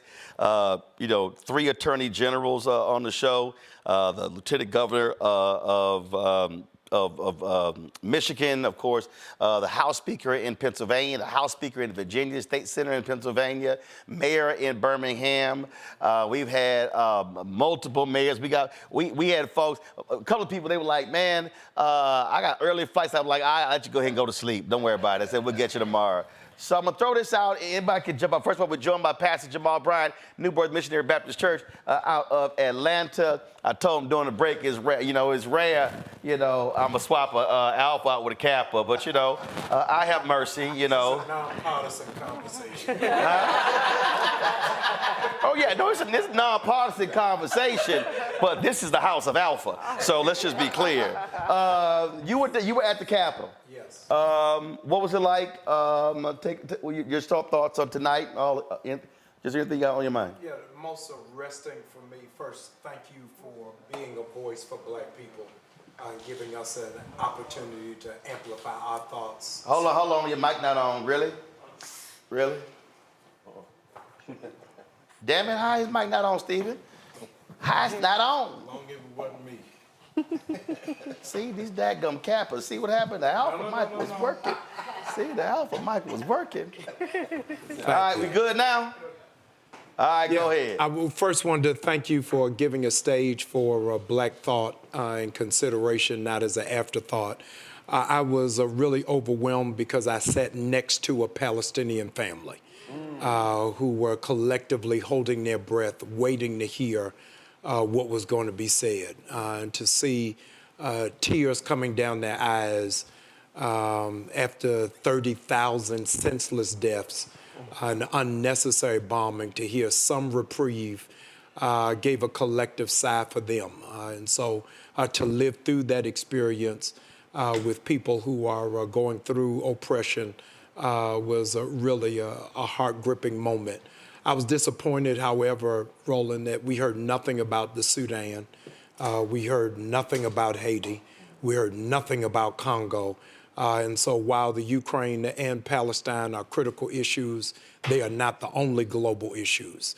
And so I thought that with a strong Congressional Black Caucus, I would hear more about the diaspora and the needs for support out of it. We were talking about organizations. When Tiffany Lofton was on, we were talking about leadership development. And I keep walking people through that the old model of to reach the black vote is gone. It's gone. It was civil rights groups, black churches, and we talked about this with Black Lives Matter movement. That was the first movement of African Americans in American history that was not led by the church. Right. And COVID hits, and we're seeing folk who, they ain't even going to physical buildings. They ain't even going to churches. They're all going online. And so there's a much broader disconnect. What are you seeing and hearing? Are you seeing pastors engage in this political world? Do they understand what's going on? Are they mobilizing and organizing? Because I keep hearing folks say we gonna do stuff, but the only thing that gets organized is the news conference. Right. Well, sitting from the gallery, the most significant shift looking onto the floor is that the overwhelming majority of black leadership is now black women. And I think that really to answer that question, we have to let the women be the quarterback and really throw the ball. I think too many of us are in the huddle and we don't know the play. When black women have been the most consistent voting bloc for the last 20 years, I think that the sisters really have to give us some instruction on how to move. The reality is, whether she won or not, Stacey Abrams registered more people to vote in Georgia post-Reconstruction of anybody. And so I think that the men really need to listen and not talk as much this election cycle and give us some insight. We're about 7 months out. What's next? Anybody? Anybody can kick it off. What's next? What's next is that we hit the streets, right? You know, I tell people never be confused by my pearls and my pumps, because I'll put on hoodies and Timbs. Come on. And I hit the streets. We have to hit the streets and organize. We have to be able to talk about the gains even that the black community has made. Yeah. Yes, 15 million jobs, 2.8 million of those jobs went to black Americans. You know, black-owned businesses have increased more rapidly than any time in the last 30 years. Black wealth has gone up 60% since the pandemic. We have a long way to go. People can't feel it all at the kitchen table yet, but we need consistency and leadership so that we can begin to feel it. $140 billion in school loans forgiven. Black home ownership. They're dealing with looking at Navy Federal Bank, which has approved 75% of white mortgages, and now, but they've turned down 50% of black mortgages, mortgage requests. Even when the $62,000 was the average household income for white people who were applying for those mortgages and being approved, where it was $140,000 for black families that were being denied. And so I believe it is going to be the Biden administration who is going to push and investigate that. Our Congresswoman Waters has already called for congressional hearings around that. And so Trump is not going to talk about that. We have to let people know that we cannot be single issue voters. Now, while we have to continue to push our single issues, we cannot not allow those single issues to keep us at home. Republicans know how to fall in line. We as Democrats want to fall in love, and you don't even love the people who you sleep with every night. You don't love the people in your fraternities and sororities, but you still show up to meetings, right? So there's not going to be a perfect candidate, but we know who is the antithesis of everything that we stand for and everything that we need to make progress. So, yes, we can have the protest votes during the primaries, but when it comes time to show up, we need to show up or shut up.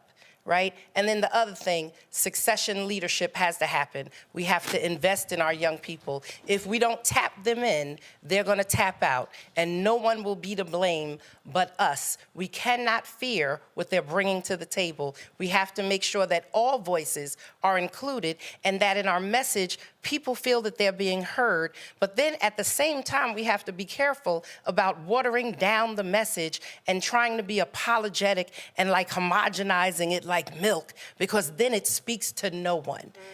Then it speaks to no one. So we have to speak to the issues, and we have to speak clearly and unapologetically while we are building the coalition.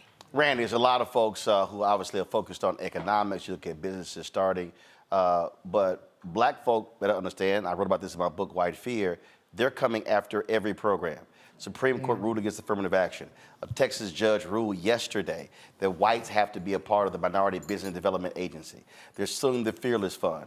I've made it clear, there's not a program in America at a college or a corporate entity that is a pathway for black folks and others that is not going to be attacked. Folk better understand who those people are, and they are Republicans and MAGA.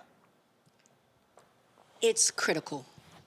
What's happening right now is critical. And what's interesting is that people are saying, you know, this next election, what Trump did in his last election, the people he put into place, is having severe repercussions now. We saw what the Supreme Court did. We saw how they have made affirmative action essentially illegal. What they said with that decision is that we are a colorblind, race-blind country, that we don't essentially have a history with race mongering and they're issues. literally using the 64 Civil Rights Act and the 1866 Against us. Civil Rights Act against us. Against us. And when I tell people, people thought this would just affect colleges. Yes, we saw the state of Florida just release 28 employees and shut down DEI programs across the board. Preschools are being sued if they said they want a diverse student body. Wow. There are lawsuits saying that goes against what they were promised. All VC funding, we know women, we get less than black people, less than 1%. Freedom Fund sued. We talk about maternal rights in San Francisco, a program that provided money and health care to fix the disparity between black women and white women, shut down, because now it's not fair. Because if you're saying that there are no issues, there are no disparities, then it's illegal for you to create any program that fixes those disparities. 8A programs, when people talk about government in jeopardy. So when I say that we are literally fighting for our ability to function, because we're already, those programs already were there just to fix 400 years. They weren't great, but at least it was something. But it was what we had. It was all we had at this time to fix 400 years, right? And they're saying it doesn't exist. It's one thing, they're wiping it away from our history books, but they're wiping it away from all of their legislation to say, we don't need it because it doesn't exist and we don't have a problem. So we cannot be complacent this election season. There is more at risk now than I believe that there was when we were active before when Trump was running. He has nothing to hold him back now. So we have got to just get that energy back. I know we're tired, but we got to get it back. Lauren, what's next? What's next is 8 months of drama, untold drama. The way that you know we're doing well, and when I say we, black folks in the activist community with regard to Black Lives Matter and Black Voters Matter and what happened in Georgia, the way you know that was a success is the way the Republican Party is acting right now. Their desperation, they'll bring this entire thing down before seeing anybody who looks like us in charge. And they've stated that. As Greg likes to say, they've dropped all pretense. So we are going to see misinformation, disinformation. We're going to continue to see that, the lying, the craziness, the nonsense. You saw what you saw tonight. There was a member yelling. There was somebody yelling from the gallery, but there was also a member yelling at the president. breaking the rules of the House, wearing campaign material. Right, but exactly, she don't care. exactly. And of course, nobody's going to do anything about it anyway. So she can do whatever the heck she wants. But they're crazy, they're craven, they're going to get worse, and it's going to come down to 3 states, in my view, Georgia, Arizona, and Michigan. President has got to fix this Middle East thing. He's got to fix that, okay? And I know, we know the politics. He's beholden to AIPAC. I get it. We get all of that. That's great. You got to fix that. You can't have 30,000 people get killed and not say anything and then act like it's okay and then have 100,000 people vote uncommitted in a primary, right? You got to be kidding me. And so if he doesn't fix that, he is going to lose. I'm convinced of that because Georgia was too close. You know, I mean, Georgia was what, 10,000 votes or something? And Arizona. Georgia and Arizona, and so he lost North Carolina by 2.5. So we're going to see drama. They're going to be desperate. They've already been desperate and crazy. We all know that Barack Obama flipped them out, and that's what's going to happen next. Rebecca, what's next? So I was reflecting on what Tiffany was talking about, and I was really thinking about Black political power, Black organizing, and just how we organize ourselves. Because it's not what we did in '64 versus what we did in 2024, but it's what we did in '94 versus 2024, what we did in 2014 versus 2024. And there's a vast gap when I think about the generational political differences between baby boomer Black folks, Gen X Black folks, millennial Black folks like myself, and yes, elder millennials, as well as Generation Z Black folks. And those who are more tethered to the civil rights movement have a different focus. And I almost want to say that political movement, that political organizing was centered in trauma and was reacted to trauma. And I'm seeing my generation and the generation behind me, we want to center our political activism around a place of strength.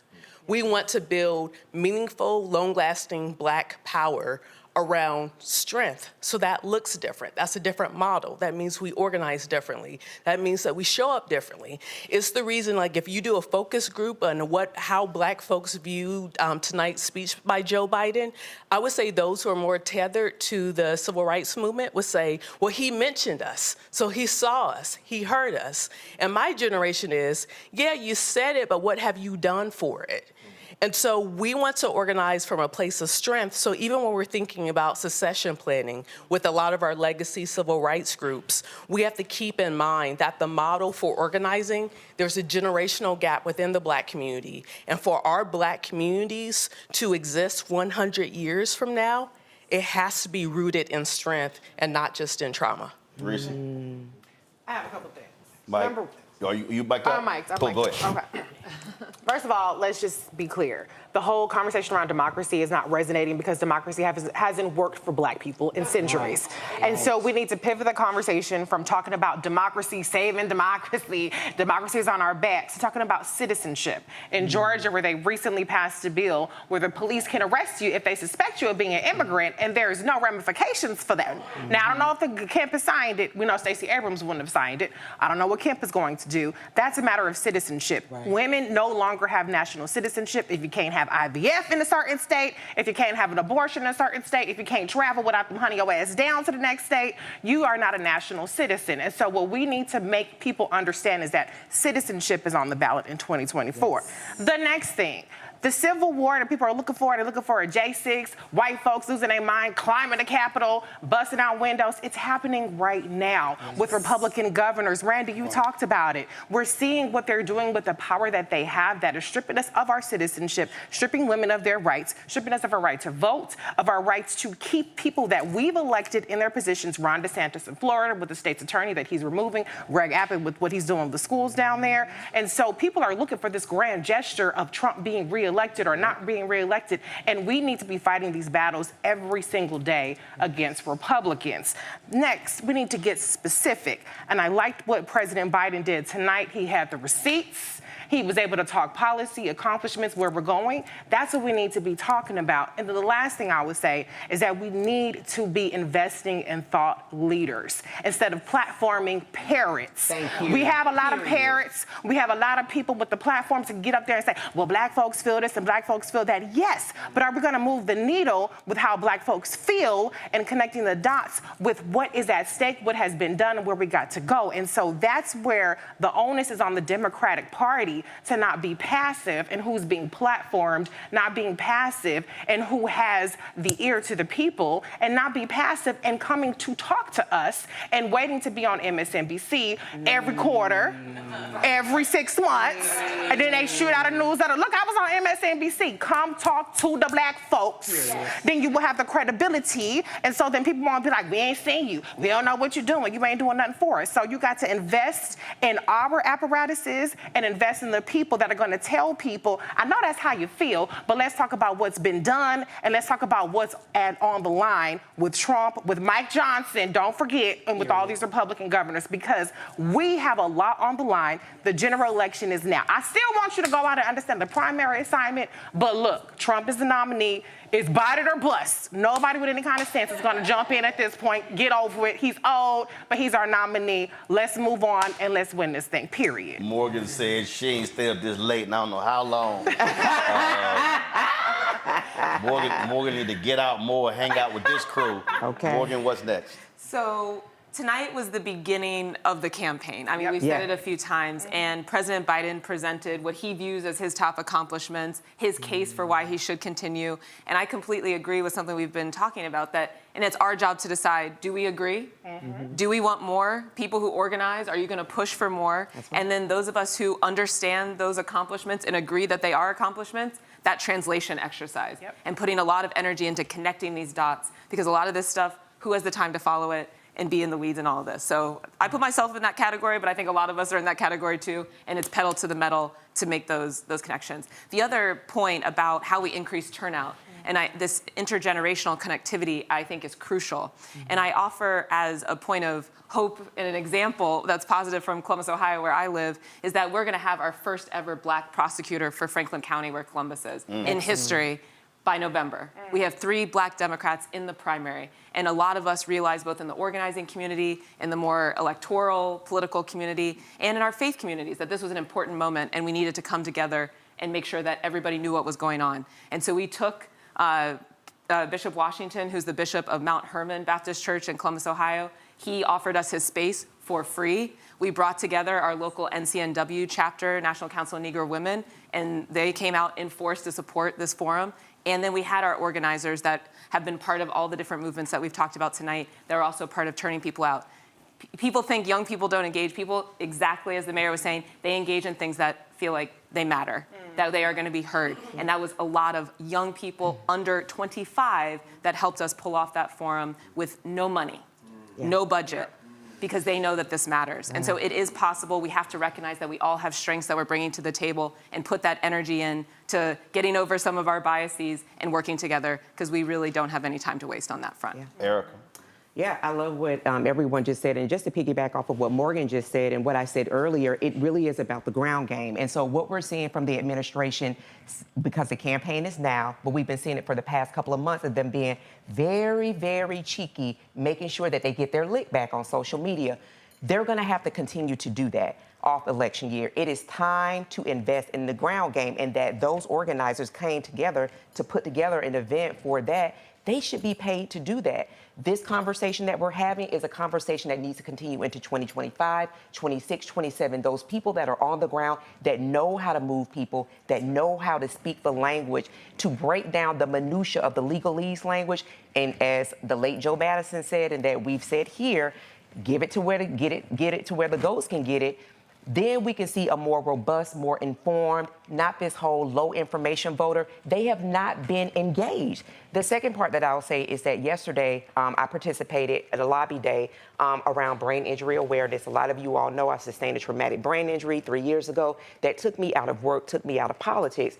Bringing that forward, if we do fund, make sure that those organizers have money, they can teach our people how to organize so that they can be on the Hill in March to make sure that their areas of interest, the social determinants of health, things that are affecting our community, that are affecting all of us here in the United States, make sure that those things are line items so that those legislators know that, no, it's not just MAGA, we're here too. And we're here to make sure that things around sickle cell, making sure that the treatment that they have for sickle cell that is super expensive. A lot of Black scientists are excited about it, making sure that that gets down to a demonstrative number so that Black people who are largely affected by sickle cell disease can actually get the treatment and live longer. It is about longevity.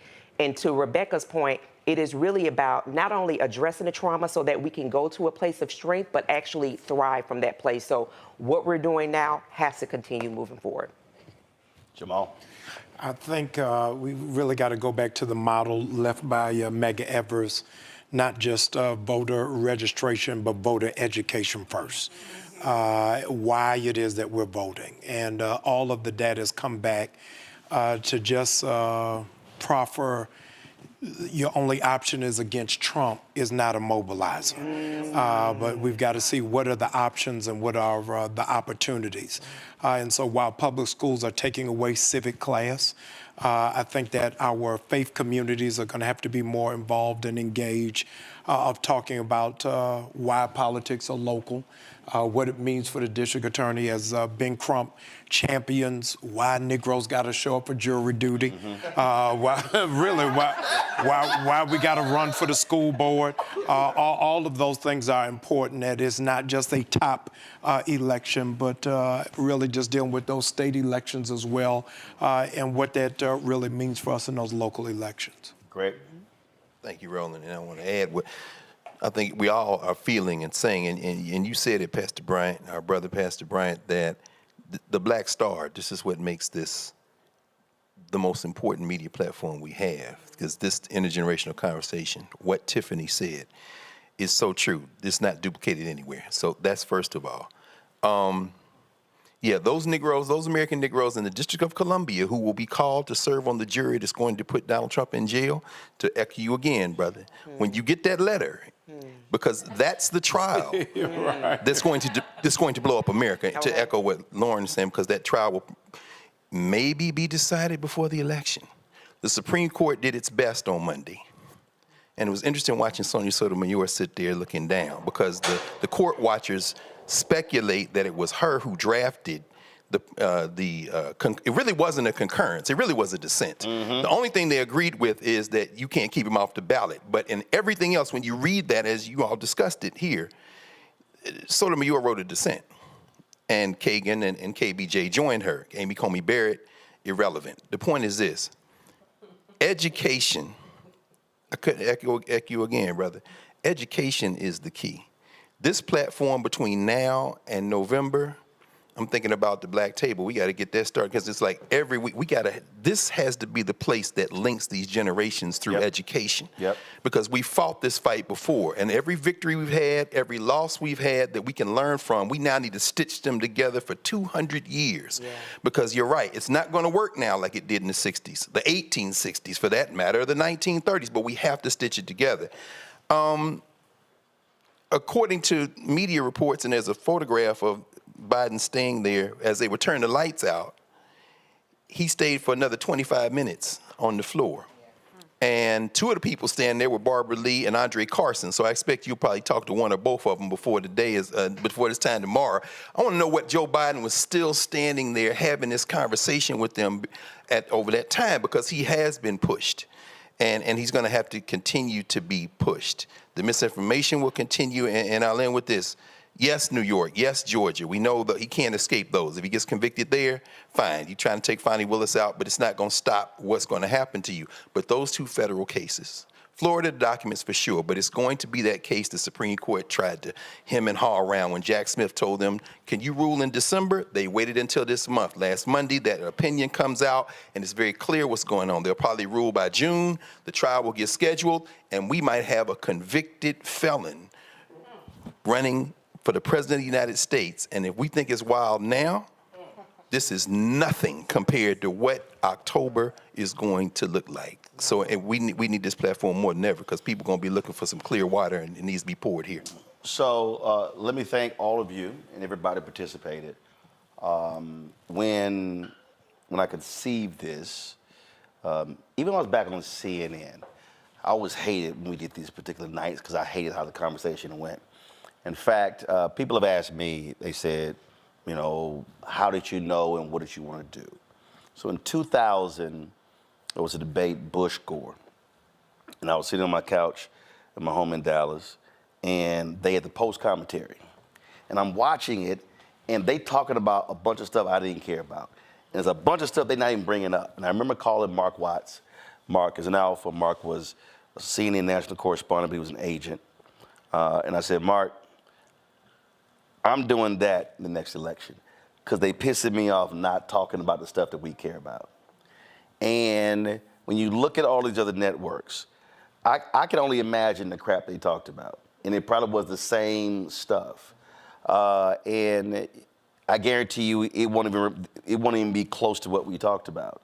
But these are the conversations a lot of us had growing up. There's alcohol behind us, there's food in the kitchen. Only because of YouTube's music strikes, that speaker not playing right now. But this is why the conversations are needed, and that was always the vision. There was always the vision of having the conversations that people can go back and listen to, so that's important. For my what's next, I'm actually gonna go backwards. And Tiffany was talking, and she was talking about how a lot of people, they don't have hope and they're frustrated. And I posted this on Instagram the other day. And y'all might as well go ahead and get the box of tissue because I'm just telling you, it always happens. A lot of people don't even remember this. A lot of people today never even saw this. But I really fundamentally believe if folk hear the next 9 minutes and 43 seconds, I think this is going to properly put people in the right mindset for the next 7 months. Press play.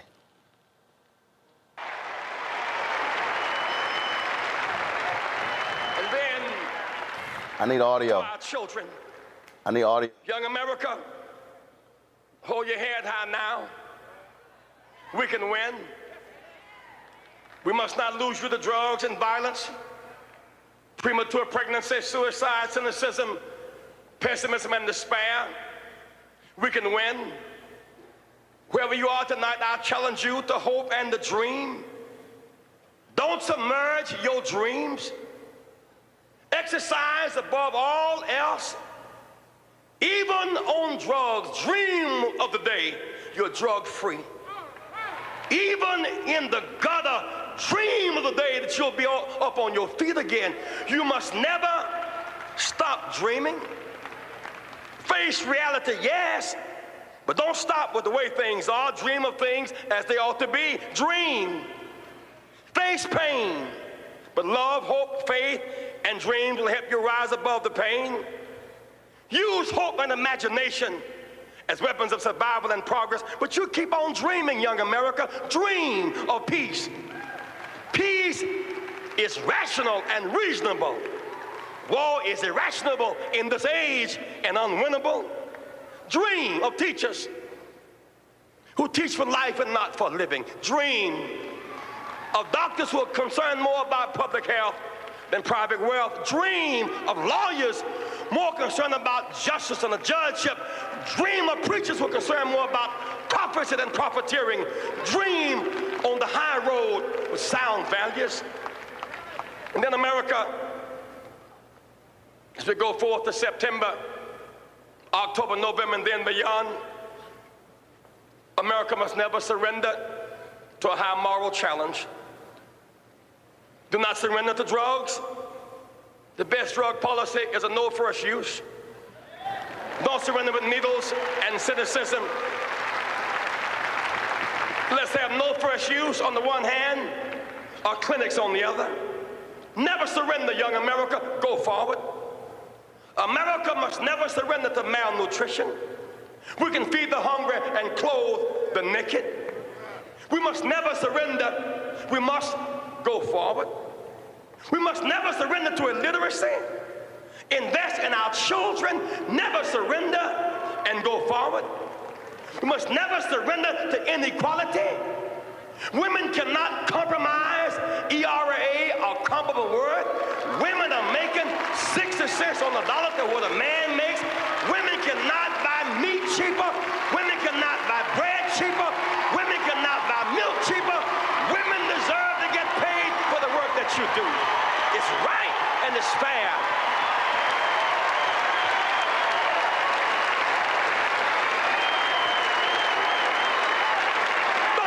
My friends, those who have AIDS tonight, you deserve our compassion. Even with AIDS, you must not surrender in your wheelchairs. I see you sitting here tonight in those wheelchairs. I've stayed with you. I've reached out to you across our nation, and don't you give up. I know it's tough sometimes. People look down on you. It took you a little more effort to get here tonight, and no one should look down on you, but sometimes mean people do. The only justification we have for looking down on someone is that we're going to stop and pick them up. But even in your wheelchairs, don't you give up. We cannot forget 50 years ago when our backs were against the wall, Roosevelt was in a wheelchair. I would rather have Roosevelt in a wheelchair than Reagan and Bush on a horse. Don't you surrender and don't you give up. Surrender and don't give up.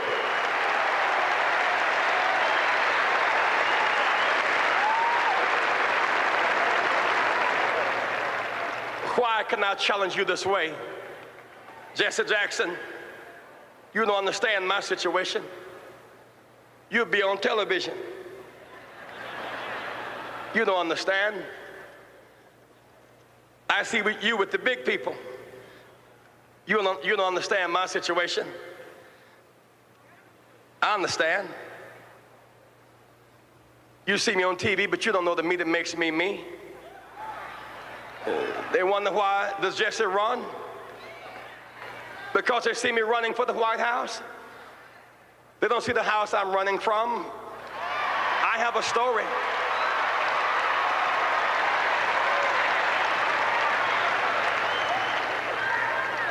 I wasn't always on television. Writers were not always outside my door. When I was born late one afternoon, October 8th, in Greenville, South Carolina, no writers asked my mother her name. Nobody chose to write down our address. A mama was not supposed to make it, and I was not supposed to make it. You see, I was born to a teenage mother who was born to a teenage mother. I understand. I know abandonment and people being mean to you and saying you're nothing and nobody and can never be anything. I understand. Jesse Jackson is my third name. I'm adopted. When I had no name, my grandmother gave me her name. My name was Jesse Burns till I was 12. So I wouldn't have a blank space. She gave me a name to hold me over. I understand when nobody knows your name. I understand when you have no name. I understand. I wasn't born in the hospital. Mama didn't have insurance. I was born in the bed at house. I really do understand. Born in a 3-room house, bathroom in the backyard, slop job by the bed, no hot and cold running water. I understand. Wallpaper used for decoration? No, for a windbreaker. I understand. I'm a working person's person. that's why I understand you, whether you're black or white. I understand work. I was not born with a silver spoon in my mouth. I had a shovel programmed for my hand. My mother, a working woman. So many days she went to work early, with runs in her stockings. She knew better, but she rolled runs in her stockings so that my brother and I could have matching socks and not be laughed at school. I understand. At 3 o'clock on Thanksgiving Day, we couldn't eat turkey because Mama was preparing somebody else's turkey at 3 o'clock. We had to play football to entertain ourselves. And then around 6 o'clock, she would get off the Alta Vista bus, and we would bring up the leftovers and eat our turkey, leftovers, the caucus, the cranberries, around 8 o'clock at night. I really do understand. Every one of these funny labels they put on you, those of you who are watching this broadcast tonight in the projects, on the corners, I understand.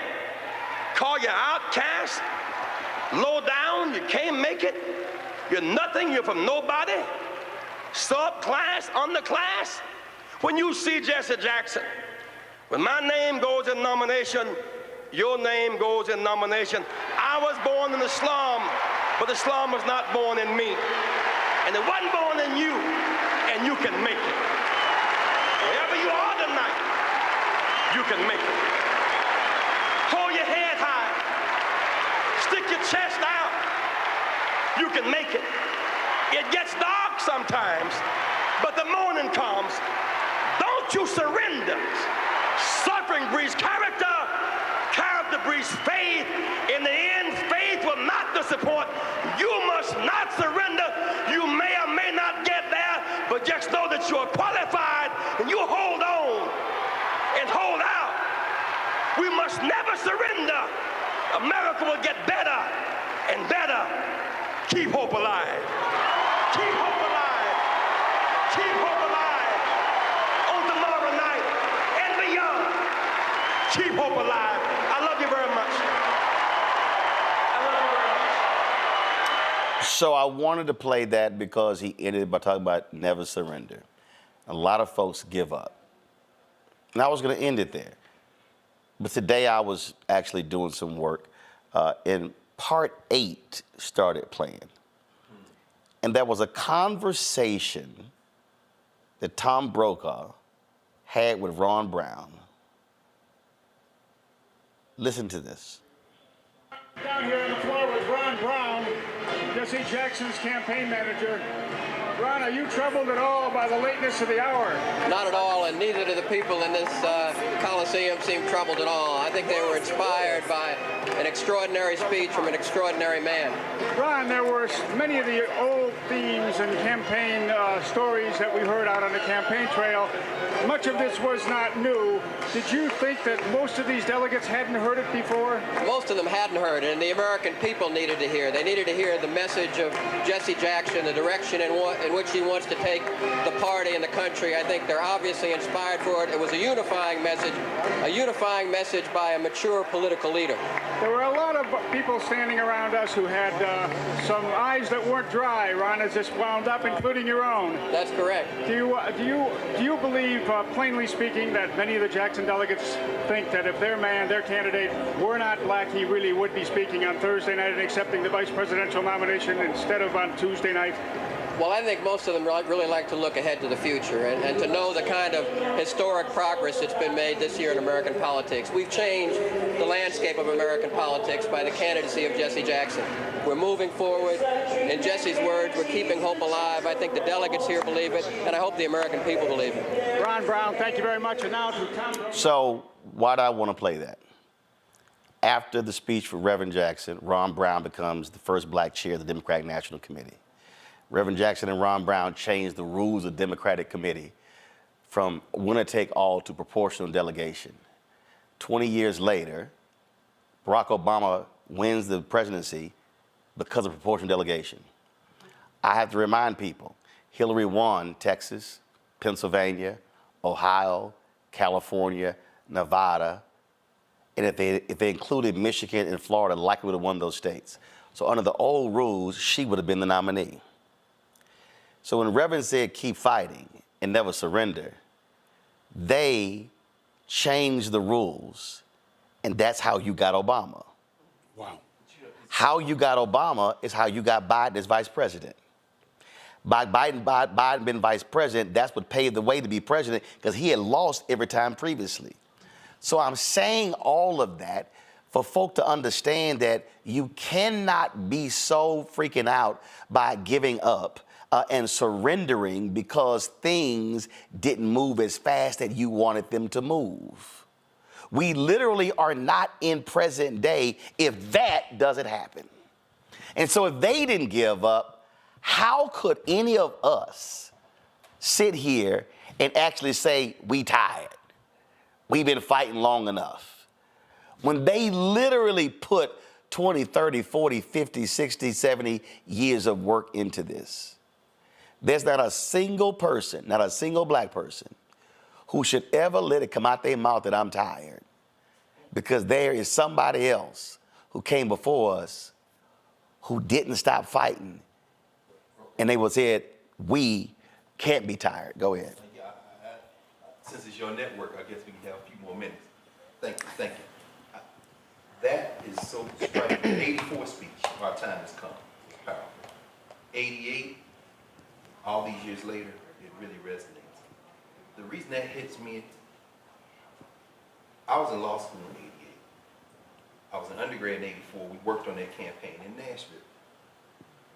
In 88, we were all going to Atlanta to tear the Democratic Party up, because Dukakis could not win. And Jesse had won too many states, and we had worked too hard. He gave all his delegates to Dukakis before he made that speech. What you've just said is so powerful for this reason. I'm listening to Tiffany again and thinking about thinking about all the young people in this movement. We had that fire. Either the Democratic Party gonna be this or it's not. We saw Prescott King for a moment, we saw Rosa Parks there. Jesse's the bridge. Bill Clinton, no Ron Brown, no Bill Clinton. Right.